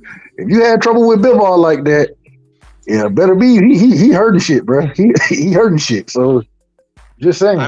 But that was his goal. He's had trouble with a lot of his fights. He still fought him. Okay. Man, you know, fans, you can't win with them. Go ahead, Boston Scholar. I'm just letting Troy. Y'all know Troy on the phone. Okay, you can't win with these boxing fans. And I'll give you another example of another cash cow during this time. Anthony Joshua fight all his mandatories, all his title defenses, and they still criticize. They said Anthony Joshua should retire in his 30s after taking a loss, and it wasn't even a knockout loss. Like, fans are... You ain't been on the YouTube. You ain't been on YouTube. Everybody's been saying Anthony Joshua should retire. They were saying he should retire if he lose before the fight even happened. They said if he lose the Usyk this time, he should go ahead and retire and call it quits. So I give Canelo a little slack as far as I know that he's the cash cow, and his fight is like a lottery. It's like a lottery for a lot of fighters. So he's gonna navigate. And he's gonna look at he's aware that of fighters that are risk, but he's gonna examine, is the risk worth the reward? And I'm aware of that. Mayweather did it late in his career. Most fighters do it, but I give fighters a pass. I tend to give fighters a pass only because the fans, there's no winning with them. If they do what Anthony Joshua does, yet they're overly critical of him. They do what Canelo does, they're still criticizing him. So hey, do you? Go ahead, Troy. Hey, Mark, how you doing? I just got a quick question. Y'all cover on, Deontay Wilder, any at all? I think he made a comment that he doesn't really love boxing or something like that, and they were taking him to tax on some show I was listening to last night. Go ahead. What's your opinion on it? Go ahead. I really think he should retire after the last fight and the last couple of fights, but I saw something, and I don't want to see anybody hurt. I just really think that he made enough money. He's a dude who's living, best life. He don't need to come back. He really doesn't. He's fine. I don't think he wasted his money and all that. I don't see him, going to clubs and making it rain and all this other nonsense. So I think he should retire.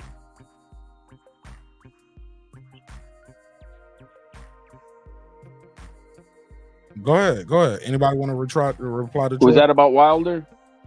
Yeah.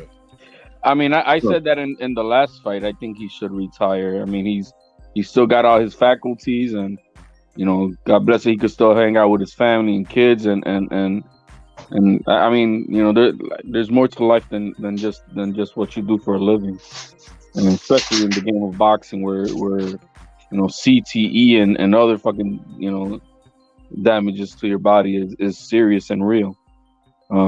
He suffered 2 catastrophic losses in a row, and I don't see no reason for him to fight. I just don't see it. What's the point? I mean, other than I'm gonna make a few extra bucks again. But if you make good enough money, man, life is too short, and your health is wealth. Words to Mayweather, he said that. Keep it going. But I mean, hey, for sure. Troy, you had a follow up. I see. But or was that Boxing Scholar? I was gonna say I know why Wilder don't want to retire. He kind of said the silent part out loud. He said that Fury's gonna be taken to court with the WBC with this belt if he doesn't hurry up and make a decision. So there's a chance that Wilder could be champion again. I mean that means a lot to be 2-time champion, and you make more money when you have the belt. You know, especially in the heavyweight division. So, I mean, I can understand why he wouldn't want to retire. That's his decision to make. Go ahead, Piero. I mean, not to take it back to Canelo, but Canelo has said the same things in the past as well, talking about like he doesn't like boxing, he doesn't watch boxing. But I mean, there's been a lot of athletes that don't like what they do, but they're so good at it, they keep doing it. You know, at the end of the day, man, I agree. I don't want to see, Wilder take any more punishment. The 3 fights with Fury, there was some brutal fights, man. But at the end, you know, if he feels like he can come back, even though I don't necessarily think he should, I'm gonna support the brother. If you come back, Devin, I'm gonna ride with you. It's bomb squad with me, but. You know, I don't think he has anything to prove. But like Piero said, hey, if he could come back and be champion, or I think that was Scholar, excuse me. If he could come back and be champion, 2-time champion, one of the or the title defenses he did have, possibly become a unified champion if he gets that opportunity. Hey man, I'm for it, but I just don't think he has anything to prove. And like HLD said, man, health is wealth in this sport, especially in such a brutal sport. And when you had your last 3 fights, they were really brutal fights. So,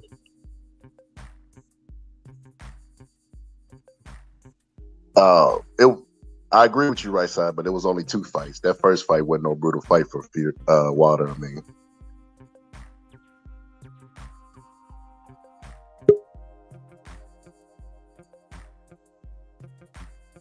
I don't disagree. I can agree with that. The first one wasn't nearly what the second 2 were. I agree with that. I mean, I don't want any fighter to get hurt, but I mean, you know, if he wants to, you know, like I ain't gonna tell him no. So me personally, I don't think if you have any doubt, you should step back in the ring. But that's my opinion. Wilder's a millionaire, and I'm not. You know what I mean? But I will say this. Mike Tyson got out of prison and said he had lost the love for boxing, but one thing he had is the equalizer, and Deontay Wilder has that. He could beat about 50 to 40% of boxers right now just with his power. But I mean, people have seen him vulnerable, you know, and they're gonna fight him now. So I mean, I don't think he has the guts for it. I think he's gonna end up retiring after this fight. But I mean, it's like I said, it's his life. He can do whatever he wants to do. So you think if he wins the Helenius fight, he retires?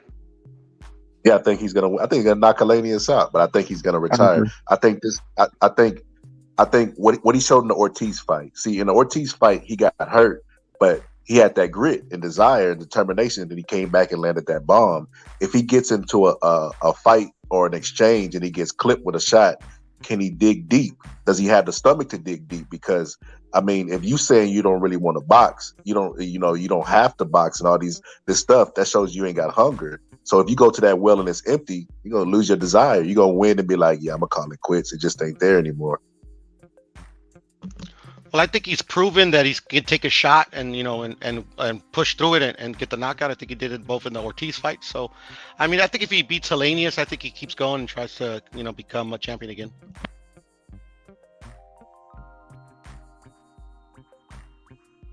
Well, if anybody else don't have anything on Wilder, real quick, I just wanted to say, Tank is the most protected fighter in boxing. Why would he say that? Anytime somebody says anything to him, Tank he can say whatever, and then somebody else got to come out and protect him. Whether it's Floyd, whether it's Ellaby, now it's Steven Espinosa. Man, stop protecting that young man. Let that man fight. I agree. W always protecting Haney, so I mean, come on.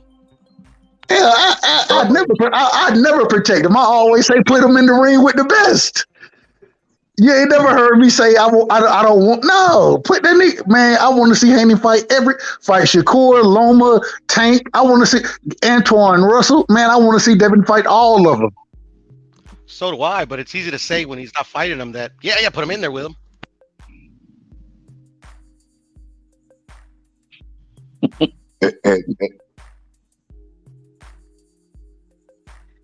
Oh, it got quiet. I think. Go ahead, right side. Nah, I was gonna let you go ahead. All I was gonna say is, yeah, they ain't fighting, or he ain't in the ring with him because they don't want to fight his ass. I said it before. Tank is run differently than everybody else. He's an attraction. He's in for the business of boxing. They're not for legacy. They've made that clear as day. So I don't pay too much mind of what Tank does as far as when it comes to legacy and competition, because he's not. That's not what he's in this game for. At least that's not the trajectory that he's been on, and they made it clear. And so, he's an attraction, and that's that. I'm not disagreeing. All I'm saying is he the most protected fighter. I'm not disagreeing with anything you said. If you're saying about the scuffle, I mean, Haney. Nobody was talking to Haney. People had a comment. He was in a scrimmage or whatever. They asked him a thing, and he sticks his nose in that business. But I'm not worried about Devin. I'm talking about. It seems like once again when Shakur was saying he wanted to fight Tank, Floyd comes out and say, "Nah, y'all leave Tank alone." Same thing when Mr. Gary Russell was talking about it. Nah, y'all leave Tank alone. And now when Tank and Dev get into it, Espinosa come out. Y'all leave Tank alone. No, man, damn all that, man. Let that nigga fight, bro. Let him fight.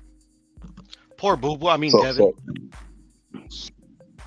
So right side, the point that you're making now is the point I made earlier. I was basically saying if Devin, Shakur, and those guys don't fight each other, I'm gonna be disappointed because my biasness is to the sport. Because what I know about boxing is it keeps on going.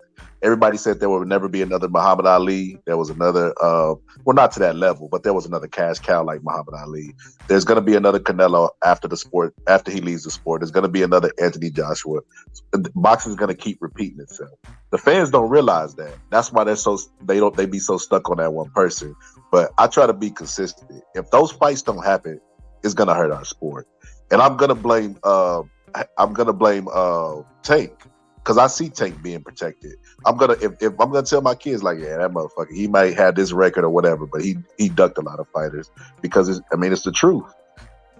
And if Devin and Shakur, if they don't fight each other, I'm gonna be on their ass too because I just fight, bro. Like that's what the sport is about. Like you said, bro, you hurt the sport when you sit here and allow these dudes to be protected the way they are. So.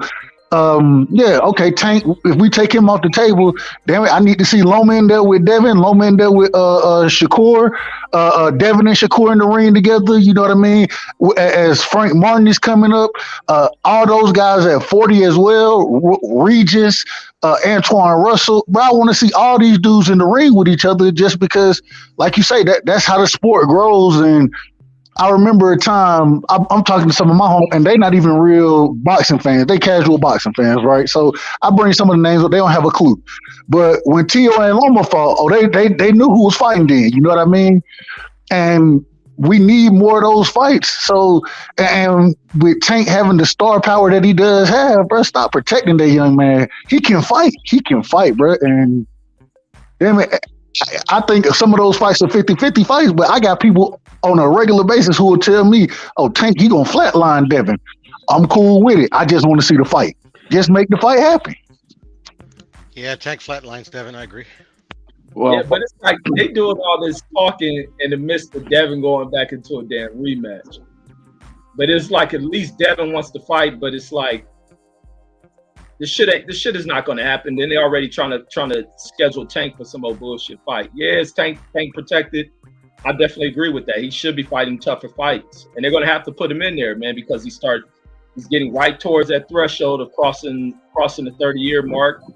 He ain't always taking, he hasn't always maintained the best of health as an elite fighter. So does it begin to catch up with him as he reached that point in his career and in age, and then he start taking on these guys who are taking shit more serious. Like, it's time for Floyd and them start to open shit up for Tank. Get him out there, win, lose, or fucking draw.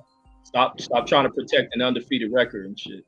Eventually, they're gonna have to cash him out because he is gonna hit a threshold, and so yeah. I mean, But it is what it is. I don't. Like I said, I don't see him in the line of legacy. He's not trying for any of that, and that's not what they're about. So, whatever. There's other fighters who are into that, and I'd rather talk about them. That's what it come down to. That's what it really comes. Hey, Ryan Garcia, bro. I feel like Ryan wanting to fight more than Tank do against each other. You know what I mean? Even, I think both of them are semi-protected, but I think Ryan to get in the ring before Tank could get in the ring. That's what it really is, in my opinion. Now, as far as who, like you're saying, all that they would that he would flatline. Well, that's the only way he's going to beat Haney, because he's not going to outbox Haney. I think if Haney is able to stay away from that from the left, I think he outboxes Tanks for 12 rounds easy. I agree, but Piro gonna tell me. I agree with you, HLD, but Piro gonna tell me that Dev gonna get flatlined. So I'm cool with it. I just make the fight, man. Make the fight until I see Tank outboxing somebody, outboxing them, which I haven't seen.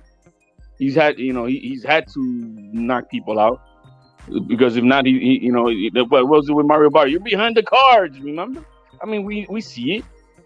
So until then, I see Devin Haney outboxing Tank for 12 rounds, and as long as he doesn't get caught, he'll win. Well, I think Ryan, Tank can outbox Devin easy. I think Tank is the better boxer over Devin. I think he can beat him. Based on what? Both ways. Based on what I see in the ring. Okay. You said Tank is the better boxer over Devin? Tank is the better puncher. I do think that, Rich. Okay. I don't know where you see that at. I don't see it. I see him getting outboxed in so many fights. It's like, unless he knocks him out, regardless of what the damn corrupted judges are saying, I see the guys outboxing him. Well, I haven't seen him get outboxed once in his career. He fought a highly superior boxer than Devin and Jose Pedraza, and he outboxed him, knocked him out. He outboxed Mario Barrios, eventually knocked him out. Leo was very competitive, but that's Leo. He's got a really good chin, and he knows how to box. Leo was competitive, but he was outboxing him. He doesn't have a pop. I think Tank has that great eraser, but he has been outboxed on several occasions because of his attributes. He's a southpaw, and then he's a shorter guy, so he has to work his way in. A lot of people would say Wilder couldn't box, but guess what? Wilder had to reach. They had to come to Wilder to make the fight, and they would be met with a right hand. So it's different with Tank. Tank has to figure out a way to land that bomb and being the shorter guy. And he doesn't have the head movement or footwork that Mike Tyson has. So I've seen him outboxed on several occasions. I've even seen him backed up by smaller guys like Leo. I think that Devin would be a tough fight for Tank, and I think Ryan would be a tough. I think that they think Ryan's going to be an easy fight, but it's actually going to be a very difficult fight for Tank. Bro, that's a hard. People they keep telling me Tank gonna flatline Ryan as well. I'm like, bro. All right, y'all keep. Ryan is 5'11". He got the reach advantage. He got fast hands, and he got power. That shit is a dangerous ass combination for anybody that he's in the ring with, bro. Like, I feel that Tank can flatline anybody if he catches them. That's not an agreed. If he catches them, and so that's why I say to Devin, I think he's now a bit more mature that he is able to outbox him for 12 rounds and not get caught. But if he does get caught, he will get I for sure he'll get flatline. But I think he's able to avoid that. And I also think nobody talks about that. It's a horrible. It's a nightmare matchup for Devin because Tank is a southpaw, and we saw what JoJo was took away his jab because he was a southpaw. Like he was dictating the pace of the fight. I actually thought JoJo beat Devin. But like I say, it don't matter what I think. The judges gave it to him. I thought it was a close fight though. So I don't think he got robbed by any means. Bro, JoJo Diaz won. He won 3 rounds maybe in that fight, bro. He won 7 by my count. All right, my bad. I got a lot of love for you, Piro. I got a lot of love for you. So. I got a lot of love for you too. That's why I resist body. I do say that JoJo Diaz was his toughest opponent to date. I'm not disagreeing with that. I don't disagree with that. I was just trolling you there a little, right? I was just trolling you. I just didn't think JoJo. I mean, JoJo, he did a hell of a job. The problem was Devin fought. In my opinion, he didn't fight the smartest fight.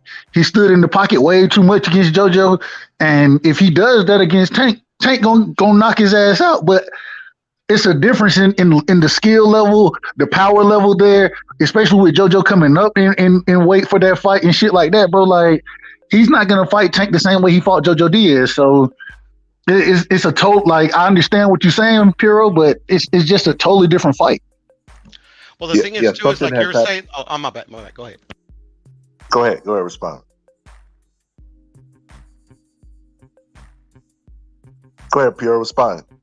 Oh, my bad. No, it's just like the thing is, like you were saying that like he was staying in the pocket too much with JoJo. I disagree. I think JoJo like made him stay in the pocket. Like he was chasing him around especially in the rounds I gave him, because in the rounds that I gave Devin, you know, like I don't know if I think JoJo respected Devin's power. That's why I don't think Devin's pillow fisted. I think that's a common misconception with Devin. I don't think he's pillow fisted. I think he has enough power to keep you respectable.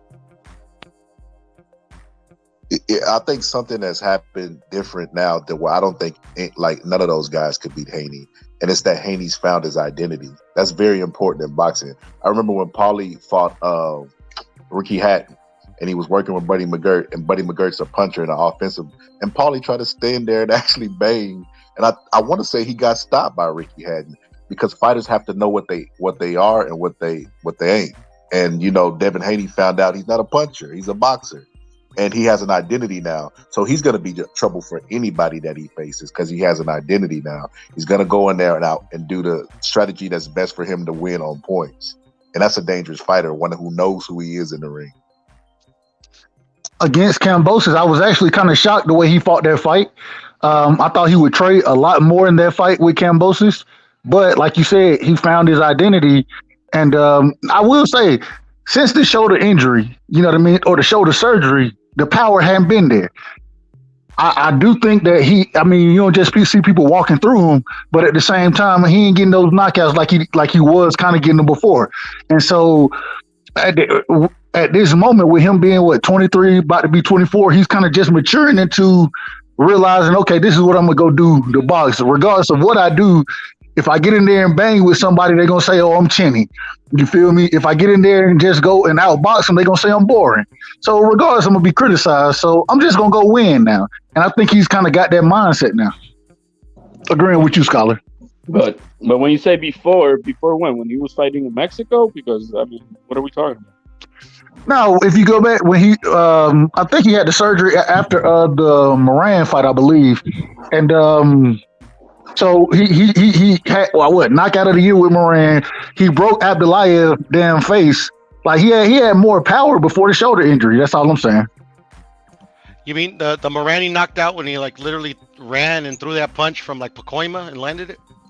Hey, he threw that from all the way across the other side of the country, didn't he?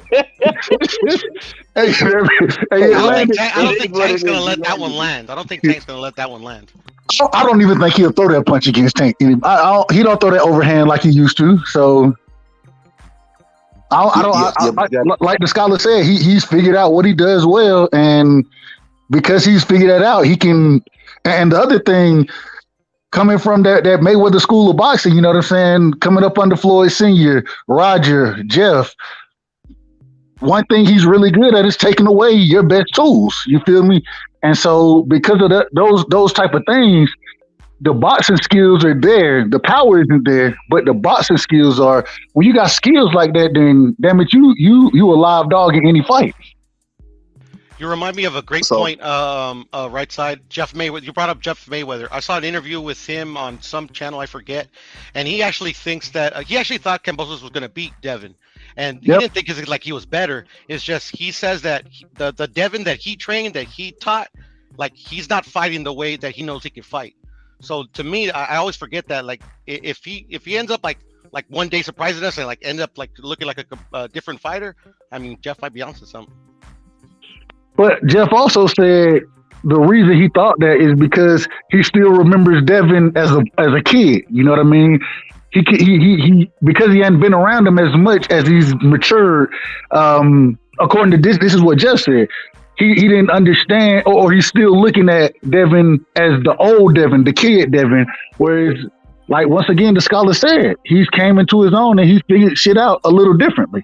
You know what I mean? It may not be exactly what he expected it to be, but he realizes he still, the boxing skills are tremendous. So as long as you got skills, what we always say in the sport, skills pay the bills. And he did say that after the fact, right side. After he had already won, I think he was trying to put it together in his head why, like, he still fought the same way, but like still won, you know, like without doing anything spectacular. If you get what I'm saying, like he won, you know, basically keeping him at the end of the jab, which was smart because if Devin's not going to trade with a fighter like Kambosos or a fighter like Ryan because he'll get torn up by the hand speed. I guess we shall see when the day happens, huh? Yes, sir. That's hey, the man, beauty of it. That's the beauty of it. I'm going to bounce because I got to get ready for later on. I want to watch Artemis. Reggie knows what we're talking about with that. But that's it, guys. My name's Good on the chat. Mark Nash. Thank you as always, guys. God bless. Everybody in the chat, hit the subscribe button and like. Ciao. Hey, what's that hillbilly word?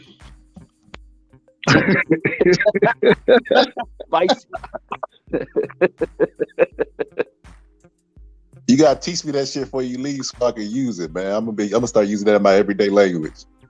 But one thing that you were talking about that I want to touch on earlier, right side, is a lot of people forget, man. Like power is the great eraser, you know, in the ring and outside the ring. People forget about all the problems that you had up until the point where you knocked the motherfucker out. But trainers don't. That's how they formulate game plans. Whether you had Rolly winning the fight, it was a close fight until Rolly made the stupid mistake of bringing his head and lunging to Tank and lunged into a left hand. But his attributes alone was giving Tank trouble. He had to figure out how to get inside on Rolly, and Rolly's not that. If we were rating skill levels, he should have blew Rolly out in the fucking first or second round based off of the attributes that they possess. But the one attribute that gave Tank trouble was the height and the reach. So with that being said, Devin Haney and Ryan, in my opinion, I would go put money that they would beat Tank. Hey, well, Mayweather and LB, and they probably agree with you. They probably agree. That's why they ain't trying to make that fight. Yeah, I think his height creates a lot of problems for him against these other dudes. It creates a lot of problems. Does Shakur beat Tank? He'll box circles around him. He can't get risky. He get risky, he'll fuck around getting knocked out. Yep. Yeah, I think Devin's too smart. Devin and Ryan both are aware. I think Rolly's dumb. He's a dumb fighter. He actually thought he was winning the fight. He's like, you know what? This motherfucker don't punch as hard as they say. And he started taking more risks. And when he took more risks, he opened himself up for that left hand that eventually knocked him out. I think that Devin showed he could stick to a game plan for 12 rounds when he went over and took Kambosos' belt. So I don't think it's, you know, people talk about eliteness as far as skills. They don't talk about the mental side. Most of the fighters who reign are mentally strong. Floyd Mayweather, Muhammad Ali, and they think better going down the stretch. A lot of people don't talk about that, but you have to have mental stamina too, as also as having physical stamina. I've seen fight. You ever seen a fighter have somebody hurt and they be tired as shit, and all of a sudden they get energy out of nowhere? That's because most of the game is mental. Agreed. I agree with it, and like you said, because I hate to say this because I feel like I started talking bad about Tank, and hell, I like Tank as a fighter, bro. I like him, but I can't respect how he's moving right now, right? I think if you can frustrate Tank in the ring, if you can frustrate him, bro, you can give him all type of trouble. I thought he got frustrated to some degree against Mario Barrios. Even with Rolly, when not Cunningham, when Calvin Ford was talking about, hey, you know, it's time. We can go do this now. And he was like, nah, it ain't time yet. It ain't time yet. And I'm sitting here like, bro, you got way more skill than this dude, bro. Like, go utilize your skill. Stop worrying about the power. Utilize the skill and outbox his ass. And like you said, it was a closer fight than I thought it should have been. I didn't think, in my opinion, I was like, Rolly ain't gonna run. He ain't gonna win a round. And he got stopped in the 6th. I think I had it maybe 2-3. You know what I mean? Something like that. I didn't think it should have been that damn close. So I don't know, man. I question Tank's mental toughness as well in the ring. But no, Tank did say something that was kind of a display like of his intelligence, because early in that fight, Rolly did catch Tank with a punch that landed on him. And Tank could tell that the guy was very strong, and Rolly can punch. Tank admitted to that. So Tank was like, let me make this adjustment, take this guy into a deeper level. He ain't never been here. He ain't that experienced. Let me let some of that energy taper off on him. I'm just gonna touch him up to the body, move on him, and Rolly end up opening himself up into some stupid shit. Tank wasn't even planning that. Tank just seen the opening, made a quick counter reaction to some shit and caught him, and that was that. But he was making the decision. Like he has to factor in those type of things. Like he's gonna come in with these dudes. Most dudes gonna come in the ring because Tank got a bullseye on him. They're coming in the best of shape, and some of them gonna go out there, take those risks. They think they're gonna embarrass and get Tank up out of here. That's the threat that's on Tank. A lot of guys are coming in the prime shape, and it's all because of what Floyd and them are doing and thinking they building with this dude, that he's gonna face a lot of tough fights. He may even face a tough fight or his first loss against somebody not even thought of. A fucking Cambosa be birthed off of Tank. Like they got to start moving that dude forward, man. That's a good point that you made, Reg. But I think Tank needs Mayweather in his corner. And the only reason I say that is because in the Mario Barrios fight, if Mayweather wouldn't have been there, he would have lost that fucking fight. I don't feel like he respects his trainer. Like even in the Rolly fight, he was saying he was talking to the other trainers, shut your bitch ass up. He was dancing with his mom, and it's like, bro, you could do that against Rolly, but if you fighting Devin Haney or any one of these elite people, you can't lose focus for 1 second, because they might clip you and get you with a flash knockdown. You can't sit around all the time and wait for that big bomb, because when you step up to elite people, it might be the 10th round and that big bomb ain't ever gonna come or ever gonna land. And I think Tank has the boxing ability, bro. Like, well, I ain't gonna lie to you. I'm starting to question it. I thought he had the boxing ability, but because I hadn't seen him consistently put it on display, bro, like it's hard for me really to say he does have that boxing ability like that. Now he does have that equalizer, but maybe I've overestimated his boxing ability. I don't know. I don't think I did, but because it's not consistently on display when he's in the ring, bro, like you have to question that. I saw it against Isaac Pitbull Cruz, right? The problem is Pitbull Cruz was smaller than he was. He ain't gonna run into that too often in the division, you know. So I don't know, bro. Like I'm wondering. You got questions, but I think if he get in there with the tougher competition, those questions could be answered. And I think a lot of the times he's gonna come out on the right side of those questions. But damn it, we gotta see it. That's all I'm saying. We gotta see it. I mean, respectfully, you kind of gotta know what you're looking at too. Break it down for me, Puro. Like I said, maybe I'm missing something. No, it's just like I mean, you thought that he was that dude before, and now you don't. I mean, the skills just go away like that, just night and day. I didn't say they went away. I'm saying that he don't consistently put them on display. Okay. See, a lot of Tank's superstar came from that Mayweather bump.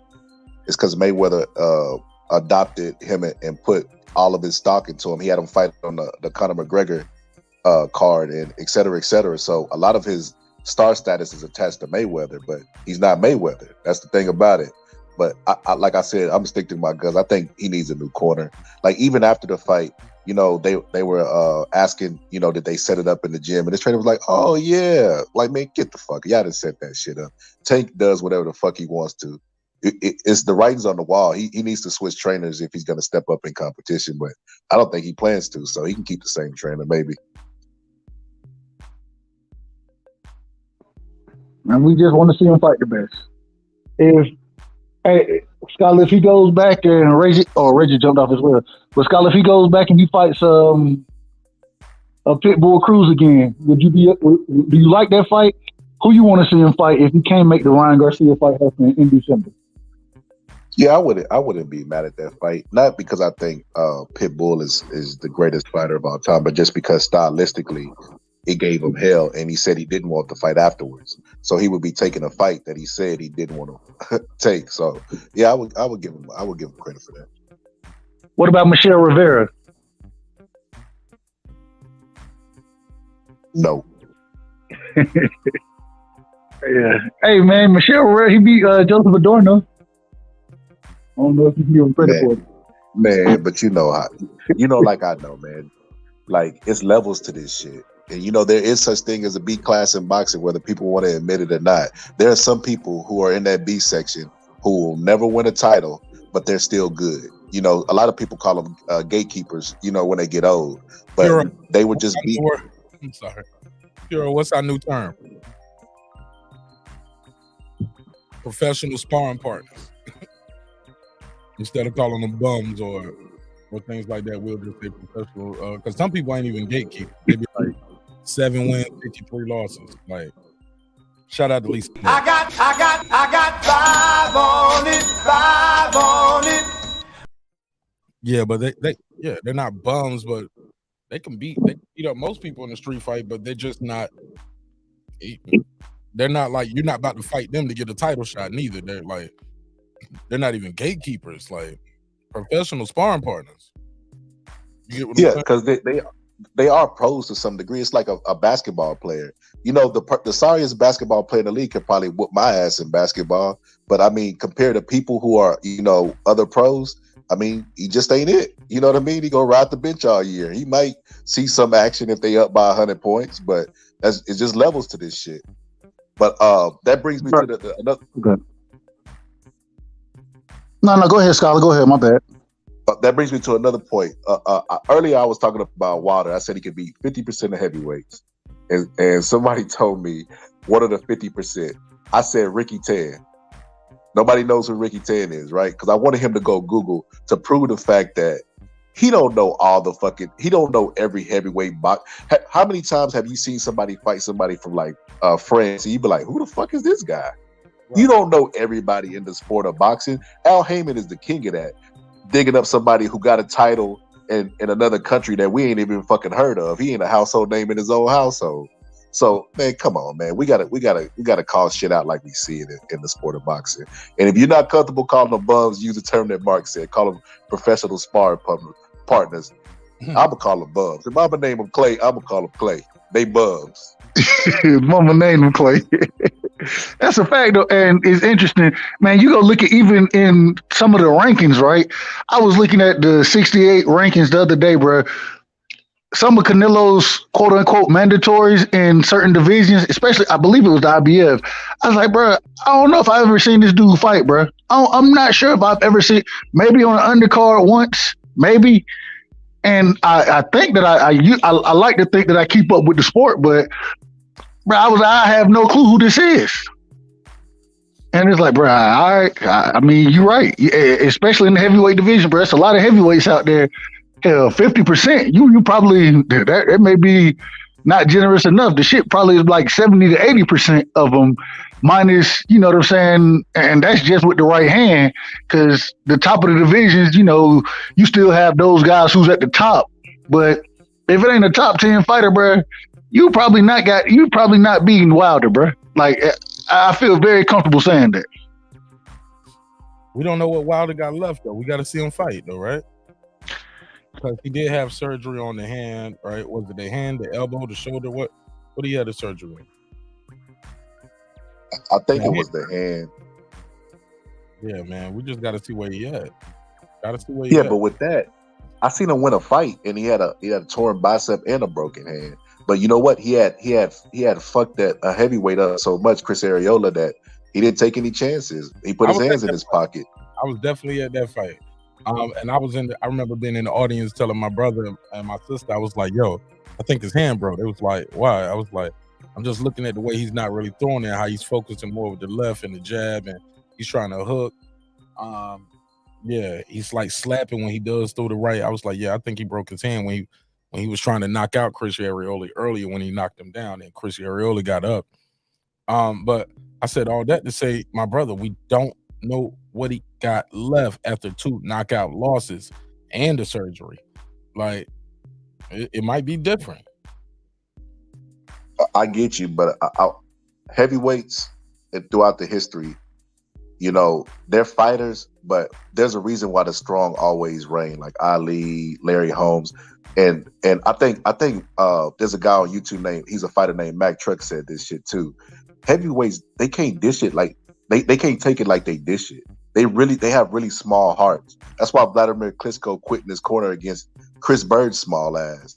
They be really, really big, but they hearts be fucking small as shit. Like they'll quit over the littlest thing. He said he had Vaseline on his leg and it clogged his pores.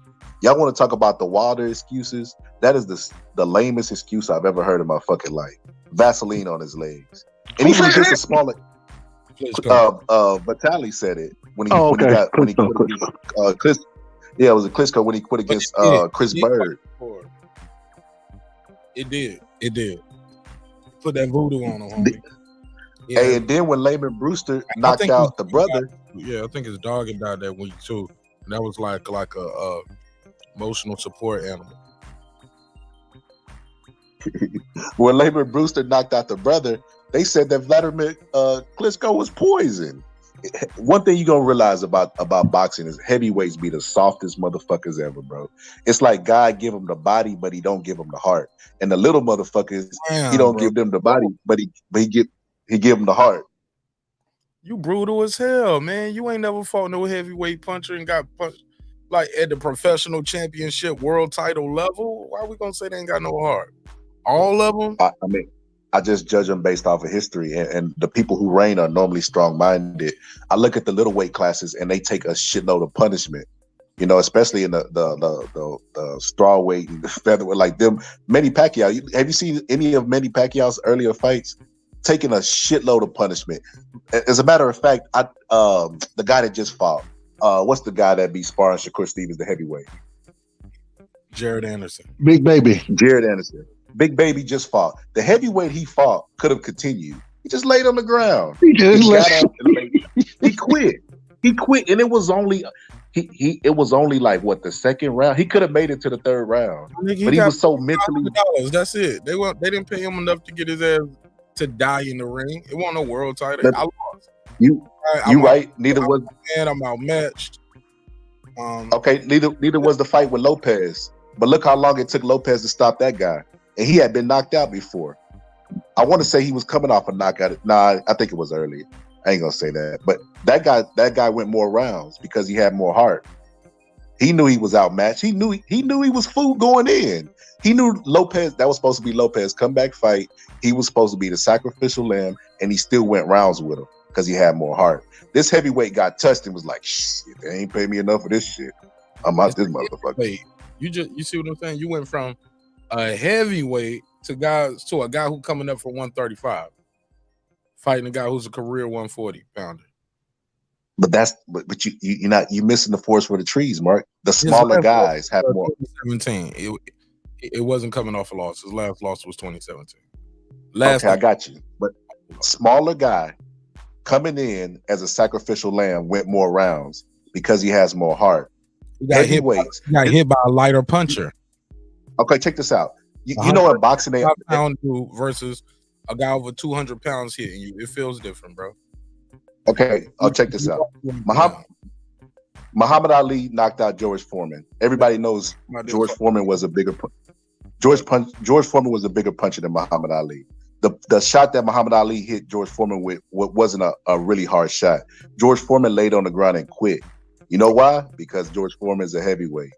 It took George Foreman 10 years. He was exhausted as fuck too. Ali gassed him out. Ali had beat him mentally.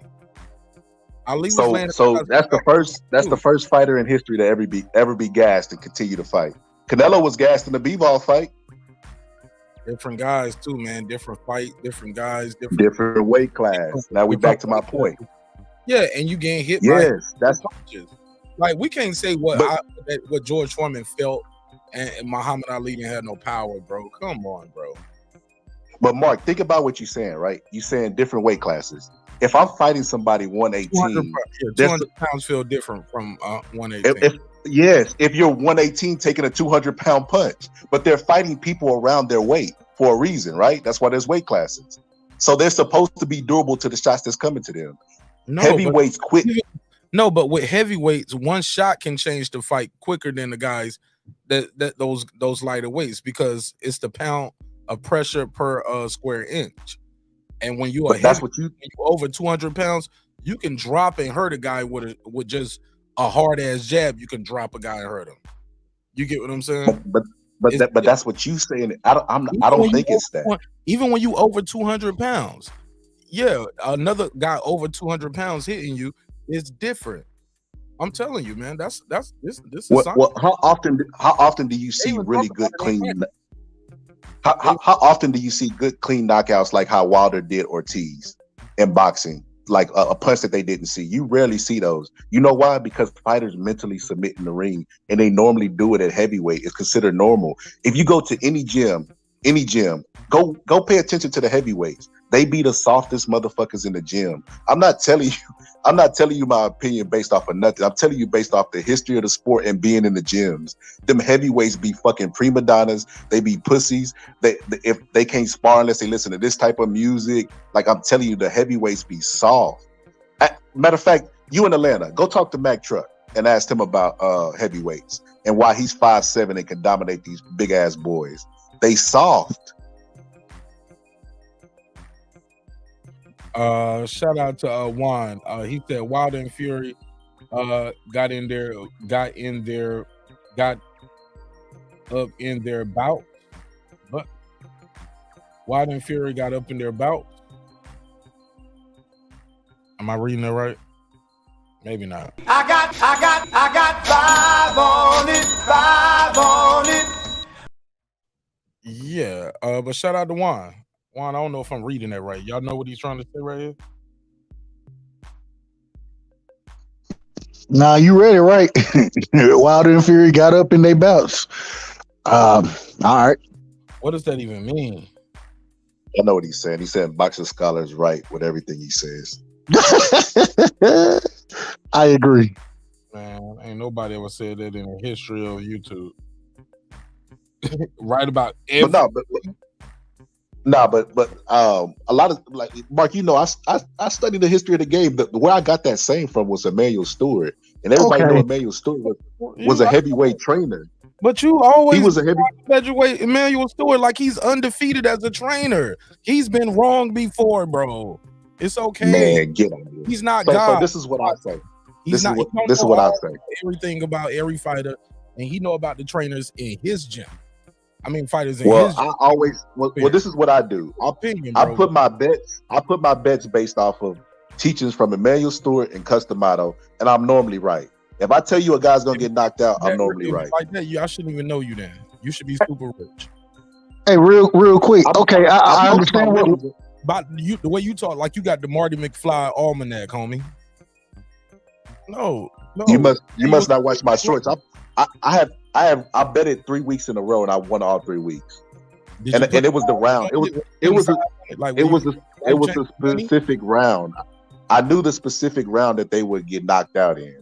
So my opinion is different than that.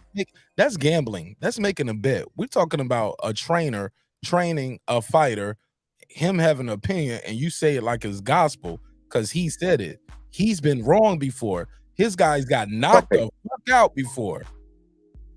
Okay, and this is what I'm telling you. More than twice. This is what I'm telling you. More than 4. Nobody's 100% in anything. But you want to deflect to the expert. He's an expert. He trained heavyweights. He's made champions. In his experience of being in the year, he's been 40 years into the boxing game. 40 years into the boxing game, and you're glossing over that like there's nothing. 40 years into the boxing game. But that doesn't mean he can't be wrong. Teddy Atlas been in But he's not wrong about this. I agree with you, but but he's right about this. Wrong. Floyd Mayweather's been wrong. You have I agree with you. But judges he's right. Scored and rep more fights than he even trained. They've got it wrong before. He's not always right. I agree with you. But He's right about this. It's a personality trait. He hasn't met all the heavyweights in the world. He hasn't trained all of those in 40 years. Like, come on, bro. Like, just to put a personality trait on a whole weight class of people. But you just seen the proof. You just seen it in the jurors. You're making two different arguments. You're saying, okay, Manuel Stewart could be wrong, and he's probably wrong. And we just seen a heavyweight quit in the ring. That's one guy. We just seen him do it. And no, I saw him get knocked out, bro. Okay, he quit, and then hold up. He quit, and then the dude in the fight with FA quit. Those are two heavyweight fights. I missed the FA fight. He quit too because I'm telling you, man. He shouldn't even been in the damn ring with FA though, bro. You can't say that. He shouldn't even been in the damn ring. He was getting beat the fuck up. Man, bro, he could have went and took a bathroom break and came back and caught FA's punch. FA punch slow as shit. Bro, they got a dude from the taco stand in Texas or some shit, bro. Like, respectfully to him. But I mean, the man wasn't no world beater, bro. Like I think right after the fight, I got on the panel with Mark, and I was like, the man shouldn't have been in the ring. He shouldn't have been in the ring with FA. Same way, Torres, the dude who was in the ring with Torres, shouldn't have been in the ring. Although Torres did, at least he got knocked out. But I don't want to see. Hey, you got beat up enough against FA, bro. I don't want to see you get cleaned up the way Torres cleaned Buddy up. Stay down, bro. Stay down. You not winning this fight. You're not making it competitive. You getting beat up. Like, I don't know, bro. And now, Scholar, you always the one who tell me when I be talking about early stoppages, you be like, well, you don't want to see nobody. Well, damn it, in this situation, the ref didn't stop it, but if you wasn't gonna win around and you was gonna get beat the fuck up, stay the fuck down, bro. Yeah, there ain't no reason for you just to keep getting beat up. Yeah, but right side, you be talking about a fight that be stopped in like the 6th round where the guy's all busted up. You ain't talking about no 2nd round. He didn't even take that much damage. He just laid down like he doing what, the NBA, they be doing that flopping shit. They be doing that in fucking boxing, bro. They get hit with a shot and just go down. This has never happened in the history of boxing. Chat, y'all could prove me wrong if y'all find it. Only in the heavyweight division. And you can make up any little criteria why this happened, but it happened in the heavyweight division. A boxer quit the fucking fight before it even happened. Hopped out of the ring and took his ass to the dressing room. I don't want to hear shit about no pay because boxing has always been robbing boxers since the very beginning and not paying them. And none of them have ever did that. It was the one heavyweight who said, you know what? They ain't gave me my goddamn money. I'm out this bitch. Hey, what was dude's name too? Somebody was like, man, I seen him. So I was like, damn, you seen the dude? He's like, yeah, I seen him. I can't remember who said that, man, but what was Buddy's name, bro? You remember his name? No, I don't remember that guy's name. His name? He just had a fight. He just had a fight on Pro Box, but I forgot his name. Bro, all I know, like, look, the Queen Carmen Serene said it the best, bro. Curtis Harper. An average 12-round heavyweight fight is equivalent to getting into an accident. I don't blame anyone for taking a knee. Man, Buddy was getting his ass whooped and by a FA job, but that dude can punch. You feel me? If the skill set is similar and you able to dish it out as well as take it, that's one thing. Dude wasn't dishing he wasn't putting no punches together. He wasn't even throwing punches really. He was just getting hit. Curtis Harper was the guy. My bad. Go ahead. My bad. I just said it. That's it. Yeah, but Carmen said in the chat she don't blame him for quitting, but Carmen, that's probably you probably like weigh 118. They're in the ring with anything over 200 is heavyweight, so they assume that they're built to take the punishment. They're supposed to be able to take the punishment, or they need to drop their ass down to cruiserweight. But most of the heavyweights are supposed to be durable. Like the shots are big shots, but compared to a heavyweight, they're supposed to be, like on par. But I mean, heavyweights are weak-minded, man. Emmanuel Stewart was 100% on that. Like I said, Vladimir Klitschko said that heavyweight. He didn't fight as no heavyweight, man. He trained some guys. Deontay Wilder had his. The only one in the history of the sport I ever heard say this, and I ain't hearing it until right now. I don't know. Everybody else in the world, Emmanuel Stewart is saying heavyweights are pussy and they weak minded and got no heart. Bro, come on, bro. I didn't hear him say that. But I think you at your word at it, and I disagree with him. I don't care what he's talking about. How many he trained? He's wrong. He's wrong about that. No, he's not. I'm just saying that's wrong, bro. Like it's something about pounds of pressure per square inch. It just because you're a bigger guy, regardless. Yeah, you're a bigger guy getting hit by a guy 118 years, you take that. But once you over a certain weight, all of that, man, that pounds of pressure per square inch, all it takes is to turn a man lights out, bro. And you have a higher chance. They take it in sparring. They take it in sparring, but when they stop, they bro. take it in sparring, but they can't take it under the light. They're getting bigger gloves, taking breaks. Have you ever been in headgear? Headgear do not help. I have been. Yes. Headgear protects your eye sockets from getting broken, bro. That's all it protects. It does not protect you against blows. Oh my God, bro. I mean, I understand. So the bigger gloves and the headgear, that's all just for show. No, it does. They don't. Nobody ensures that you have bigger gloves when you're sparring. All right. There is no commission to show up, and the headgear only protects you from butts. I got you. If you spar with that headgear on, that shit hurts just like a regular punch would. It gives fighters actually the opposite effect. It gives them a false sense of security, which is why Customato didn't allow his fighters to wear headgear. All right. Hey, Scott, look, real quick, and then I know Mark will pass it, but I find it very interesting. Me and you, everybody should be wearing headgear. Like that's what boxing scholars preach. Like, no, but I find it interesting, man. We on the opposite side of this debate. When we had a debate about early stoppages, we were on the opposite side of that debate. And now, when it comes to fighters saying no mas, when they can't take the punishment and they getting hurt and they ain't got no chance to win the fight, I felt like we would have agreed on this one. And this is, but go ahead, Deeply Goated. No, I'm not gonna lie. I think I kind of agree with Scholar when he say like heavyweights tend to have like they don't have the most heart.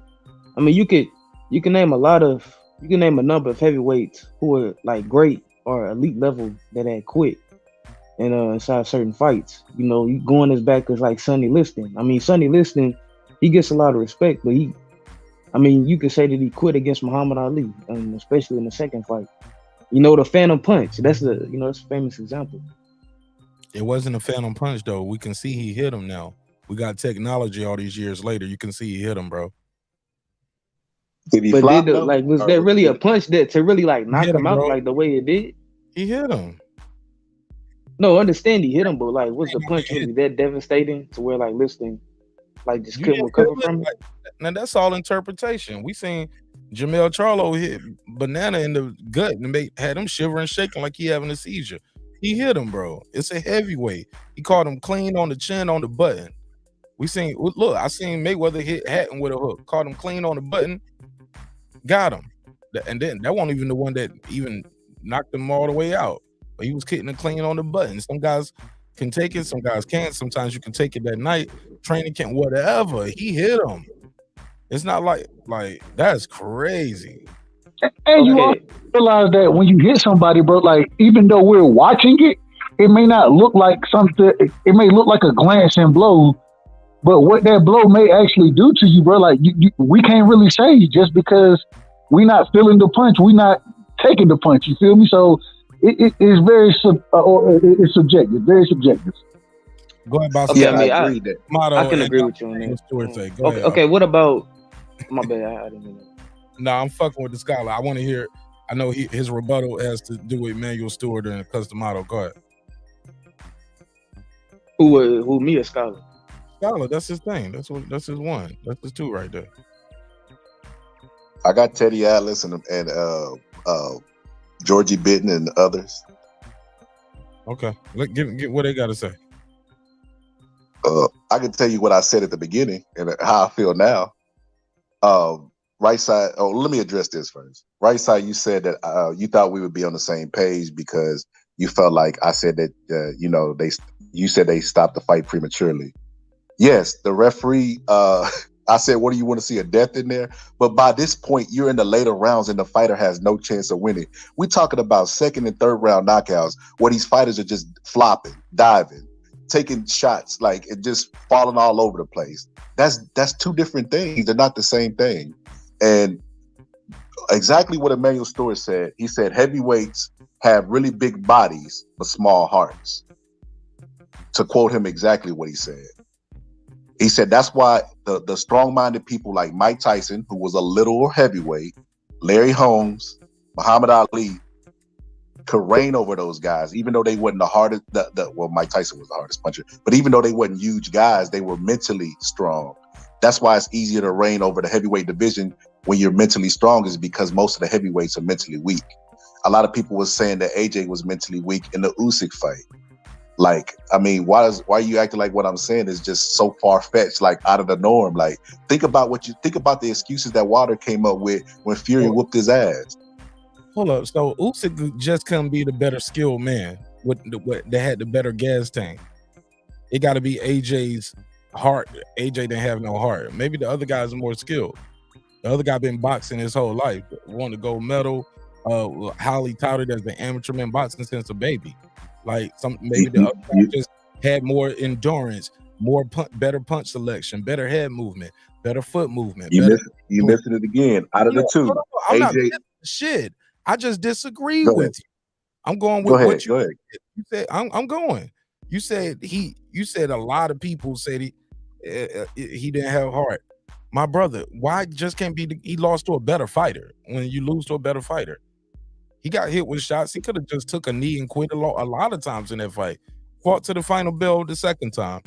He signed up for this shit. Why were you like, these guys are pro fighters and y'all up here calling them pussies and saying they ain't got no heart. Like, these guys are world champions, world-class athletes. And we on fucking YouTube saying they pussies and ain't got no heart because Emmanuel Stewart said it. Fuck out of here. That's crazy, yo. Can I respond? Oh, go ahead. My bad. So in that fight, Anthony Joshua was the harder puncher. Anthony Joshua almost stopped Usyk. But because Usyk was more mentally stronger, he finished the fight stronger than Anthony Joshua did. In the last 2 rounds, it would have been a draw if Anthony Joshua would have finished stronger. That's making my point for me. Like, I don't. What you call mental could just be he just ain't got the lungs to do it. He ain't got the legs to do it. He carrying a lot. If you're tired and you continue to fight, is that not mental toughness? You can keep fighting. He kept fighting. He just couldn't win. He didn't quit, bro. He just couldn't win. The other guy was faster. The other guy was smaller, lighter, more limber. His muscles were more fluid, more twitchy. Better head movement, better foot movement. AJ didn't just say, I ain't coming back out of here. He didn't quit, bro. He just couldn't win. When Tony Yoka fight Bacoli, Scholar, did you see that fight? Nah. Okay, never mind. I ain't gonna. Go ahead. My bad.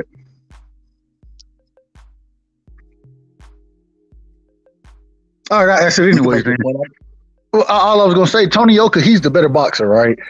But it seemed like Bacoli, he was landing him he was able to hurt Tony Yoka multiple times. Tony Yoka didn't quit or give up in the fight.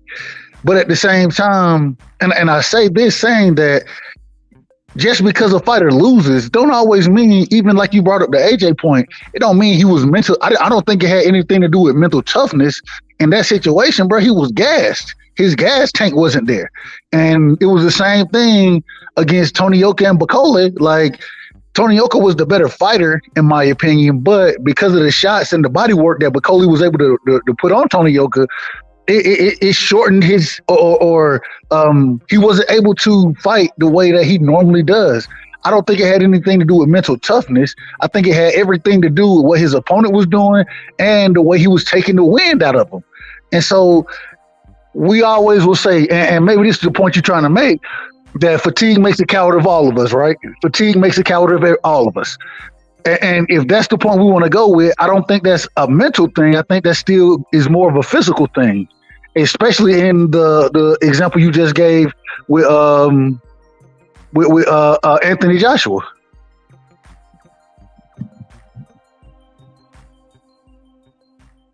But we always argue that a majority of the boxing game is mental. So you're not making any sense, right side. Right side. I don't. Have you ever been a regular crunch situation in your life and you start talking to yourself inside your head? That's what the fighters do in the ring. A lot of them make a conscious decision to give up. They can't do it anymore. The other fighter makes them believe they don't have a choice. That's what happened to George Foreman in Zaire. Ali was talking shit to him all night, tell him is that all he got, and he got mentally fatigued. George Foreman quit. He quit. He was more mentally fatigued than anything. But Anthony Joshua didn't quit. And that's all I'm saying. When you bring that point up, all I'm saying is I don't think it was a mental thing with Anthony Joshua. I think it was more physical. It was about his gas tank, bro. He was gassed out. He threw a lot of punches. I believe it was the 8th or 9th round. I can't remember which one now. But he hurt Usyk and tried to get him out of there in that round. Wasn't able to. And I think he expended more than he thought he would, and it was hard for him to recover. I don't think that recovery came down to anything mental. It came down to purely physical attributes. So I'm gonna ask you this, right side. Okay. Do you think that Usyk was more tired from taking them big ass body shots from Anthony Joshua, or Anthony Joshua was more tired from throwing them shots at Usyk? No right or wrong answer to that. That's an opinion. And I was going to say, hold up. Go ahead. I was directed to you, right side, because I just wanted to make a point. I need you to answer that question. However you answer it is what I'm gonna go with. Okay, and what I think is Usyk was in better shape, and so the output of Anthony Joshua wore more on him than those body shots wore on Usyk because of the shape that he was in. But didn't you just make an argument that, bigger guys taking heavyweight punches, they shouldn't be? Usyk is not a natural heavyweight. He's a smaller guy moving up. So if he's taking those big shots from AJ, doesn't he have any right in his head to be like, I don't have to take this shit. This motherfucker punch hard as hell. But he didn't. But I don't think he had. Go ahead. I didn't even bring AJ and Usyk up as an example to say AJ quit. I was saying that they both endured the same. Usyk does training where he lets his trainer put him in the water, and he said if he faints in the water, he's gonna let his trainer pull him out. That right there shows me his greatest asset is his mind. The reason why he'll give heavyweights trouble is people are talking about the skill, the southpaw. It's because of his mind. He's really strong mentally, and I knew that was going to be a factor going into the AJ fight because Usyk took a lot of those powerful ass body shots, and he was tired as shit. And those shots were wearing on him, but he still fought. He still fought like they didn't affect him. That's what a professional does. And that's what the mental side of boxing that no one talks about. That's what it looks like. No, but he didn't. He didn't fight like that. You could clearly see fatigue. He didn't fight like those shots didn't affect him. What he did. Go ahead. Recovery time than AJ. He was able to recover quicker. It was more about the physical than the mental in that fight, in my opinion. I think it was about the mental. I mean, when you go back and watch the fight, you can see that Usyk finished the fight stronger than Anthony Joshua did, while being in a more vulnerable state than Anthony Joshua. I think that's what he's trying to point out. The last 3 rounds, he won 10, 11, and 12. No, like he won, but you could tell he was like he was more damaged than Anthony Joshua, but he still finished the fight stronger than Joshua, even though Usyk was inside of a more vulnerable state. Man, Anthony Joshua had his last hurrah in the 8th and 9th round, 10, 11, 12. Usyk damn near stopped him in the 10th, 11th, and 12. Usyk he was just quicker to the punch. He was hitting and he was swimming without getting wet, bro. He just had better foot movement, better head movement, higher output, like a better gas tank. Yeah, bro. He would just had a little cocaine in between the corners. I don't know, punches, bro. He wouldn't let. It sounds like y'all dancing around mental stamina. That's what y'all dancing around. Y'all saying cocaine and all this other shit. No, I'm joking. I'm joking about it. I don't think Usyk was on cocaine, and I do think it's a such thing as mental stamina. But let's be clear: if the dude didn't have no heart, he wouldn't even be a pro boxer in the heavyweight division, bro. He don't have to do this no more. He didn't have to fight this dude like this, bro. But he didn't say no heart. He said he didn't have to get off the stool. He didn't have to get off the stool. He could have just quit. Could have just laid down. Yeah, but you I see agree the that there's a difference between. Go ahead, D. Pussy, bro. You said pussy, literally. Rewind the tape. You said pussy. And Yeah, I stand on what I say. Like I told you, that's what I'm saying. He can't be no pussy doing that for a living. I didn't say AJ specifically. I said heavyweights. I said if you go to gyms and you look at the heavyweights, you got to be under the heavyweights that you see. I ain't talking about Mark, but I'm talking about all black men. No, that's not like saying that. That's what I'm saying is you don't know every heavyweight. There are heavyweights in the local gym that you don't know. And what I'm saying is 9 times out of 10, those guys are gonna be pussy. I've seen those guys get beat up by fucking middleweights, and I'm not even capping. Heavyweights be just don't take my word for it. Go to your local gym. Go to your local gym and watch the heavyweights spar, and watch them get in there with little guys, and little guys beat their ass like middleweights. But little guys are gonna have more gas tank than the heavier guys are going to. And so early in the sparring, I can almost guarantee the majority of the time the heavyweight will be able to do more in the early rounds. But as it progresses, that gas tank starts to take effect, and the smaller guys are gonna have better gas tanks. And they're usually more skilled. They usually have better foot movement. Agreed. Better punch selection. Like, y'all talk about elite guys. I'm talking about people that are in your gym. See, when I'm saying heavyweights, y'all are putting faces with the names.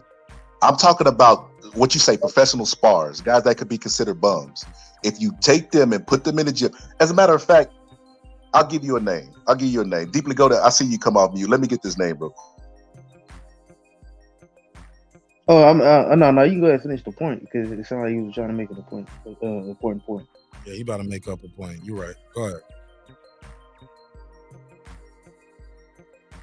Scholar, you put yourself on mute. We can't even hear you. Or maybe he muted on purpose. Like he had to do something. Go ahead then, Deeply go to. Okay. What I'm gonna say is, okay, go back. Okay, like if y'all was like okay, Fitz, you go to football practice, right? And you gotta run some laps across the field, right? And everybody in the beginning they start really fast. They start fast, they going at full speed. But as them laps start stacking up, you start getting slower and slower and slower.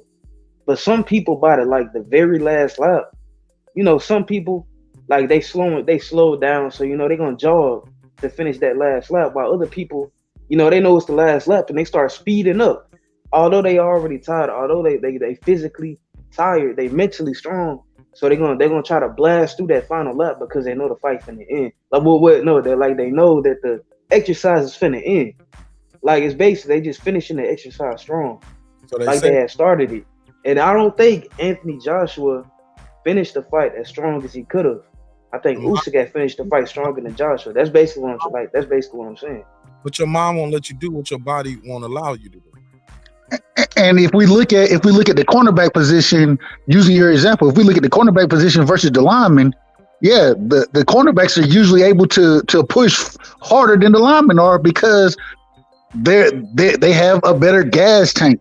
They're not as big. And when we look at this fight, specifically the Usyk fight, the Usyk AJ outweighed Usyk in that fight once again.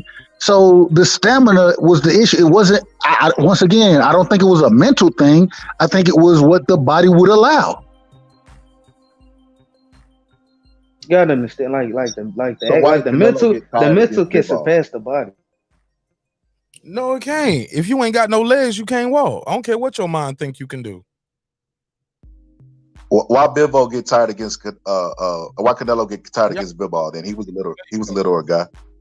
No, he wasn't. But the weight that he put on for his frame compared to the weight that Bivol had that he's used to fighting at allowed him to have the better gas tank. Well, that's why we saw Canelo gassing in the damn 56th round damn near, because the weight for that frame that he put on was not comparable to what Bivol's weight to his frame was. Hence the reason Bivol had the better gas tank. It had nothing to do with mental. And they weighed the same. No. Yeah, you might weigh the same, but it's you know what bone density is, right? And your bones and your body is used to carrying a certain weight at a certain size, bro. Like some people's body ain't used to carrying it. Also, did he make the weight healthy? Or did he pack on muscle? Did he just eat a little bit more? But the other guy is been fighting at that weight nonstop. That's what he do. It's different when a guy coming up in weight. Like, yeah, man, that's different.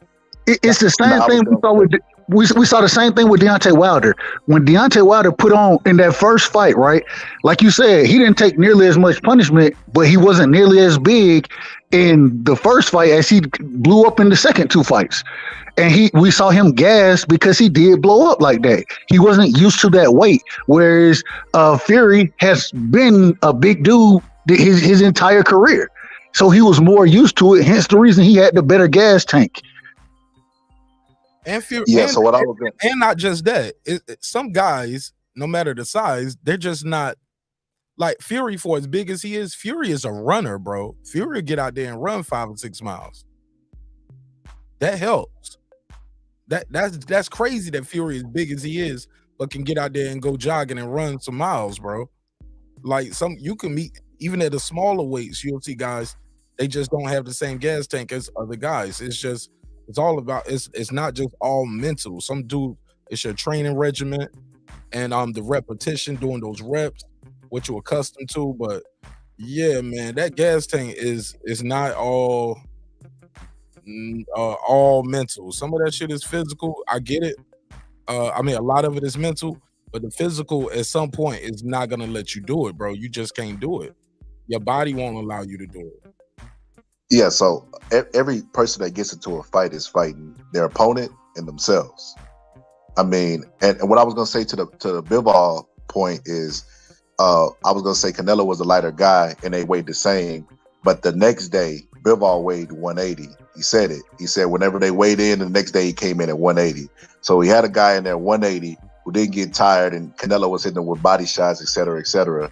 But by your logic, the bigger guy is supposed to get tired. Like, why did he get tired? That's not the logic. What the logic is that the individual who's used to carrying that weight, Bivol is used to carrying that weight. Canelo is not. Canelo went up to 75. Bivol has been at 75, and so in just this and same thing going back to Deontay Wilder, he was used to fighting at what 220. You know what I'm saying? And then when he went up and gained weight, you saw his gas tank suffer. So if you're used to doing it, then you can build your gas. All I'm saying is this. Let me shorten it up. It's not all mental. It's not all mental. A lot of it is mental. And there are times where the mental piece does take effect on these fighters. I agree with it. I'm just saying you can't generalize it for all heavyweights. You can't generalize like that. That's all I'm saying. Yeah, having no heart is heavyweights don't have a monopoly on not having no heart. But yeah, your gas tank, bro, like it's look, I can fight a guy right now. I don't know how much you guys weigh, but let's just use me, right? Fight a guy who's smaller than me. I'm still gonna gas out probably because I don't have this weight on. I'm not in fighting shape. You know what I'm saying? I don't supposed to be 220 right now. You know what I'm saying? Does that make sense? Well, I don't supposed to be 230 or 240 or 250. But you've been carrying it. According to Right Side, you've been carrying it longer, so you should be comfortable. No. According to Right Side, Canelo wasn't carrying it. No, Canelo is the one who got That's why he wasn't comfortable. You've been carrying it your entire life, so you should be comfortable. That's the argument he just made. No. I'm not. Yes, it is. That's not what he said. Canelo was. He made an argument. He just said Canelo ain't used to carrying that weight. Bivol is. Yes. Bivol is. You would be Bivol. You've been this weight your entire life. Not me in the situation I just gave, because I'm not no pro fighter. I'm not in fighting shape. That's why I said the smaller guy will have a better gas tank than me. Even though I've been carrying this weight longer, I don't have the weight on the right way. Canelo, we don't know how he gained the weight the right way, but we know one thing too: his punches was not hurting Bivol. He wasn't hurting him. That guy's getting used to getting hit by bigger guys. Bivol came down in weight. Canelo's going up in weight. He don't that weight. It wasn't all solid. Just what maybe he thought he was gonna go in there and have another Kovalev experience, but it wasn't the same. But he did gas out. He was gassed out in the third round. If I recall, Eddie Reynoso told him to stay off the ropes, and he went right back out there and got back on the ropes in the round 4. But Any of y'all familiar with the name I put in the chat? The Vladimir. I always butcher his last name, so I didn't want to say it. Vermetskin, Turetskin, some shit like that. How do you Vladimir Turetskin. I'll get to that. Are y'all familiar with the name? We ran out of time. Just give us to it, man. We can't do the. We can't do the. Okay. I just wanted to say that this guy was undefeated, and he fought Big Baby Anderson. Big Baby Anderson got him out of there in 2 rounds. Virgil Ortiz has a 100% knockout rate. The last guy that he fought went 7 or 8 rounds with him. No, they went to the 9th round. They went to the 9th round. That's because the guy was mentally strong. That's the only reason. Can you think of any other reasons? I mean, gotta watch the fight, but by according to you, so anything other than the first round knockout, it was because the guy was mentally strong. Like it's no such thing called adjustments or no. Virgil Ortiz has 100% knockout rate. 100%. That means nobody has ever went to the final bell. He didn't even have any fights that went over 9 rounds. So that means none of them fighting go hard then. He's fighting a guy who was undefeated. That guy took him to the 9th round. Jared Anderson doesn't have 100% KO ratio, and he's fighting a guy who's undefeated. That guy only went 2 rounds. He didn't say heavyweights don't have no heart. He said they have smaller hearts. There's a difference.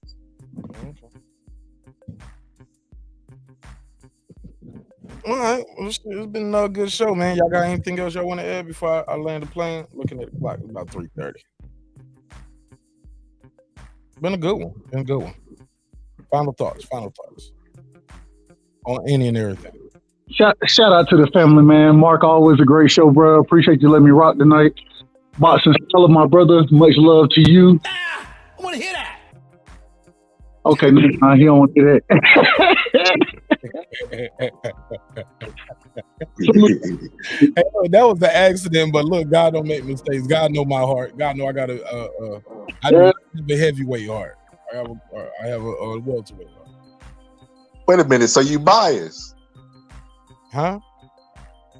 You say you got a heavyweight heart? That means you a heavyweight, motherfucker. You biased? No, I said God knows my heart. He knows I don't have a heavyweight. Put a case on him. No. Okay. Y'all ain't even hearing me right. Y'all just heard what y'all wanted to hear. I said I don't have a heavyweight heart. But for argument's sake, how much you weigh, Mark? What's the argument about? Well, I ain't about to argue with me. Bias at heavyweights. That's why. Argue with the way. That's how we got here. I never fought at heavyweight when I boxed, man. I was light heavy. Really? Yeah, I boxed with my unit. I was light heavy.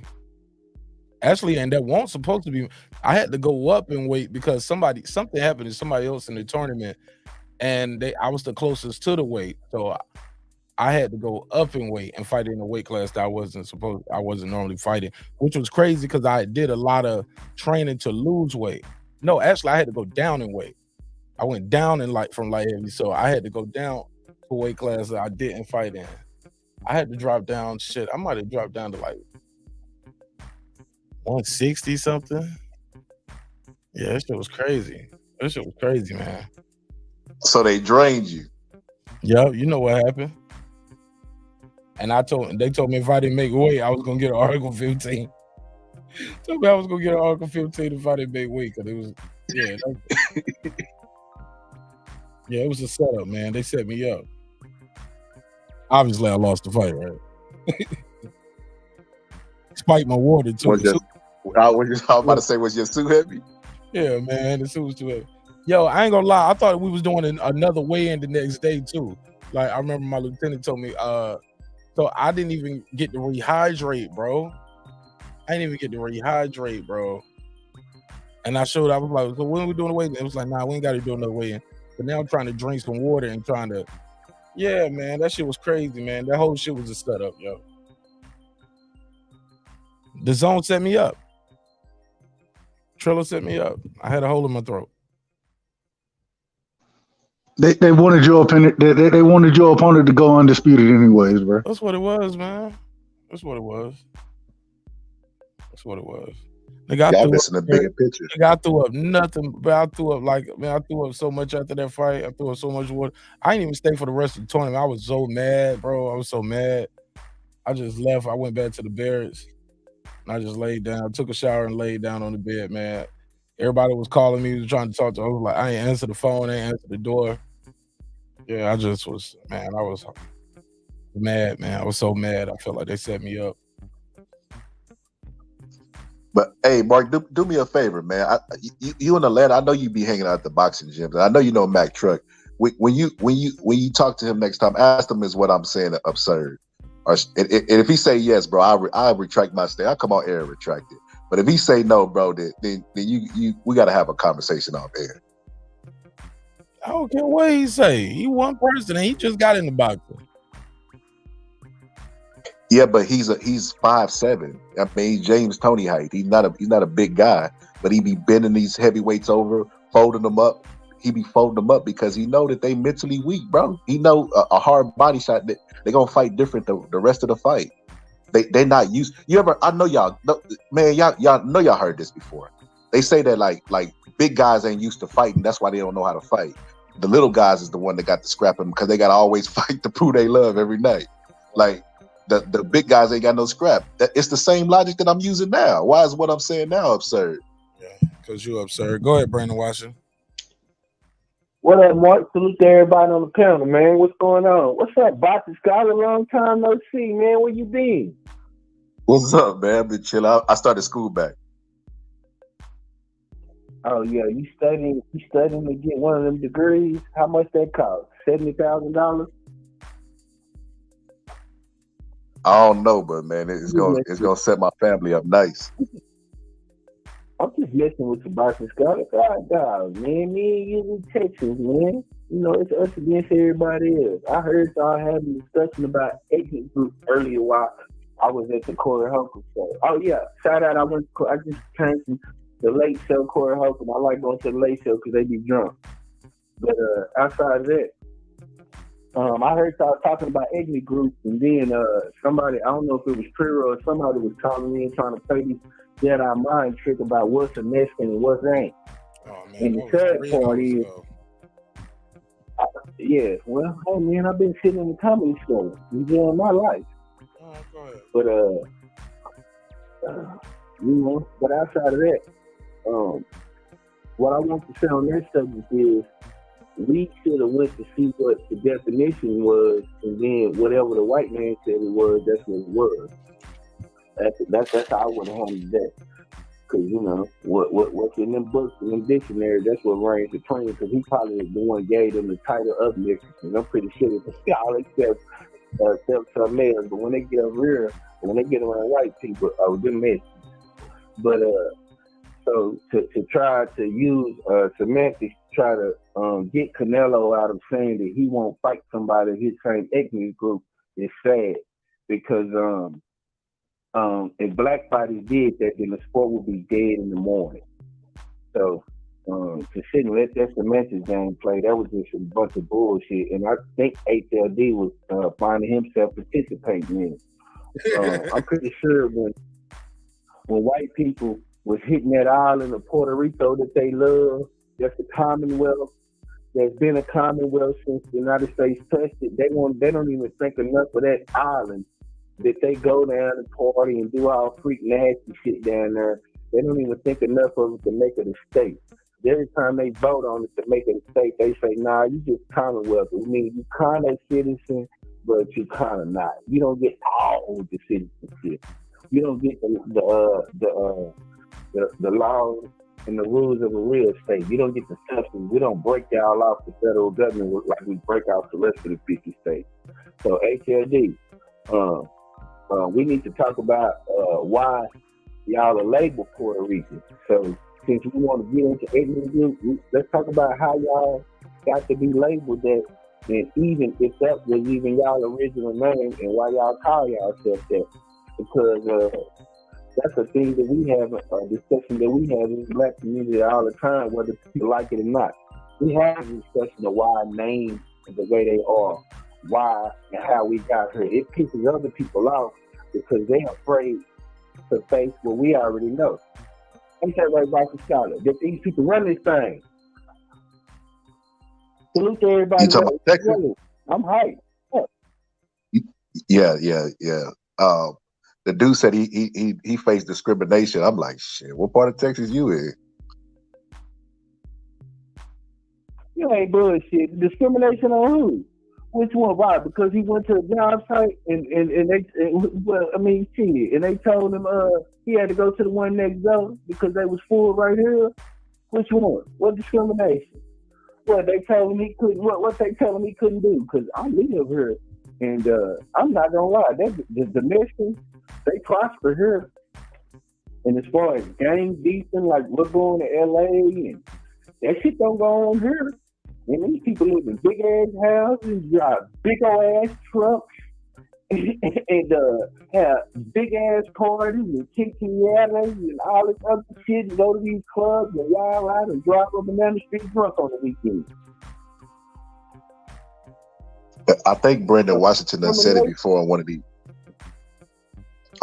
of the lives. He was saying that he wished that the black people would be more like Mexico. That's what he was talking about, because everywhere we go in Texas, man, like the construction sites everywhere, they majority of they own a lot of Texas, bro. Like they be building and buying up these houses. Like he be wanting black people to be more united like that, like with skills and labor and et cetera, et cetera. That's what he be talking about or referencing.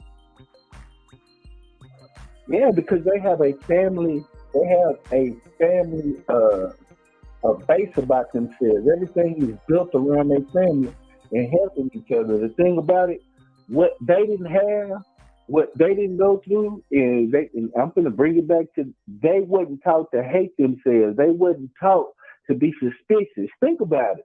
When you think about all the revolts, and I found this fascinating. Do you know that Fidel Castro never had a traitor? Nobody traded. None of his countrymen, because they believed in the idea of what he was building. So they didn't betray him. The CIA tried to overthrow him so many times. They couldn't do it because the loyalty from his country and his people. When you have loyalty and you wasn't fucked with mentally, you got to remember we were fucked with mentally. It was disgusting acts. You got to, and there were breeding farms in Baltimore where we were bred like animals. Where if we had to sleep with our own mother, sleep with our own sister, sleep with our own family members. These people didn't go through the mental torture, so they still had a family structure and a family unit. When you start creating incest and making the people sleep with their mother and their sister, that family structure, that bond is gone. It's in disarray. You're an animal now.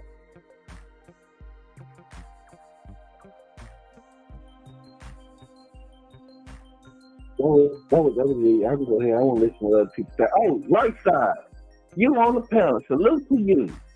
I heard you say on somebody's panel that racism don't exist no more, like it once did. Didn't you say that? Racism today don't affect black people the way it used to.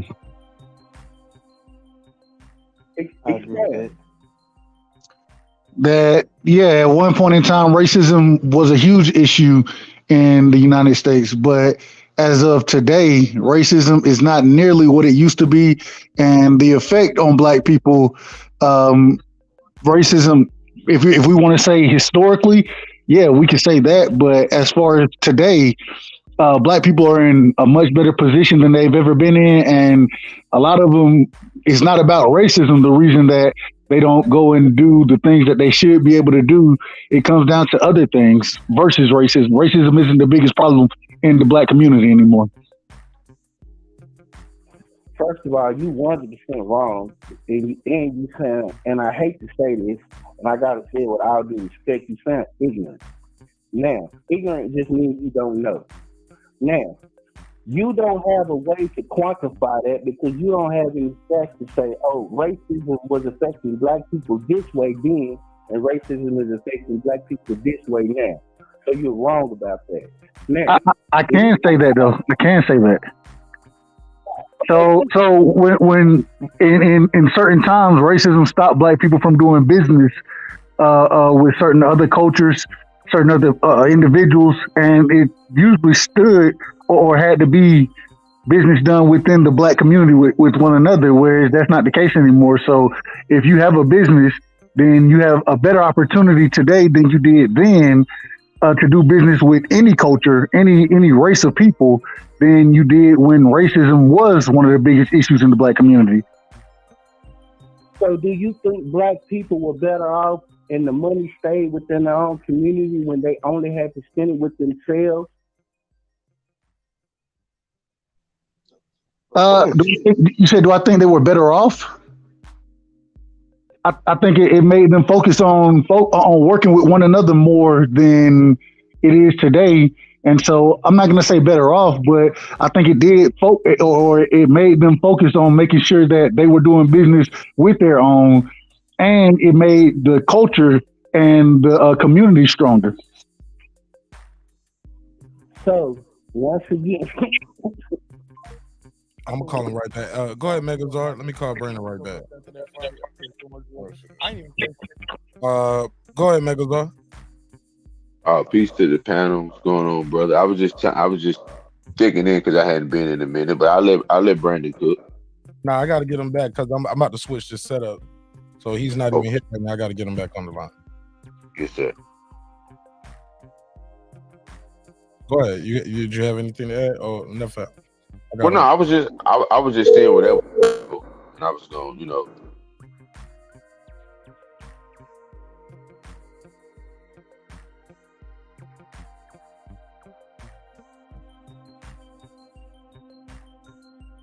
Y'all can hear you. Y'all try not to get kicked off.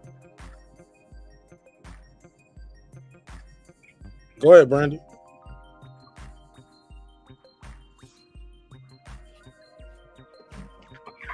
Brandon.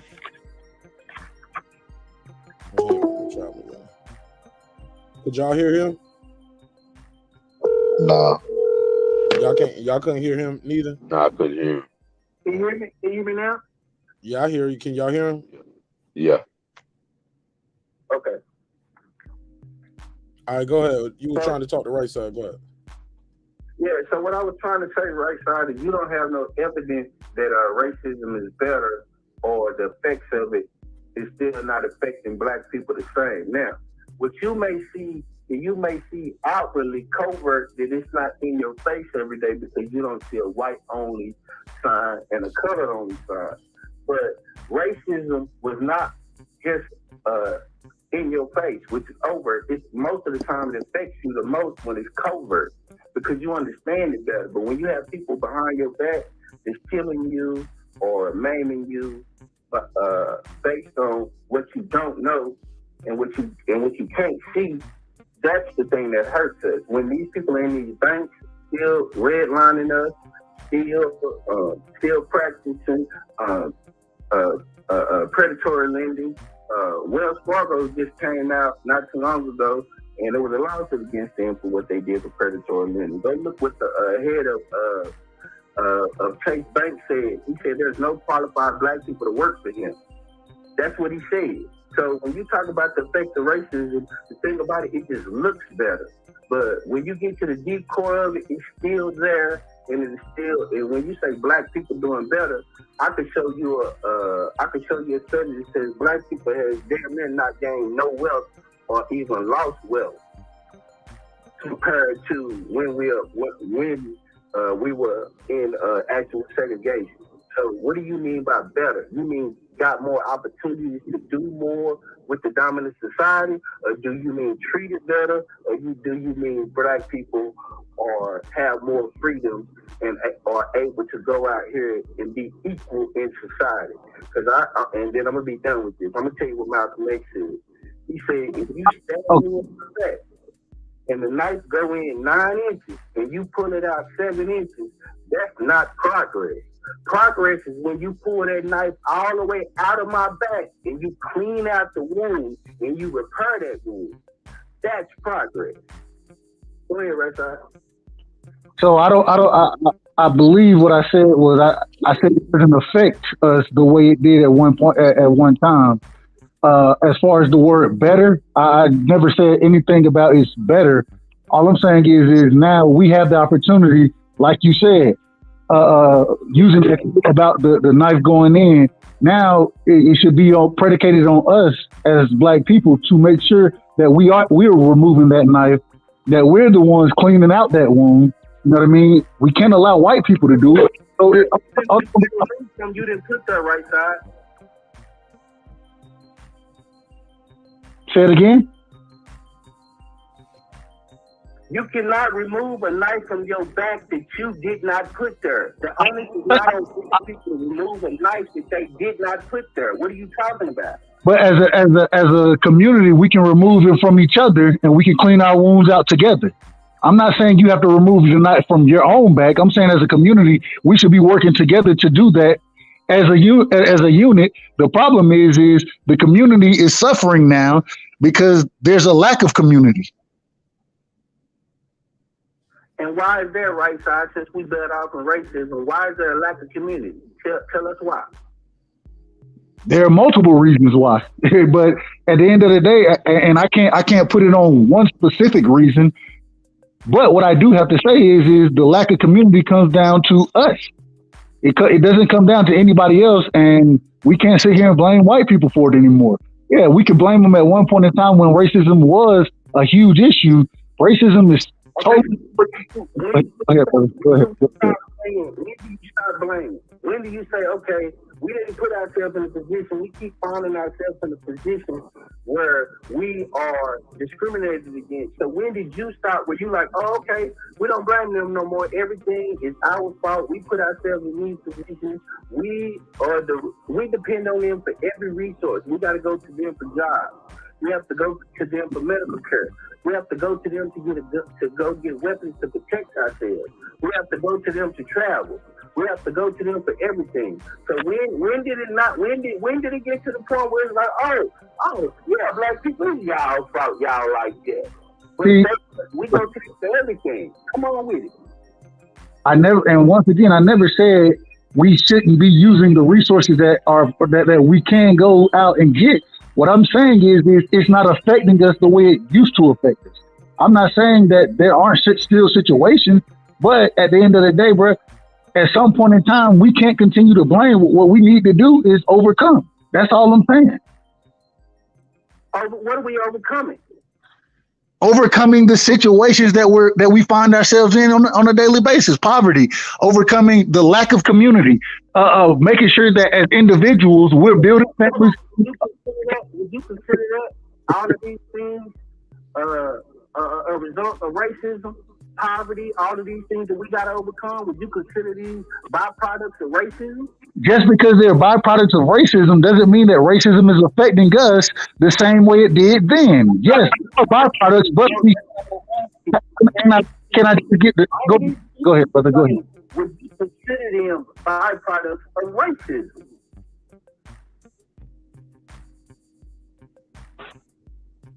Say it again. You we talking about all the things that we have to overcome. You said, I asked you, what are those things? You started naming poverty, all of these other things. And I was asking you, okay, is that a byproduct of racism? Being a byproduct, hold on, give me 1 second, brother. My audio fucking up. Give me 1 second. All right, I'm gonna jump on the panel. Can y'all hear me? Yes, sir. We can hear you. Right. We can hear you, brother. We can hear you. Is Bernie still there? He said he was going to jump on the panel. Okay, that's a bit. It's not. I'm not saying. Put down the phone. He done put down the phone right now. He finna pull up on your ass, man. Right, it's a conversation. I'm always willing to have a good conversation. Hold up, before you answer, does right side mean like you're a Republican? Like I just thought about that. Are you saying like right side? Hell, man, my last name is Wright, so it had nothing to do with Republican. But I consider myself an independent. I was just curious.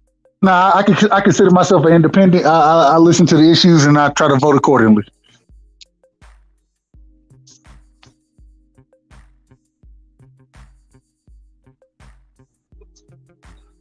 Brandon, don't pull up on mute.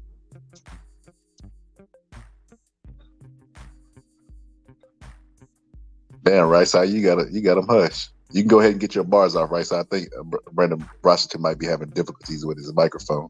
I need to, whatever question it is, I answer them. You feel me? I ain't got no problem with it. But okay. Go ahead, Brandon. Oh, we see you done turned to white. Okay, can you hear me? Can y'all hear me or not? Yeah, you good. Okay. No, right side. What I'm trying to ask you, since you said, what I'm trying to ask you is, you're saying that that racism does not affect black people the same way that it did. That we're gonna basically just say, let's say during segregation. Let's just pick that term. And we started, and then you said that black people need to.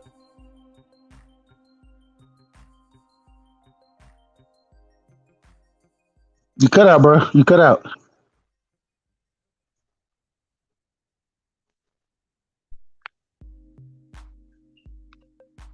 Am I back or not? No, you good. Okay. I'm asking you, are those byproducts of racism? Poverty and all that other stuff. They are. Okay, and they affect us, right? Every day. Black people. But once again, I'm not saying, I never said that. No, just stay with me. Just stay with me. Just stay with me. We ain't got to go nowhere. Just follow me. Just stay with me. They affect They do affect us. You admit, right? Well, hold on, right side. Let's get clarity. So you do admit that all of the stuff that you named, poverty and all that, the black people still have to overcome, that those are byproducts of racism. You admit that. Okay, now let's move on. Go ahead. Not all of them are byproducts of racism, though. Okay, and tell me what's not. So the lack of community that we have now, that's not a byproduct of racism. Okay, tell me how it's not. I can tell you how it is. I'm gonna tell you how it is. Because I already explained about how our community was destroyed by them practicing certain behaviors on us and coming in our community. I even go back to 1960, the welfare law, where the man had to be out of the house. That was a government law, and the woman could receive subsidies from the government, i.e. welfare, if she didn't have a man in the house. So that helped destroy our community, right? That's a part of racism because it affected our community the most. That was racism. No, it's that if you want to look at it as racism, I understand it. But the same thing was effective if it was white people and the man went in the house and they were in low income households. It was the same. It's not about racism. It's about what people accepted. And because they accepted it, let me, goddamn, Brandon, let me finish, bro. Let me finish. Because we accepted it, it did destroy the community, but it wasn't racism because people were willing to accept that. No, it came down to personal responsibility. That's what it boils down to. All right, right side. Okay, cool. How did black people get in the projects or in these poverty situations? How did they get there? How did we get here? Multiple ways once again, but it came from a lack of housing and for cheap housing, quote unquote affordable housing, and them setting these projects up. The problem is this happened to multiple. Them who? The government. Okay. But the problem is this happened to multiple individuals. If you go look, even if we look at Italians, when they came over, they were put in projects at one point in time, but they were able to overcome it. That's why you don't see a lot of them there in those situations anymore. There are still those individuals there, but it now affects black people more. Why? Because the lack of personal responsibility. And if you want to accept those programs, if you want to go ahead and agree with it and take that assistance and kick the man out the household, then it comes down to what you're willing to accept versus you trying to make sure you're putting your family in the best situation. Is you accepting government assistance the best situation? No, the government creates nothing, and because they don't create shit, it's hard for them to give shit away. How do they give shit away? They steal from the people. So ain't no way you should accept that shit. What you should be doing is going out and overcoming the situation, making sure that you and You're building your family. You're putting a household together. Whether you need two incomes there, however is necessary for you not to be in that situation and to build a stronger family, bro. That's what it boils down to.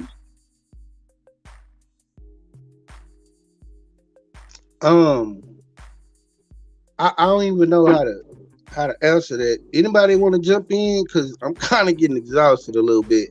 I think you are missing a point of how people got to be where they are. People just didn't get where they are. And okay, I'll just give you an example. And answer me this question. When the slaves were free, what did they do? The moment where the government came, the United States Army came and knocked on the door and said, y'all free, what did they do? You break it down to me. No, I'm asking, what did they do? That's why I said you break it down to me. I'm not sure what else you're looking for. So you don't know. Okay, when the slaves were turned loose and told they were free, what did they do? Right side. Where did they go? What did they do? They returned right back to the people that freed them because they didn't have any infrastructure. Most of That's exactly what they did, right? Yeah, Brandon. Yeah, just speaking. Just make your points, bro. Okay. All right, my bad. Yeah, question for him. Go ahead. Okay. So the point that I'm trying to make is the people who were in bondage to the other people, when they got free, they turned right back around and went right back up under these people who mistreated them for hundreds of years, right? We can establish that, right? Right side? Go ahead. And we can establish that basically 98% of black people work for white people or work under white people or work for white people companies to this day. We can establish that too, right? Right side? Go ahead.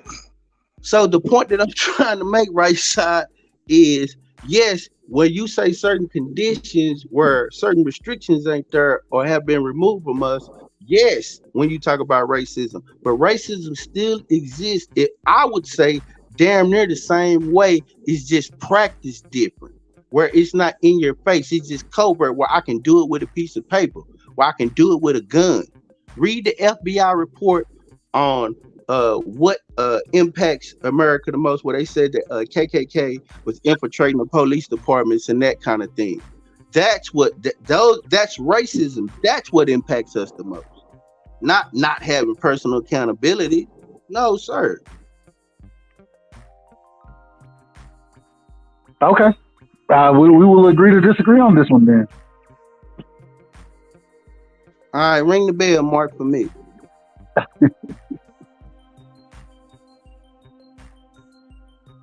Hey, Brandon, they get so crazy with it. They got to the point where they put personal responsibility on the slavery, or where Kanye West said slavery was a choice. Yeah, that's what Right Side basically saying. He's saying it's a choice whether you be in poverty or not, or whether that was a great point, Boston Scholar. Exactly what I said is you can overcome it if you set yourself up to be in certain situations the way a lot of individuals have done. You feel me? The thing is, we have to do it more as a community, more as a whole. So teaching things like financial literacy, those are the things we should be focusing on. It can happen and it can be done. Once again, yeah. Is there racism? I'm not saying there's not, but what I'm saying is it's not affecting us the same way it was at one point in time in the history of the Black American, man. So yeah, racism does exist, but it doesn't affect us nearly the same. You can't tell me you tell me the white person holding you back from accomplishing your goals. See how small you looking at it? You're looking at it in a small way. I'm talking about racism the way you talking about community. Don't put it individually, put it as a group. It has to start individually for it to be in a group. If we don't start individually, we can't. That's not what you said, but that's not what you've been talking about. Community. I keep saying it comes down to personal responsibility. It starts with the individual. The only way to build community is if we do it individually first and then come together. If we can't do that, then it's not going to be a community. We're not going to build together if we can't start with ourselves and then start with us in our community. Have our community been bombarded with the government putting drugs in our community? Have the groups that have tried to teach us to do better and be a better community, have they been infiltrated and targeted by the FBI traditionally? They have. And okay, so that means right, Saul, let me finish. So that means that we ain't been left alone because there's been racism practiced against us even when we're trying to do better. Even just because they put drugs in the community don't mean you go use the fucking drugs. This dude. I mean, I'm not gonna lie. I get in. You're right. You gotta say something. But the condition is so downtrodden and seemingly helpless. What are they to do? I mean, yes, us. I didn't fall victim to drugs, but I'm just one person. You know what I'm saying? Me and him just got through looking at the stats of who's the most drug-induced country. We just got through looking at the stats of who are the most incarcerated. You know, black people are the most incarcerated. We just got through looking. It's a concentrated effort for these stats. It ain't because of the lack of responsibility of black people. That's easy to pass the buck on someone who isn't knowledgeable enough to affect as a group. Whenever one arises to help us march forward in whatever societal progress that we will attain, whenever a government agent will send an agent in there to corrupt whatever they got going, it lets you know right there isn't a plan for you to do better. But that's the problem. We don't need a leader. We should all be leaders in our community. That's why that's a pipe dream. What you said is a pipe dream. Somebody has to teach someone that don't know. You don't just grow into knowing on your own. Somebody has to teach you to know. So you don't know right from wrong? When you grow up, you don't know right from wrong? Luckily, I had parents that taught me because innately, because I could grow up in a situation to where I think, you know, being in survival mode is a normal thing, to where I take from a person that has because he has and I don't. You could literally trick yourself into believing that's the way to live. But you said it. You said it perfectly. You had parents, you had parents to grow up and show you the right way. That's what we have to do. Yeah, you're right. But you have to teach children the right way. You're right. Not on one individual. It comes down to the collective. We have to and teach the children the right way, and then it gives them a better opportunity so they can teach their kids and so on and so forth, so we can continue to build. It's not about build when your community. All right. Now let me ask you this. In theory, that is the correct way. But when you have tried something for 460 years and it's not working, then we have to point to what is it that's not allowing it to flourish and work. And so because of lack of effort, when we point to that in the last 100 years, black people have had the most dynamic, intelligent leaders to come from anybody. So I don't believe it's because of lack of effort. I believe it's because it's a concentrated effort not for it to be allowed. And however measures is being used and taken, they're completely covert. And so when we point to that, what is the remedy then? If we're going to sit here and say that it's a concerted effort, what would be hold on, wait a minute. If we're going to point and sit there and say there's a concerted effort, right? What will be the remedy to get rid of that concerted effort? What is the remedy? The remedy is what, and I'm glad you put it. I believe that whatever supernova you believe in, whatever Messiah you believe in, he got to be the answer, because it ain't fucking happened yet with our unity. Because every time we try that, I don't believe that. I don't believe that. Well, no, you said whatever. What you said? Supernova. I said whatever supernova of Messiah that people believe in, he gotta be the answer, because niggas ain't doing it. No, whatever supernova is not the answer. It comes down to niggas. Like you said, niggas ain't doing it. Niggas gotta do it. If niggas don't do it, it's not gonna happen. It's not gonna happen because the nigga is what the nigga does. No, you're right. See, this is where I disagree with both of y'all. Y'all are not talking about the people who have all the resources. Now, let's talk about the people who have the resources. Now, white people can sign a law and say that there is no racism overnight and that black people will receive reparations in the morning. That's how that works. That's the remedy. That's the remedy. White people. I hate to say it. When y'all want to talk about how black people got out of slavery, black people did not get themselves out of slavery. Frederick Douglass was abolitionists. All of these people were abolitionists. They spoke against it. They did this. They traveled the world. They did all this. You know what got people, black people out of slavery? The stroke of a pen. So the very people that you are telling me, hold on, wait. The very people you're telling me put us in this condition is the remedy to the situation. It makes no sense. That makes no sense. That makes perfect sense. See? Oh my God. So we're waiting on white people to save us now. That's what we're doing. We're waiting on white people to save us. Who said that? Did you say that? I didn't say that. The remedy. You said white people are the remedy. That's what you said. Oh God. I didn't say nothing about waiting on a white person to do nothing. I just told you what the remedy was. Somebody in the chat said, like Michigan, that's a good example. They ain't waiting on white people to save them. It's just they don't have any control of that. It's certain stuff that's beyond your grasp. You don't control the air that you breathe, the amount of pollution that's in there. You don't control the water that goes into your kitchen sink. I mean, it's beyond your control. Hey, can I say something? Certain things that's beyond your control, there's no point in even arguing about it. You can't really be able to do anything about it. You might as well just control the things that you can control. But that's the whole point. If we're going to sit here and say that we can't control this, we can't control that, why are we focused on shit we can't control? We got to focus on what we can control and uplifting the people from what we have the ability to control, bro. That's the whole point that I'm saying. I agree with you, right side. I think like right side. I sat back and I listened to like everybody talk, and it was like a whole bunch of grown dudes basically making excuses for like why they struggle. I think the biggest problem with let me finish though. Let me finish. I don't struggle either. Sorry, little brother, I don't struggle. Let me get done. Finish what I'm saying. I ain't talking about y'all personally, but I'm talking about black people as a whole. I think the biggest problem with African Americans is really just poverty. It's not racism. It's like about like not having no money. How you gonna make up all these? How you gonna make all these big accomplishments if you don't have no money? If you don't have no money, you don't got no power. So it's like it's a ridiculous argument. It's like the biggest problem with black people is actually poverty. Money does not equate power. I'm sorry, youngster. I'm sorry. Yes, it does. No, what do we talk like? What do we? Of course it does, bro. Of course it does not. Of course it does not. You can have all the money. So where does power come from?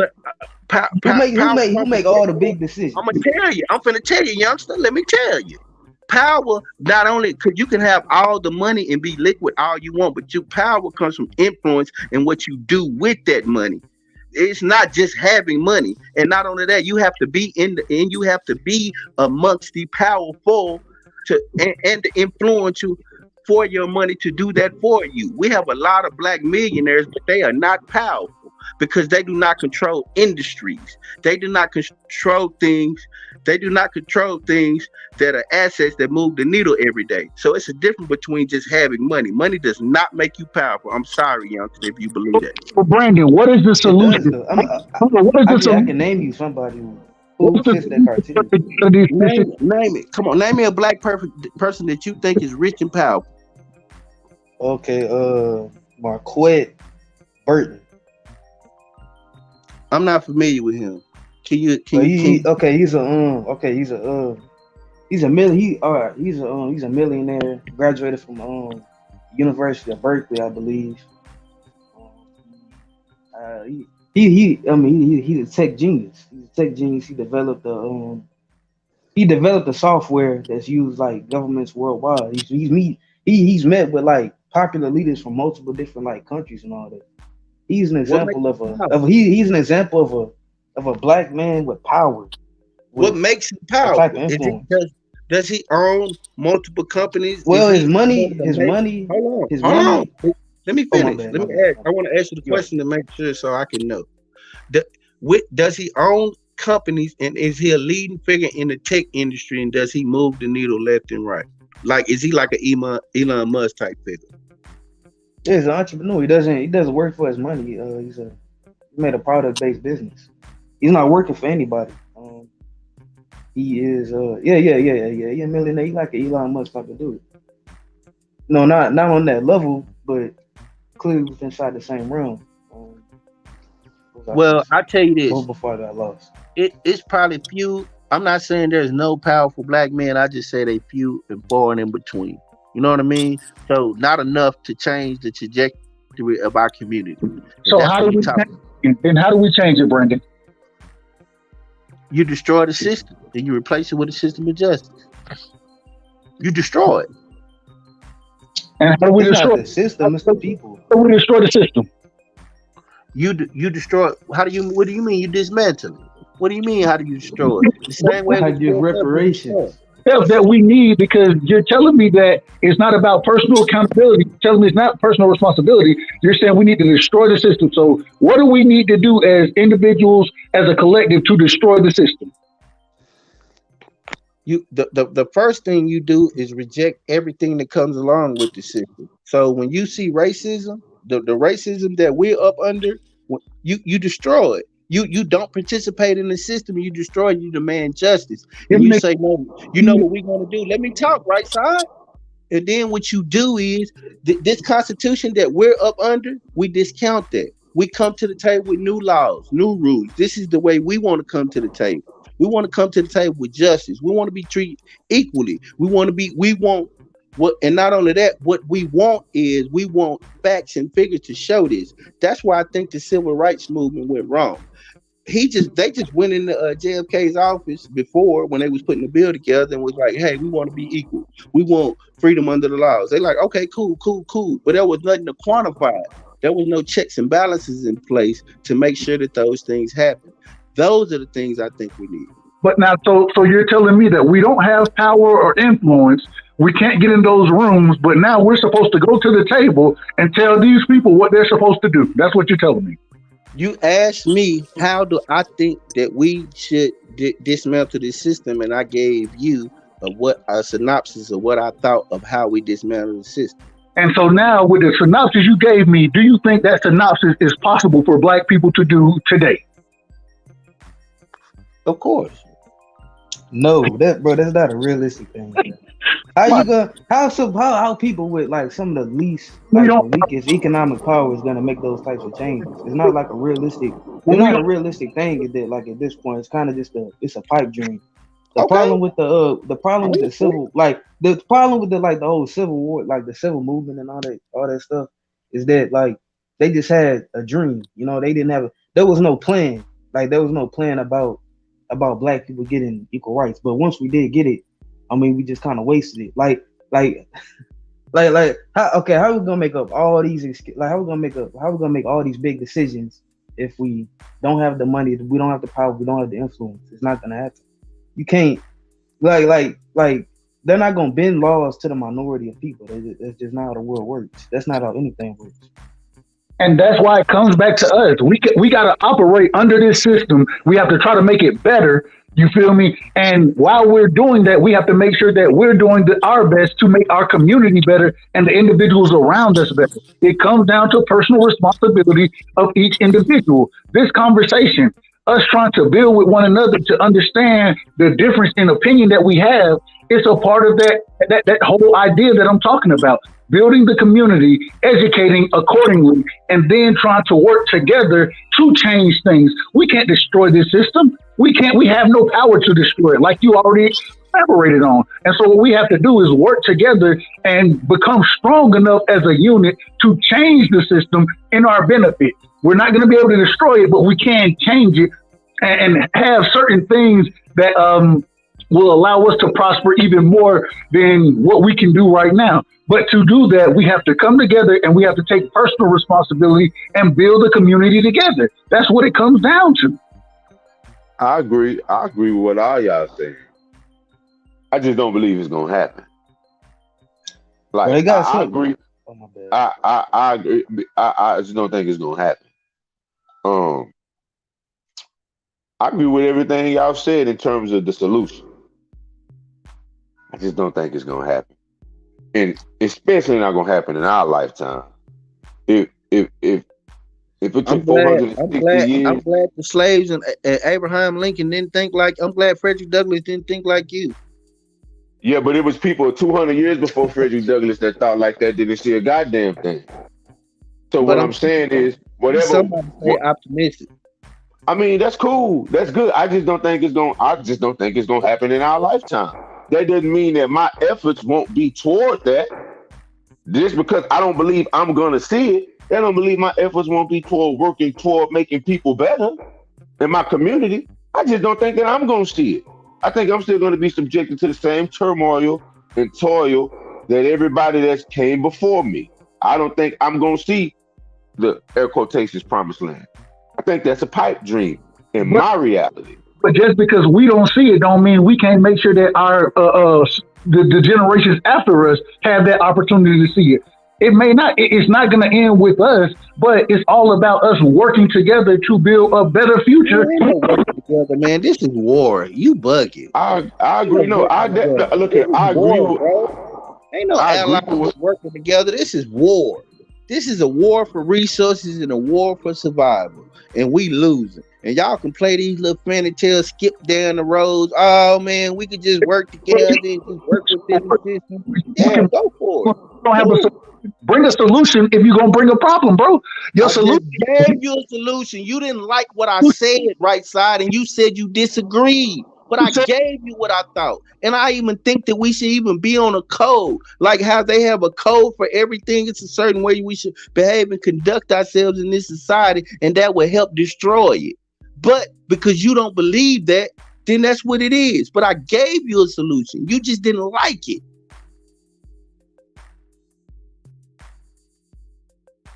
You gave me a solution that you told me before you gave that solution, we didn't have the power to achieve. That's what you did. Man, I don't know what you be talking about. You just talked in a right side circle. That's what I'm going to start calling them, right side circles, because I don't even know what that meant. But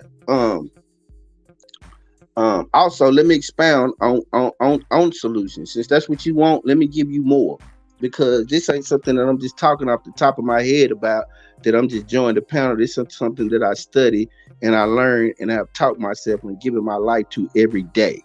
So this ain't nothing I'm just jumping on a panel, just bouncing theories off the wall.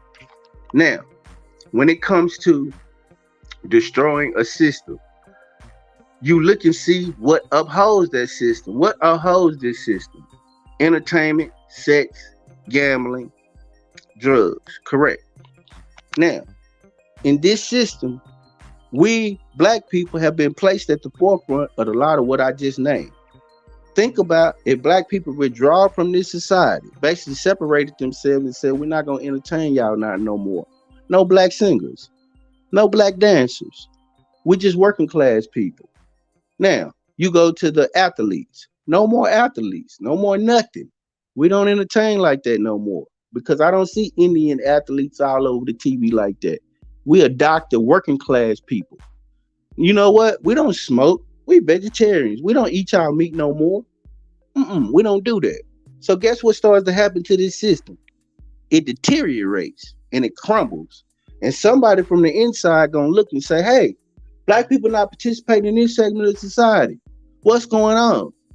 And then because we've been living on code and we know this amongst ourselves, we've been practicing what we need. We go to them as a group on code, because that's our power, right side. And then we say destroy this shit. And because of how we participate in this society, we want this. And we'll go over her if y'all want us to. That's the solution. You literally agree with me then. It comes down to personal responsibility and building the community and us moving together as one. We agree. So Brandon, if black people stop participating in sports, white people would cheer. It would be an all-white league like it was in the 20s. And they would be like, yes, we finally got an all-white NBA championship team. We have white championship heavyweights. Yes, we're reigning against Supreme. They wouldn't watch it and they wouldn't go near it. You think they really concerned? Like, you think they really concerned about something as trivial as that? Yes, because it distracts people. See, it's called bread and circuses, youngster. Google bread and circuses. When you got sports and entertainment, it distracts people from the real, and you can drug a society up, and you can keep them sex crazed. It keeps them off in their mind off of what's really going on in society and how it's been ran, and the real things in society: food, clothing, shelter, that kind of thing. But that's true, Brendan. But you got to also remember, they also use it as an inferior argument.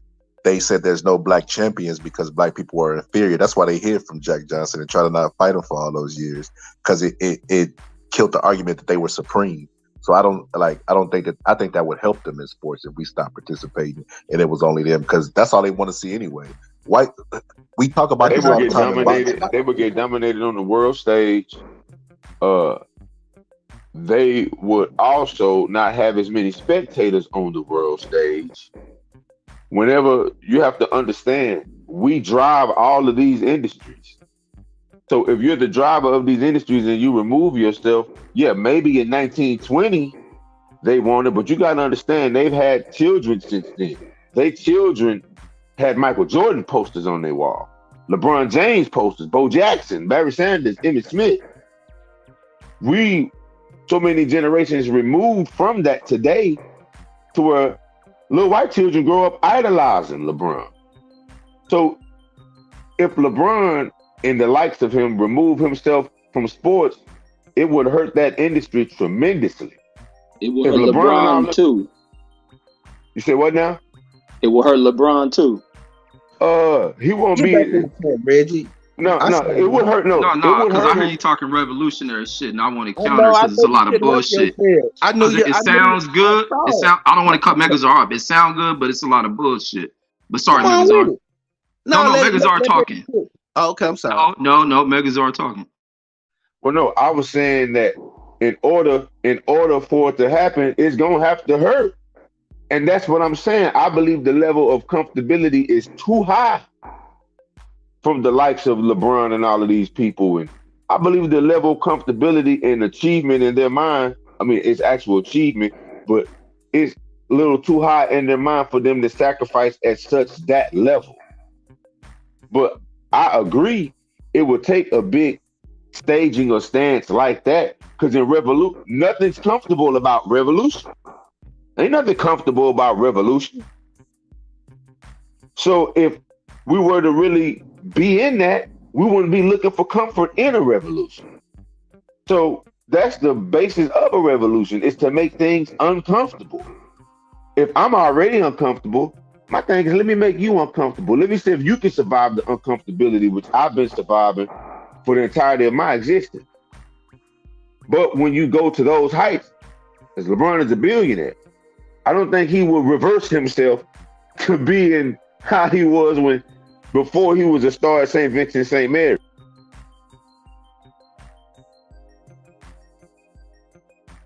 Think he'll do that. I could be wrong, but not enough athletes. If they wouldn't protest a basketball game, the niggas turned their jersey inside out and thought they was doing something, but still went on and played the game. Or when they was ready to strike in the bubble, they still played the game because it make it cost them bread. Yeah. Even though I agree with that basis that Brandon is saying, that shit not gonna happen, because the slaves we are today are the most comfortable slaves that ever existed. Our slavery is being billionaires and shit today. Millionaires today. Leading the world, leading the new world in tech. But that tech can't directly trickle down to affect the new face of tech and their people. So yeah, ain't nothing comfortable about a revolution, but niggas is comfortable today.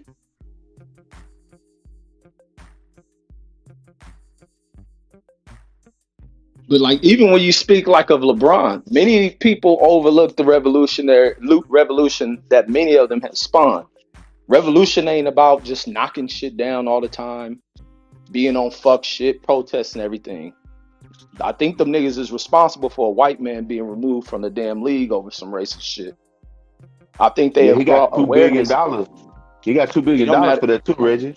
It do, Hey, yes, it but do. he He was in the but no, business no, to no. make But money. listen, he's gone from the league. The other side of shit is that you just can't strip him of his team. But nigga, you gotta go. But also within that is a transaction to sell his team. So of course that's gonna happen. But ultimately, nigga, you is gone. Racism has pushed this white boy up out the league because it was bigger than him. Because when these players said we ain't taking to the floor, we are the fucking purpose behind people coming to these events. The league said, white motherfucker, you gotta go. And there's been many of these revolutions. And also with many of these players being the top paid people up in the league. They don't have to walk away, but they can also make their threats when it's time to get shit done. Many of these leagues forming around black folks. Look where the leagues come from. These are all white fucking leagues. Along with these black athletes comes the growth of these leagues and the money that's in it. You ain't never seen this many black quarterbacks, and also these black quarterbacks getting their just due. So revolution in the sports has been won. The other side in society, you look across the real tech fields, the industry power controlling sectors of the world, you don't see us in it.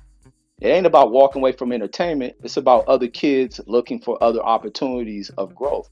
How many households pushing tech and shit? We ain't pushing it. We think it's nerd shit.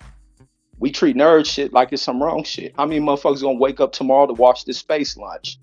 Very minimal amount of us. And these become the problems. You ain't gotta tear a system down. You move through the systems like niggas have. That revolutionary shit sounds good, but most revolutionaries don't know when they gain ground, and they don't know when it's time to turn it off. And that's where the failures come, and the burnout as well. Thanks. I ain't gonna lie. One of the only things I heard Reggie say that I agree with. I understand what you're saying, but that's progress. That's progress in a spectrum that disparages more people than it actually empowers. Yeah, the niggas who hoop in the NBA, yeah, they turned their jersey inside out. Get Donald Sterling out of here. Okay, Donald Sterling, damn. How you get caught? Cause see the meeting, how they presented it and how he had to give up the team. He spoke what 90% of them owners feel. I pay their rent. I make them this. I make them that. And he not lying. I pay their salaries. I do. That's what he's saying. So now we can make you the most paid athlete in my stable. It's still my shit. You see the NFL is coming up off a damn thing. Hey, you know what I'm saying? So I understand what you're saying, Reggie. If I'm looking to make progress in a society, then yeah, that's revolutionary. But I don't know if I want to make progress in a society that is still disparaging to the masses of my people. Yeah, probably spray paint Rob and LeBron tweeting it out. He's scared, and when the police shoot somebody, so what money? What good is that money doing for him? He's scared. Remember, he said we scared. But that's the 1% of the black community. So yeah, it's all good and well to have those high level representation or representatives for the community. I understand it, and we can use them and hopefully help garner other individuals to take individual roles at a smaller level.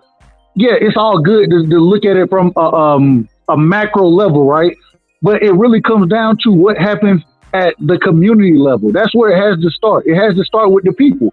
And so the 1%, the entertainers, the actors, the sports players, whatever, those individuals in the black community that do have some semblance of money, wealth, and power, which, like Brandon said, is not necessarily the power that we think it is. At the same time, using those individuals to help and to activate the community at a lower level, that's what we should be looking to do, because yeah, it's good to have them, but it has to be an overall movement. The 1% is the 1% in the black community. But the other 99% of the motherfuckers, we got to be the ones that's really making the moves and making the changes for there really to be progress. Why? You said they got the money. You said they have the money. See, this is the thing. Either the best of us is going to be the ones that lead the rest of us, or they not. So it can't be both. Now, when it comes to, I'll tell you what Donna Sterling said. He said that when he paid them, that they don't even go back and help their community.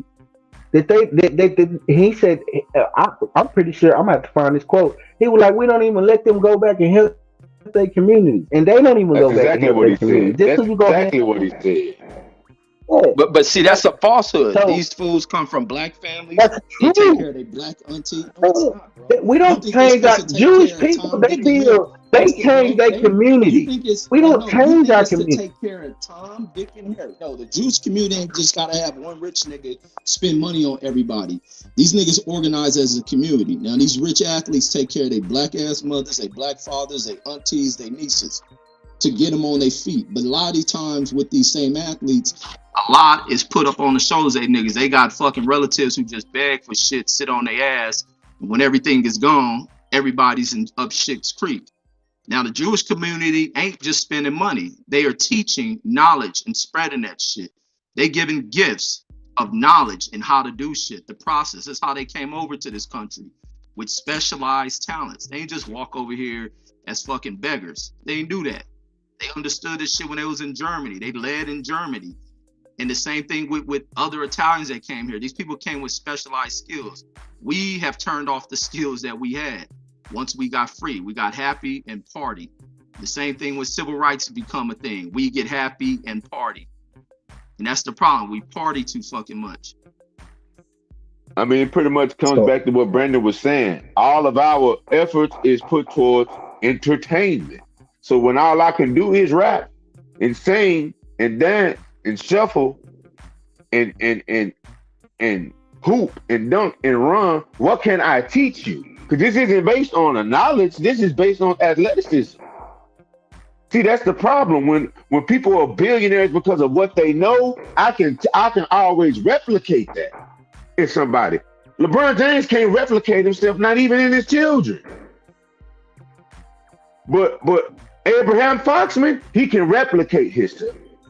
Elon Musk can replicate a community of Elon Musk. Bill Gates can replicate a community of Bill Gates. Because it's not athletic ability, it's actual knowledge that can be passed down. We ain't got that billionaire yet. All our billionaires entertain.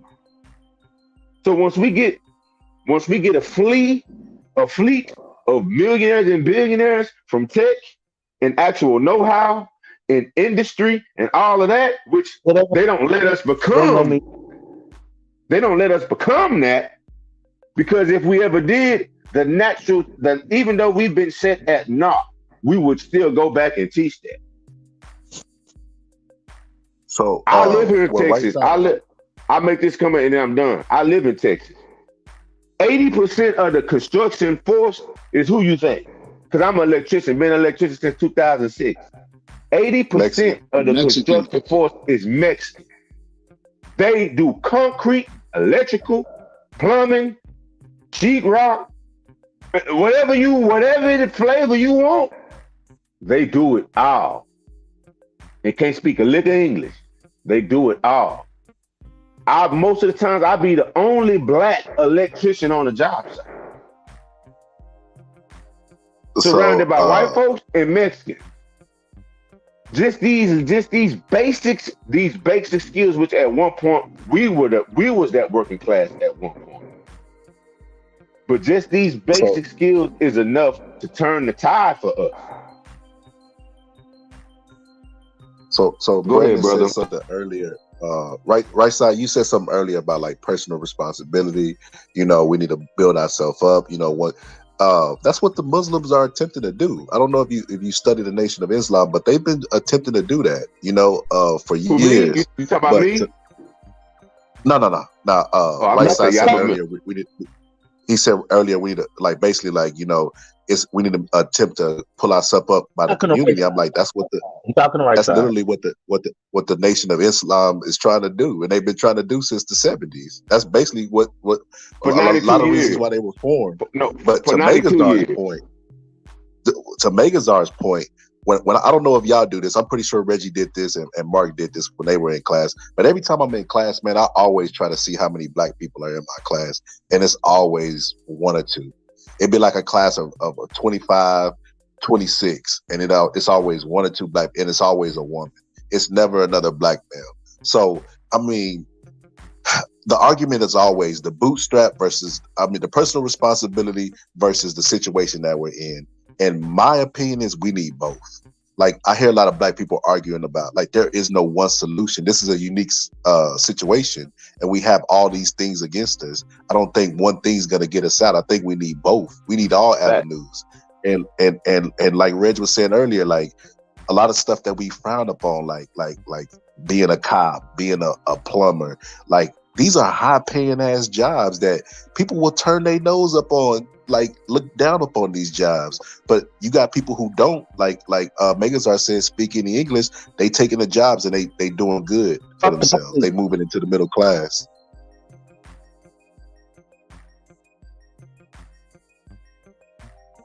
No, a lot of people were focused on Elijah Muhammad. I'm a member of the Nation of Islam, anybody that knows me. I'm just playing devil's advocate in this. I believe what the solution is, but I'm just playing devil's advocate in this because I'm here for the conversation. I respect everyone's mind, and I respect everyone's ideas. Like you said, I agree more than I disagree with what all of you all are saying. I can't hear you. I can't hear what you're saying. I said, don't be the devil's advocate. Well, this is just brothers building here. This is, like I said, and I'm trying to. Well, yeah, I understand terminology, your word. Well, what I'm doing is just stoking the fire. I'm stoking the fire, proverbially, the proverbial fire. But yeah, it's always do for self. Separation and do for self is the solution. That's the solution. And it seems simple, it's hard, but do for self. The fact that Reggie has a master's degree and he's willing to offer information, we need more Reggie. We need more Dubs. We need more right side. The person that's community-based and oriented, we need more Brandon. We need more Brandons. We need more Marks. Like, this is the forum that the change comes from. This is the forum. These are the individuals. These are the people. Now, I'm dead serious when I say I don't believe it's gonna happen. I'm dead serious when I say that. And me and Brandon talk about it for years, but that's not gonna stop me from doing what I'm obligated. I can hear you. I said, "Well, put your phone on mute." No, that's what you want me to do. Just because I don't believe, I mean, I also do what you want me to do either. Like, just like I don't follow group thinking, I don't, just being truthful. That don't mean that I don't think. Man, they keep cutting people off, and their microphone is horrible. His Brandon connection keep going in and out. Yeah, man, you get to the best part of your house, brother, and talk. Cut them off, Brandon, with them little one-liners. You'll go off mute, say something, then you go back on mute, and you cutting yourself off. So, just let them cook, man.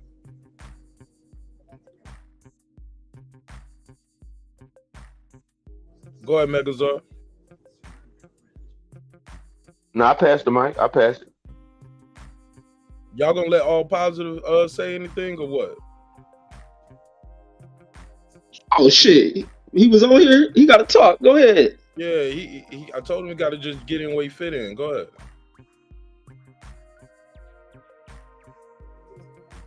Rashawn, you on mute? Yo, on mute? Oh, my bad. I was on mute. Yo, can you hear me? Yeah, you good, bro? Oh yeah. Well, so I was saying, like, it's a few points, man. Look, I think that Dub Right Side and Brandon Washington, I think they both make good points. I mean, I hear them arguing, but they're actually agreeing with each other.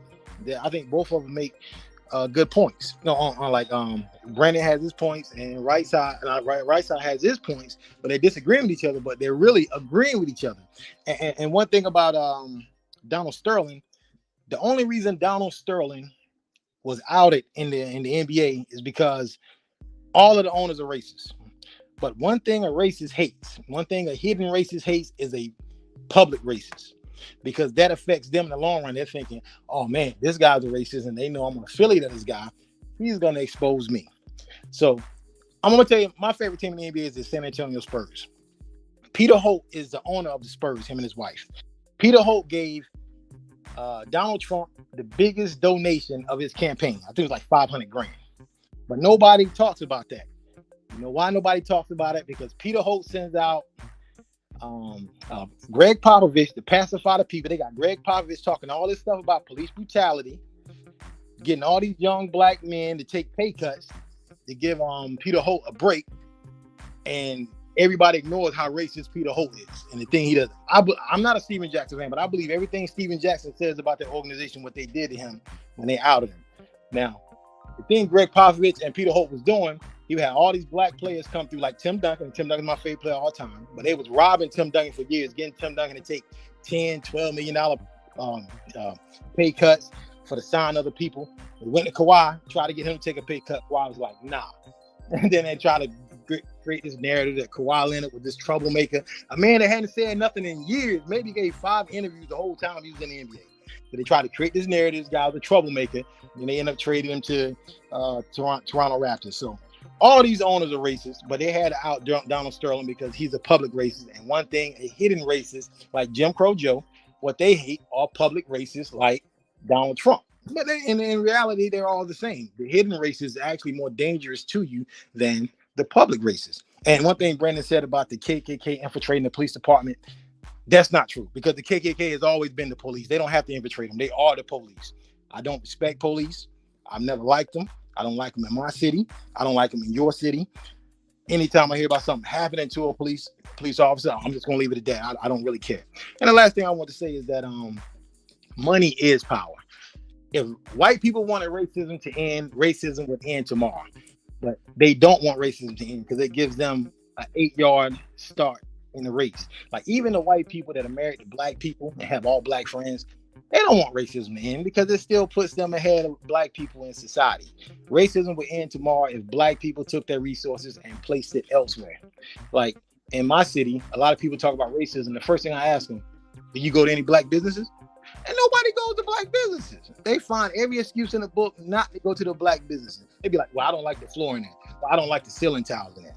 I'm always going to black business. I got video proof. I'm always going to the hood. And I'm not from the hood. I'm from a great neighborhood. But I'm always in the ghetto. I'm always in the hood. I'm always going to black business, always supporting black businesses. A place like a guy like Pete Jones. Pete Jones and Aiden Barbecue. Back in the 70s, black people couldn't even get served. They had to go to the side of the building to get food because Pete Jones is a Klan member. Pete Jones has a son Sam Jones, who owns a barbecue joint in here in Greenville. And Pete Jones, the Skyline is still open. I've never ate there. I'm like, I'm not going there. My mom likes to go there. I asked her, like, why do you keep going there? And they never respected us. Same thing at Parker's Barbecue. Parker's Barbecue, black people couldn't eat in the building. They had to go to the side of the building. Now they open up. Mostly black people work there. Same thing with Bee's Barbecue. Bee's Barbecue is white owned. Most people think it's black owned because all they do is hire black people. But black people couldn't eat there back in the 70s, 60s, and 70s. But now, they see money is power. If black people took their resources and stopped going to these white places, racism would change overnight. Just like the alphabet people. People don't like them, but they respect them because they'll use their resources elsewhere. But yeah, that's basically all I have to say. Wait, can I say something? Okay. I think you invested too much stock in racism. I don't think racism is as big a deal as you make it out to be. I think the reason that Caucasian people are ahead of black people is clearly because they got a superior culture. They like superior economic. It doesn't really have race. It's a fact. I mean, it's not. Terms like superior are ignorant and weak ass stated terms. That's why I'm tripping. I hear people call white supremacy and all that. Bullshit. Now If you there white, has been, but that's not what. It's not a supreme thing. It's been a thing of straight evil and torture that has pushed them ahead of shit. Ain't nothing supreme. Supreme is doing things without the act of evil. Ain't nothing supreme. no, I ain't There's say savagery. supreme. I said You did say superior. supreme. It ain't the I same said thing. It ain't superior. superior. That means It is better. not superior. It's not superior. It's none of that. It has They have been a fucking superior led. culture when we No, compare them they are to not, African bruh. Americans. No, they It's are a not. fact. The thing when you go through their history is a history of savagery. There are no fucking great leaders in. Let me finish with this. There are no great leaders of European history like that. There are great Europeans who have done great things as invention, but inside their society, there is nothing great of it in ancient history. There's none of that. It was a fucking civilization that was always faltering. And even with the advancements in European societies, they're always faltering. Why? Because the savage side of them always comes out when it's coming to weaponize shit. Superior people don't have to do that. If you're superior, you just lead through superiority. Same thing as you look on the safari, the superior animal, which is probably a fucking elephant, doesn't have to go about doing fucking savage shit. Now, when you're dealing with designing guns, Europeans have a very late history into where they have gained grounds through savagery amongst people who didn't use weapons. Weapons changed everything from them. So it ain't a superior superior group of people. That's ignorance. Even with amongst us, we can't say we just superior in everybody. When you're organized, it will happen. Go ahead. Yes, you can. That literally makes them superior. Like you just describe what makes That's them a fact. ahead of others. You right. No, That's you're right, right young. because Go y'all believe in that shit with white people. Not only, I mean, we talk. Okay, we talk. We literally talking about culture right here. Culturally wise, white people have a superior culture there, and they're superior economically. It's just a fact. It's not a matter of opinion. Brandon Washington, I believe I was listening to this earlier, or either earlier today or yesterday when Mark made a little short of Brandon saying, you know, white people amazing, whatever. But Brandon, you said something that was genius. You brought up the Honorable Elijah Muhammad, and you said you should study the white man and how he operates. Hence, and to adapt some of those things, not necessarily like Reggie said, not the savagery of it, but to adopt the never give up attitude, the attitude of being able to always fail and continue to move forward, right? And when my brother says superior, I don't think he means that. I think he's just saying that as far as the way they're operating versus the way black people are operating currently, they have a better model than we do. And so to adopt that model could be very helpful to what we want to achieve as a culture. That's exactly what I was saying. But the thing is, the thing where you talk about models, we live in the model. So what are we talking about? It's about everything you can learn. You're in the model. I don't know where y'all think you are at.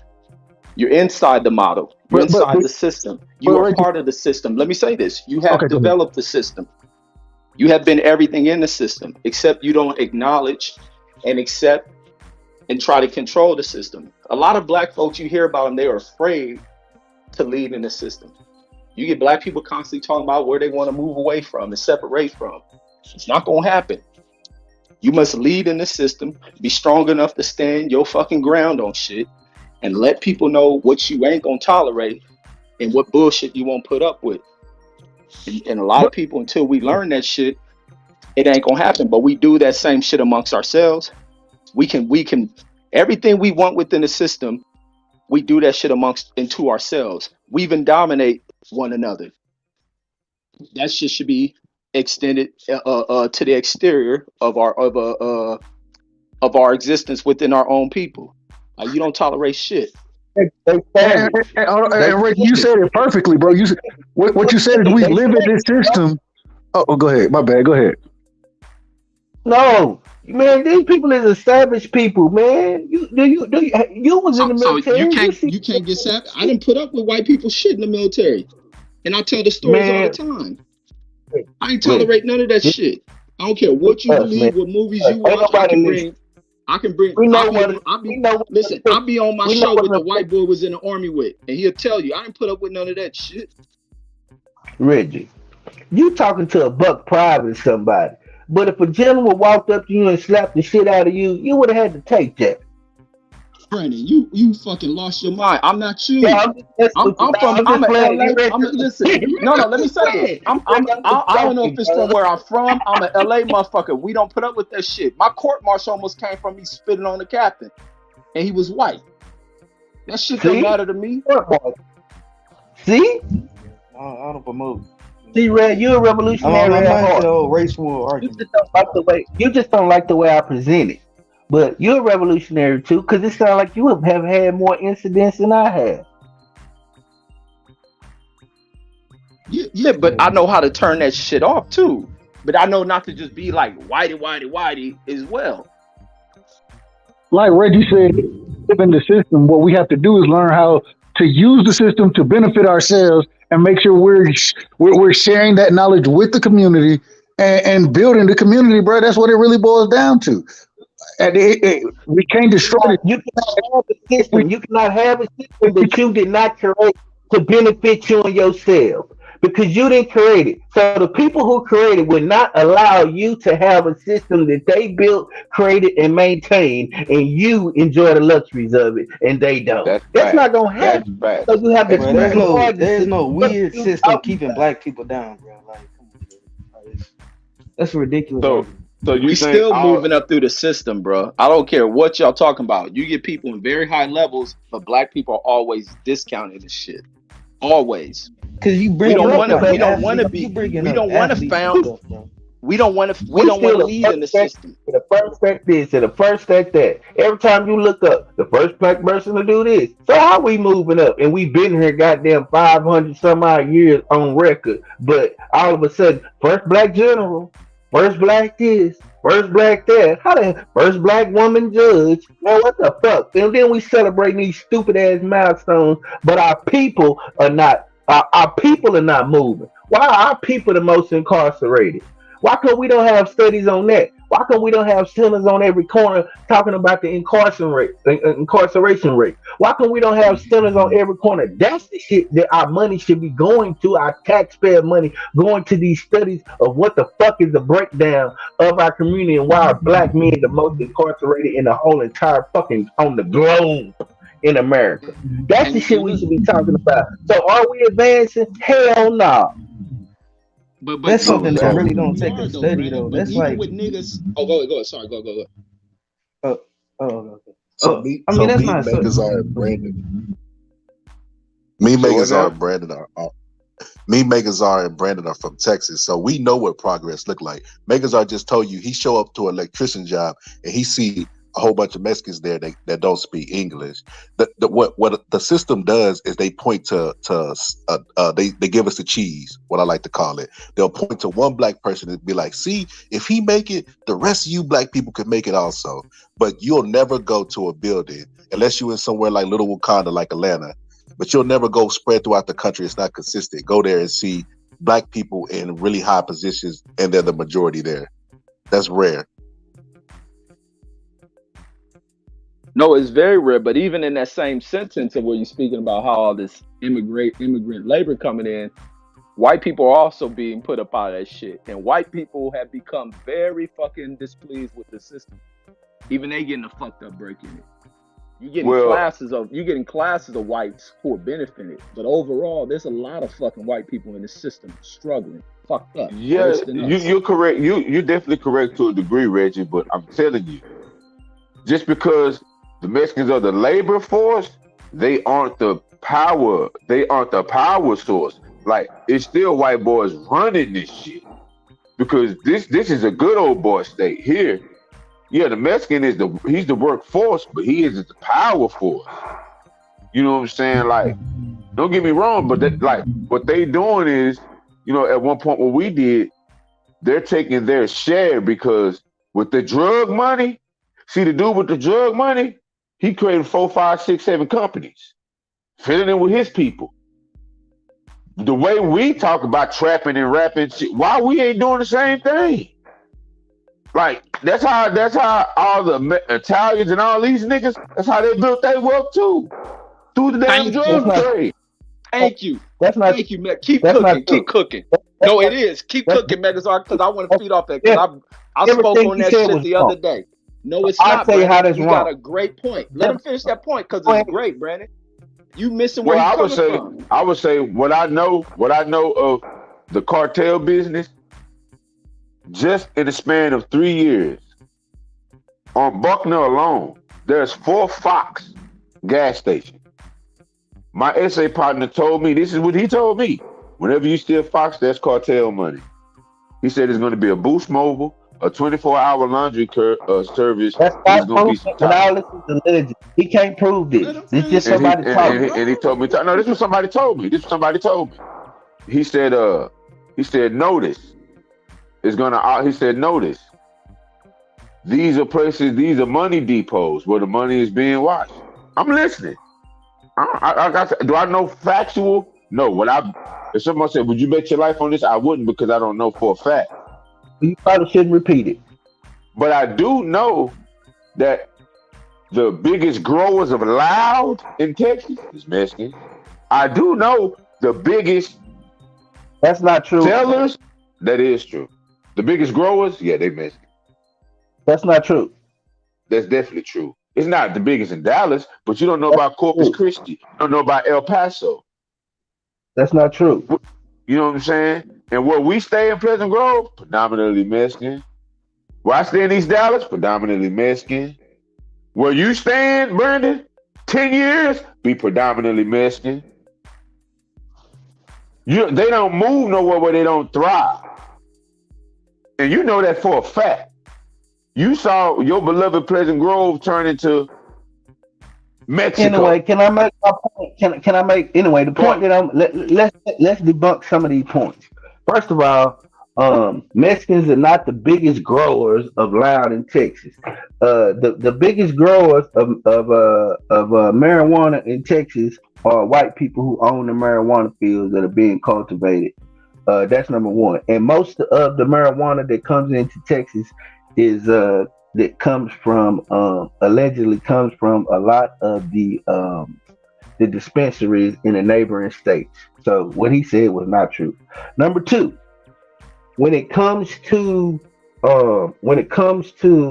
the Hispanic community, the difference between them and us is they have a whole country, they have a heritage, they have customs that they have not been stripped of. That they still have a sense of who they are. We were stripped of a sense of who we are, so that's why when we come in contact with each other, anytime if I see another black man coming out of the store, I'm gonna watch him, I'm gonna look at him because he represents a certain thing, because I don't know if he got the same custom as I do. I don't know how he's thinking. So we always represent danger and a threat, and it all goes back to what Right Side is saying, which, yeah, we should have community, but community was stripped away from us. And when we do start practicing community within our own selves, these people come and tamper with us. But there's a way to offset all that shit. But it was like when you're not mindful of shit, and especially when you're not fucking what is it like with the youth? I think a lot what set us back and why we got this gang situation is a lot of elder people and adults fucking failed many youth being ignored, and that begins to kind of spawn up gang activity and all this other shit. Our less fortunate families, we begin to turn on them. But even going back to that statement Megazar is making about with the way in which these other groups have kind of parlayed their drug structures and systems into other things. Like even with us, when the drug economy started to become a thing, you have all these people making all this money. None of that shit was a small number of people reinvested that drug money. A lot of motherfuckers spend too much time wine and dining bitches that wasn't going to turn into that weren't going to be around much long with these dudes. Nice luxury cars that look good in the community of other poor people, and no one brought homes that were there in the community. Pay off a lot of that shit. They get cracked, and now all that shit is washed up. Then the divide up over the money and shit. We didn't do enough with our money. Italians have fucking advanced themselves through illegal trade and drugs. Same thing with Latinos. And I'm not saying push drugs, but when this shit was a thing in which we were doing, we could have used that shit to pay off things, to own things in the community. And not enough motherfuckers did it. Black people were too caught up in trying to live a lifestyle of really just showing off in front of other poor people in the community. Like the ha ha, you ain't got what I got type shit. And always flossing on one another. That became an issue of holding of what also sets us back.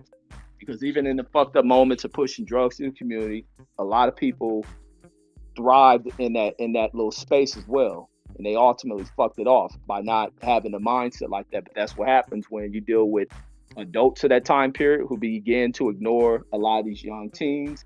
A lot of opportunities going away from it, but nobody's in the conversation. They didn't speak. It was a divide between youth and adults, and they turned into fucking gangs. Even a lot of adults didn't see what these young cats was doing, and it became too late. You gotta have conversations and relationships with the youth. And a lot of times in our communities, we don't speak to the youth on, hey man, hey, slow down with that. Like to even deter some of the shit that's leading them to going into jail, or it becomes too late. I'm watching the shit with T.I. losing track of his own fucking son, and his son that went down that road. When that nigga sat there and make every little excuse for that fucking kid, when the writing's on the wall of you losing your goddamn boy, homie. I got something to say real quick, man. You can't compare us to the Italian community and what they did with their drug money, because the Italian community, if you remember The Godfather, they didn't sell drugs to themselves. So they didn't prey on themselves. So they had thriving communities to go to. When we preyed on ourselves, so we didn't have it wasn't nowhere to spend the money because we killed that. All the houses down there became drug houses. You didn't want to go nowhere in that neighborhood because we didn't make it a safe neighborhood because we preyed on ourselves. So you is right. We want to fall in front of each other, but you cannot compare us to the Italians because the majority, they didn't just sit and prey on each other, and the effects of the drugs in their community was not the same as it was without, because we ravaged our community and we preyed upon each other. So it's not the same. I agree with Ridge whenever he had mentioned like the elders and stuff like that. Me personally, I think being like I said, I think the biggest problem with Black people is poverty, and I think being a poor parent, I think it's a sin. Personally, I think if you're a broke parent, it's a sin because you just fucking up the youth and shit, and you kind of raise your kid on a well, basically they living with a disability. Being broke, that's why you see gangs and shit like that, because people live inside these poor communities. If the parents was at least middle class, if the parents wasn't broke whenever they had the kids wouldn't that's not true. Situations. Kids wouldn't be forced to be raised inside these fucked up situations. So really, I think it's a matter of adults getting money, and parents getting money and having children whenever they can afford the kids properly, and afford quality schools and live in quality communities. And I think they'll solve a lot of problems with you got to build those first. You got to build. You don't got to build it. The parents just got to have the money. That's it all goes back to money. You got people that everybody gonna find that sell drugs and shit. They do it because they don't have money. The people that like to floss on broke people, only reason those people that floss is they never had nothing to begin with, so they flossing it. It all goes back to it's usually poor motherfuckers doing this shit. When middle class motherfuckers don't be out there flossing, white people that grew up in some type of wealth don't be out there flossing. It's based on money and their economic system. See what white people have did to the youth? They basically tell you that because you don't have money in our system, that you ain't worth nothing. Not only that, you shouldn't reproduce, and that you shouldn't even have children. That's not that. I can tell you this: when my grandparents grew up, they didn't have a lot, but they didn't look at themselves as poor because they didn't have economics, because they had family, they had certain things that bonded them together. See, when you start chasing economics, it breaks up the household too, because at one point my grandmama didn't work. My grandfather made enough for both of them, and it kept her in the household, and it kept the family unit and the children together because she was able to nurture her children. Now I'm gonna tell you what chasing money do in this society. Money, get money. What it does is make you superficial, and it breaks down the family unit. Because guess what? Right now, to have the quality of life that he's describing, which he's true about the quality of life, two people got to work to provide that lifestyle. So that means the woman got to go out here and get it just like the man do, which takes away from what you talking about, the development of the child, if it's only about chasing money. See, that's what the white man and his economic. That's why I say this goddamn system needs to be destroyed, because we run around here chasing their money. Fuck they money. It's about values. Fuck their money. That money matters, bro. That money matters. I mean, you got more people to tell. More people with that ass tell you how to save money rather than how to get money. You know, it's just like really think about that. They never tell you how to make a buck. They tell you how to save. So it's like what little money you already have. It's ridiculous. You know, but that's why that's why you should be pursuing like higher education. Like me, I'm pursuing higher education. So, you know, if I was to, you know, settle down one day, I'd have like kids in at least a middle class household, because I'm providing I'm providing them a better lifestyle. So it all goes back to parents being broke. That's good, bro. But I bet you start off in debt. To make money, you start off in debt. To make money, I bet you starting off in debt. For you to make money, you starting off in debt, huh? Yeah, but that's why I'm not gonna be paying off no student debt or anything like that. That's another ridiculous thing that people like pay off debts and shit like that. You don't get a return of interest for paying off debts. You know what I'm saying? So I should really invest my money elsewhere. So I mean, yeah, I start off with debt, but in the long run, it's gonna pay off. And you gotta look at the big picture. You know what I'm saying? But you see how fucked up society is. Say this society so fucked up that they tell you gotta go to school and to get a better job, but you gotta pay for that. So they use their banking system, economics, to find a way, capitalism, to make money off you wanting to go to school, education, and then they tax your ass. And not only do they tax your ass, they put you in debt and under pressure to make sure that you perform so you can get a job, and you automatically start off on that job behind the 8 ball, trying to pursue a certain quality of life. Man, look at her. They got us in this race real tough. Okay, think about it like this. Am I just gonna not go? Am I just gonna not go to school and be like broke or whatever and be what I was before, or am I gonna go to school and attempt to achieve something higher? You know what I'm saying? You don't get quality for free in the world. You do, brother. Also, you can find it. Then, like, as far as the debt goes, right? Like the college debt. By the time I get the debt, I done already got the education. You know what I'm saying? So I'll be making and then I won't even have to pay off the debt. I can just, just pay some there, pay some there. But I'll be a fool to pay off the entire fucking debt, because I'm not gonna get shit out of it. I'm gonna lose. Like, if my debt is 10,000 and I spend 10,000 to pay the debt, I just lost 10,000. It's ridiculous. So I think they trying to big like the debt is not really that big a deal at the end of the day, because I done already got the education. Like by the time they say no. By the time no, you gonna pay that, partner. Believe that. You gonna pay that. I'd be a fool to pay off all my college debt and just be fucking broke. Well, you must go die before. But this is the thing. But if he die, whoever co-signed for him, they still got to pay that debt off. So it don't matter if he don't pay it or not. Yeah, that's what I'm saying. You gonna pay that. You gonna pay that, partner. They gonna get there. You ain't gonna escape. Oh, it ain't gonna be 10,000. What you talking about is gonna be a little bit more than 10,000. But yeah. My brother that's talking, he not paying no college debt. He decent. He good. I'm not paying no college debt.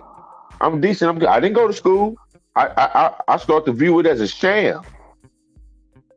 What I did do is I learned a skill.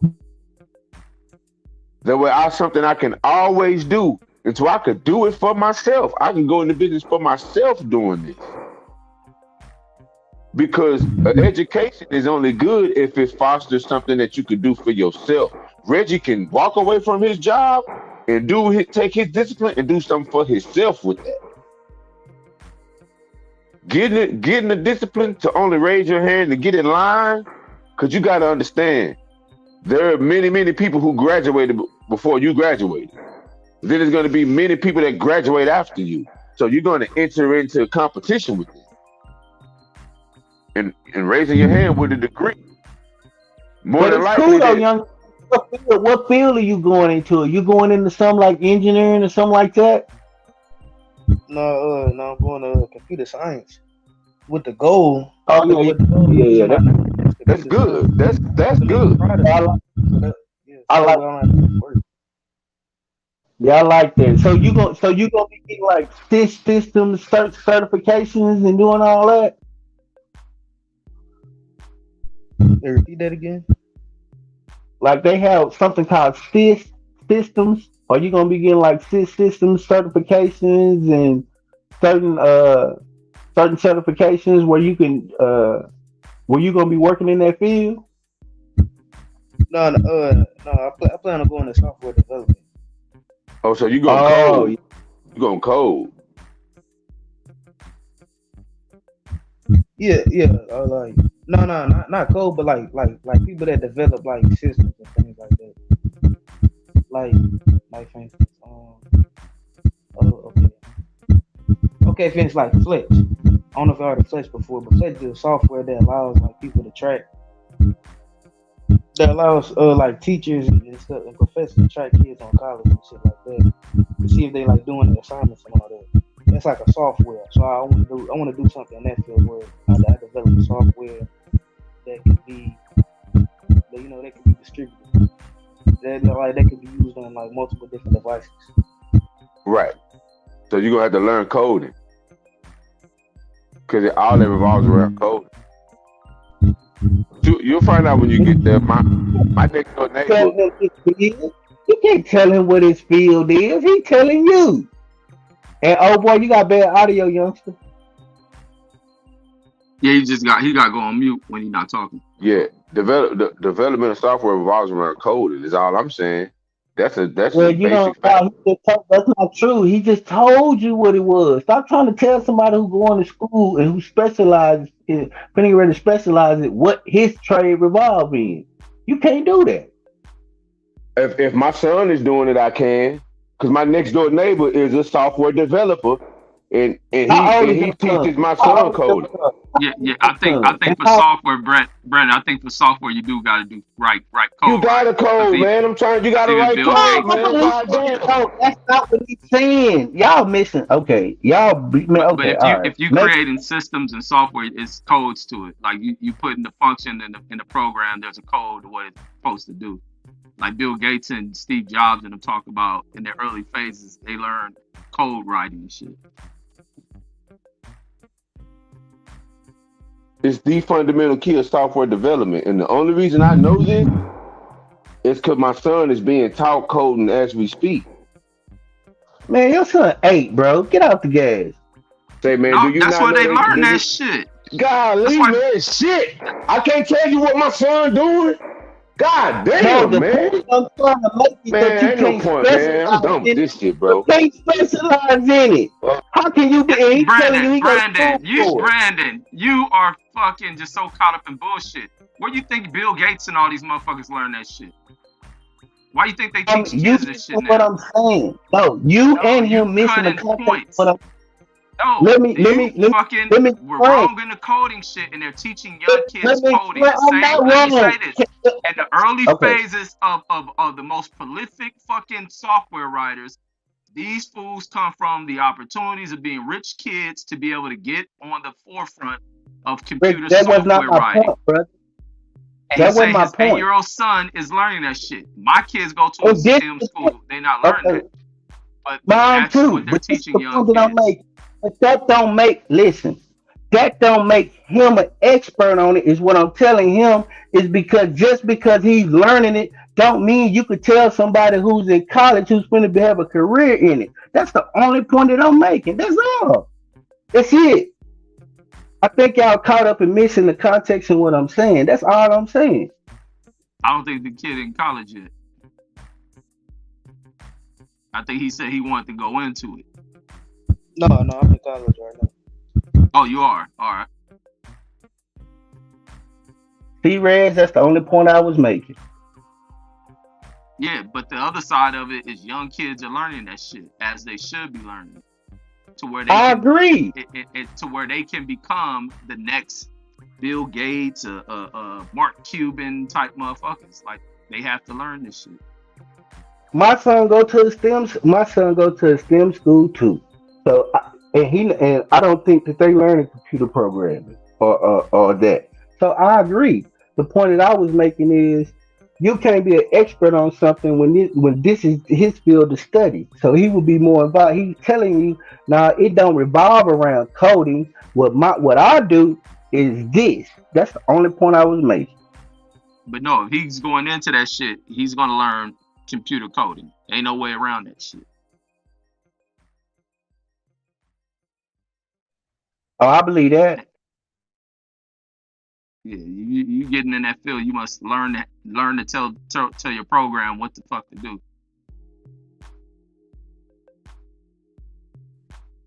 So how long you been going to college for this? No, I'm literally like a freshman. Like 50% of college. Okay, so this your first shit. So you ain't got really deep into it. Yeah, no, I haven't got deep into it yet. Not at all. But no, it's plan on doing it. Like I said, I feel like the only and the reason I wanted to do something like this, because like I said, I found like a black, you know what I mean, leader, of course, that I ran into that, you know, went down a similar path. And he like, you know, international, he rich international playboy and all that. So like, dang, you know, that like if I like that would be the type of lifestyle that I would want. So that's like, you know, the reason I wanted to go inside a field. Like, so you just said it to chase hoes. You have to say he wants to get no, like I ain't trying to be no dick rider or nothing like that at all. I'm not trying to be a dick rider, but you know what I mean. The dude, like he travel. He got multiple different properties. He got companies. He don't gotta work. He just, you know, sell this, sell that. He pretty much do whatever he want. He work off the clock. You know what I'm saying? And your international playboy on top of that. He got, come on now, like. I'm a young kid. You find all the wrong reasons, man. You gotta go. Type of lifestyle. It ain't just about the lifestyle, because you gotta enjoy the job. That certain shit to come with it. You don't get in no shit because you talking about playboy to chase pussy and shit. Like you gotta have some passion for your work, because the work ain't gonna always be fun. Work is work. So it was something I wanted to address earlier, Brandon. They brought up schooling, and you said that, you know, schooling is basically a scam, and I'm like, that be the problem right there. That we have this narrative that schooling is a scam. You can't go to no respectable field. You wouldn't go to your hospital and be like, I agree with you, Boxer Style. I agree we should, and that's why I changed that. That's why whatever narrative was going down about school, I was just talking about the sickness of America, but I don't discourage. I would say don't go into a field where you're not gonna make no money. Don't go into a field where like black studies of arts, unless you're gonna become a PhD or tenure professor or something, but something that you can get money out of right now, like engineering or even whatever it is, like a respectable field, which they could consider a career or trade. So I'm never one to discourage school. I'm really discouraging getting in unnecessary debt. But I ain't never gonna be one to talk against getting education, or because it's a lot of things in those colleges that you get outside of it, like philosophy class. I think I've been in a speech class before. I've been in a like different music class. So you get certain enrichment out of that, like a certain diversity. So it's an experience within itself. I just hate the debt that's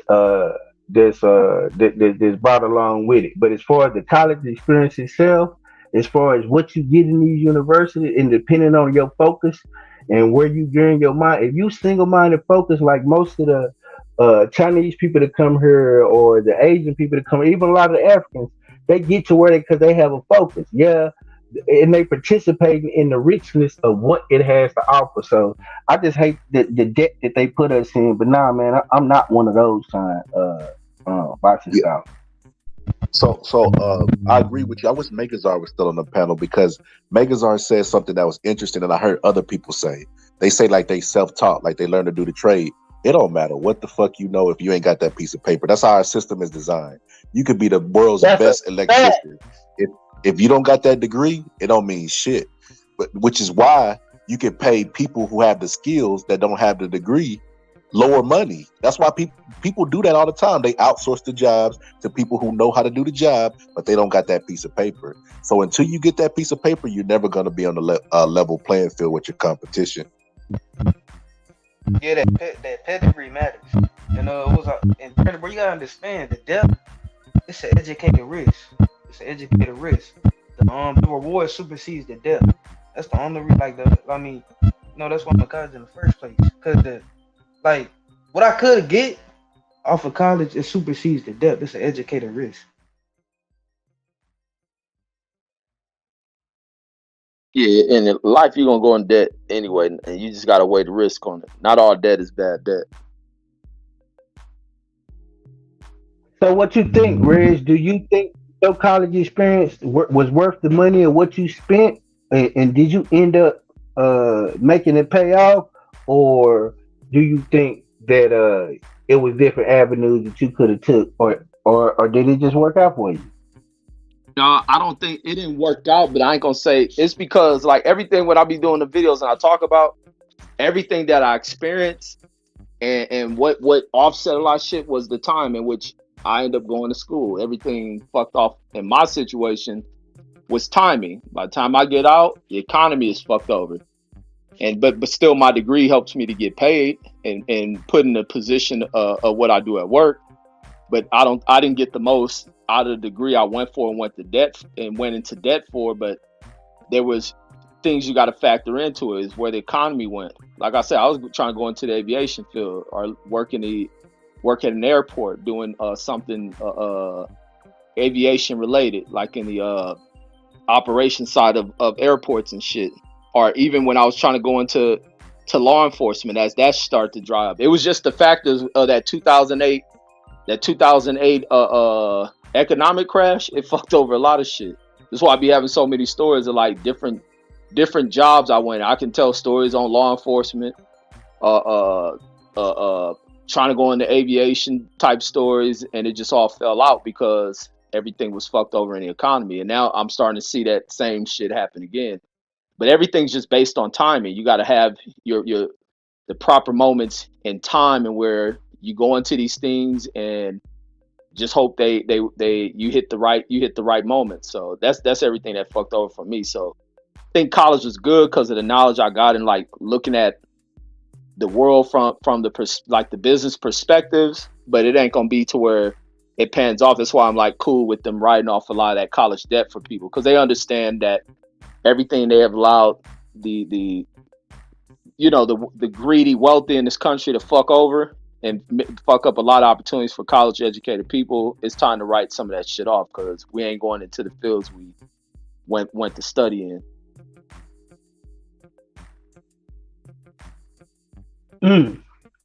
Okay. So would you say that it would be fair? Like for me, I want my son to go to college, but I'm going to, if I'm able to, depending on if life go like it's supposed to do, health, wealth, and prosperity. But I'm trying to target him as far as gear him into what he's gonna be. Right now, he's telling me that we have he's in a STEM program. After the STEM program, we're supposed to go into a law magnet school where it's basically just geared around law. They got a mock courtroom on the inside, that type of thing. It's supposed to produce lawyers. These are the type of fields like I'm trying to push him towards, where it could be lucrative for you and not just no regular type of, okay, you went to school, you have a 4-year degree, blah blah blah blah blah. I think that's another area that'll help us, that where we gear our children, you basically not tell them, but basically tell them this is what you're gonna go to college for. Yeah, I think, but sometimes I think you gotta. I mean, you do gear them, but you also let the kids push. And I'm another dude. I'm not big on like this. My child is to push my legacy or push my name. I'm not with that shit, because now I'm trying to live vicariously through the child and putting unnecessary pressures on them. It's to develop the child, get the child in position to learn what is out here in the world. And that's something that wasn't that really held us back as community. Like, there's so many factors that go into what has shaped us and why we're in the position we're in. Like, we didn't have conversations of what the world is looking like. Our parents didn't view in those type of concepts or what the future held. But now in this world where we're more better educated, we have tried to take our chances in figuring things out. Now you can teach it to the kids. So my thing ain't like, my kids, we got the same last name. They ain't gotta do shit in life for my last name or for my legacy. Their legacy is theirs. Hopefully they remember me and spread stories of the good side, the bad and the ugly and the funny about me. But their legacy is theirs and their future is theirs. But to teach them what the world look like, not to give doom and gloom, but positivity into what the world is, what to look out for, not to let anyone disrespect you. But these are the fields. This is what it takes to go into these fields. Like, that's the shit that I teach my kids. And we have like these combos on a daily of operations, how shit goes and what goes in this field. I don't care if it's a bus, a city bus we can drive by. We go into breaking down the complex systems of operating a bus system in the different positions, not just bus drivers, of what goes in, people that plan logistics for this shit, purchasing of buses, maintenance of buses, same thing with airports. That's the type of conversations we can have with kids and push this excitement into like these different fields. And then by the time they reach an age, they study and taking school serious, they'll get to pick what they want to go into. Or if they good at sports, but hopefully have a mind behind that to have a fallback on that shit. Same thing I see with Shaq. Shaq does that shit. But that's how I feel on that one.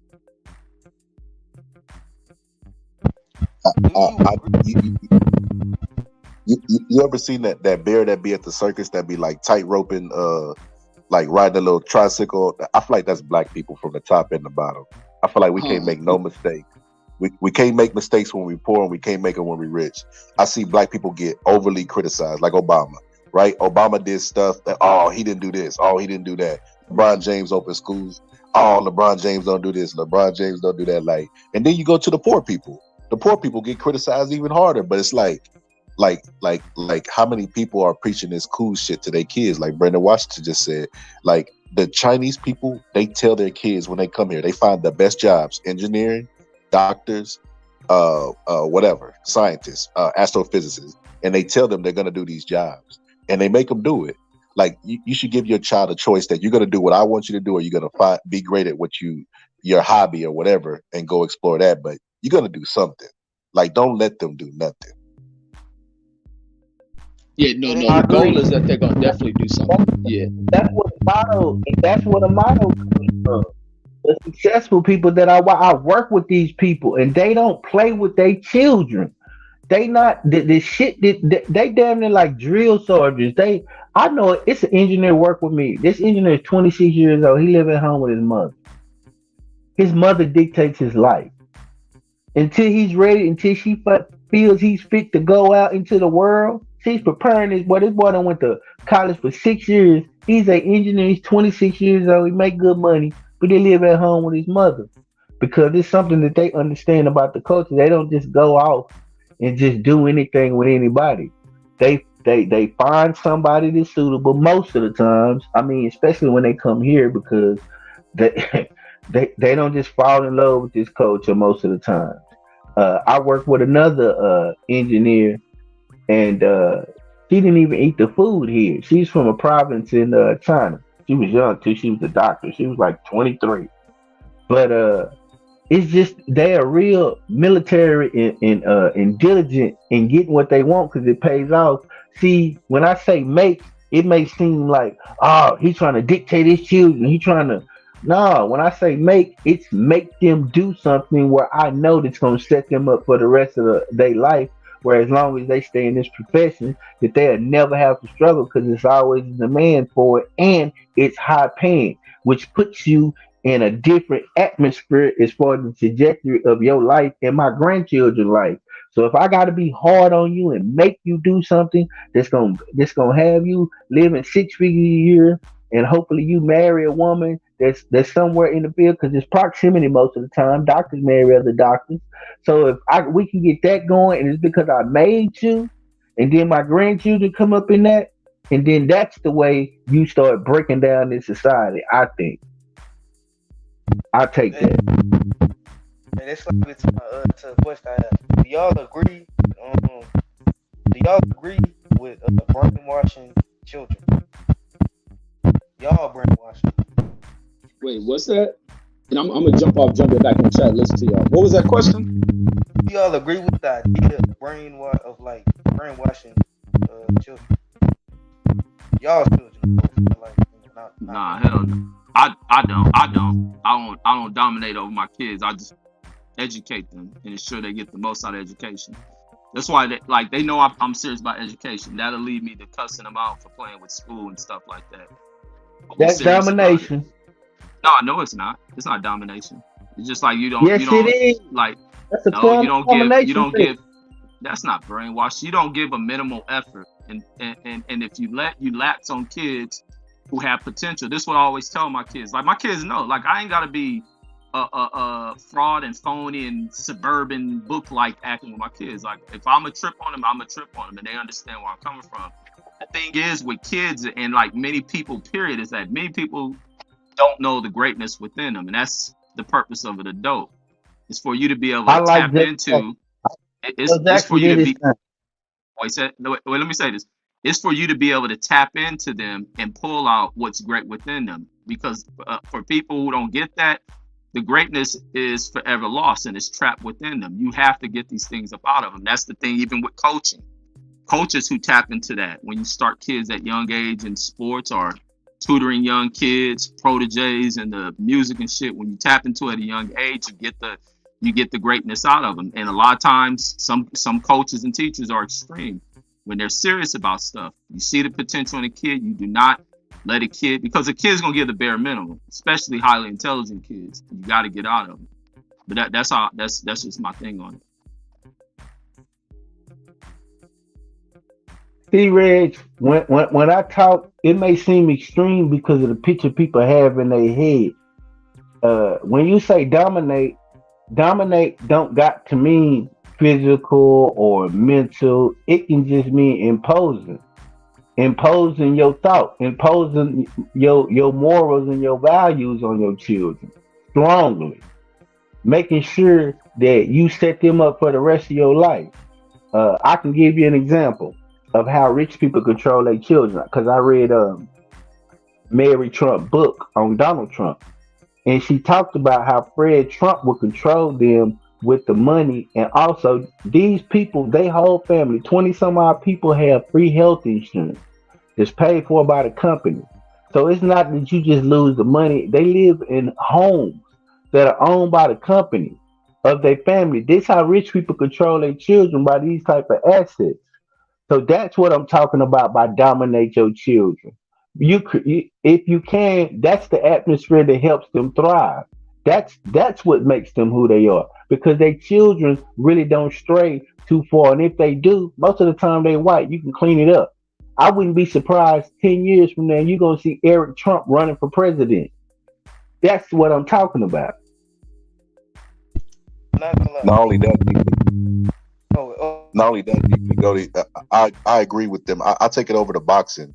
Cus D'Amato dominated Mike Tyson, and he died, and Mike Tyson became heavyweight champion of the world because he instilled discipline in him, and he told him what he was going to be. He spoke life into Mike Tyson, and even when he passed, Mike Tyson went on to be the youngest heavyweight champion, and he was like the undisputed champion at heavyweight because he instilled that discipline in him at a young age. Like when you say dominate, like I don't know, like if I'm comfortable with that term, but if you are doing right by your kids, they're gonna just naturally have this respect for you to where they're open to your criticism. But like when I look at these, like I said, we don't have we do that tightrope. We don't have the room to make these type of mistakes because our kids like could literally get pulled over by the cops and lose their life. So it's a different perspective. That's why we got to keep a tighter rein on our kids to protect them in that aspect. I agree with that. I agree with that with what y'all said like 100%. Because the reason I asked that question was because I heard somebody once say, if you don't basically dominate or not, I wouldn't say dominate. I mean, I can't really think of I can't really think of like a softer word. Also, dominate or brainwash your children, the world will or like society. Basically, if you don't like a parent, you know, if you're not a parent, somebody else can parent your kids. Somebody else can influence them. Things of that nature.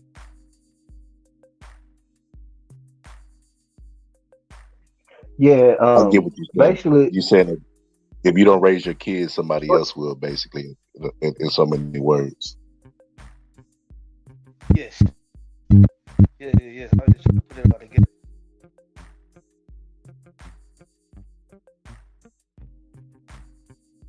Yeah, I agree. what it did. Well, I'm gonna hop out, brothers. I enjoyed the conversation. Thank you, right side. Spirited debate. No hard feelings, brother. Thank you, young brother, for joining the panel, enlightening us, bringing your young spirit. Boxing scholar, it's always a pleasure as usual, man. I be looking forward to your perspective because it always make me think. Mark Nash, thank you for facilitating Bro, this. you done knocked right side And out. You ain't noticed that? no, I didn't You notice must have hit that. him too hard. Right side ain't Uh, spoken about it out. Right side, he done knocked you out. hey Right man, side, come get up, back, right Chris. side. Get up, Chris. But other than that, salute to y'all, man. I hope to chop it up soon. Salute to you as well. Yeah, I'm gonna go ahead and hop off this too. Yeah, it's been a good conversation. Deeply hit me up on email, man. I didn't know you was computer savvy. I need somebody to help me out with my video edits, like add little special effects. I don't know if you know how to do that, but if you do, hit me up, man. I'm finna get ready to hop off here. Right side, did you fall asleep on us, bro? If you did, bro, I'm gonna count this as an L, bro. I'm gonna count this as you got knocked out. I think he did. I was agreeing with the right side decided that debate too. But yeah, he hasn't said nothing in a minute. But yeah. Damn, bro, he still got his logo up. You know what that's like, bro? That's like having a logo and then you get knocked out and people can see it on your bottom of your feet in the ring. Right side still got his logo sitting up there, bro. I think he got knocked out. Yeah, I ain't gonna lie. I heard some there. I think I see some fights where people had like I remember people had like goddamn like tattoos or like some type of promotion on their back and stuff. Yeah, fighters do that all the time. They get them tattoos or they get something on their trunks or something. And a lot of them go out there and get their ass knocked out. That's what right side doing right now. But yeah, man, hit me up on email if you can add some special effects to my videos, man. I'm finna dip off. I'll chop it up with you, catch you on another Mark Live, or if I go live on my channel, I'll hit you up. All right, bet for sure. I'll see you then. And then I got some opportunity. I want to say salute to Mark Nash for the hosting the panel. You know, it was definitely a good time. And salute the right side as well.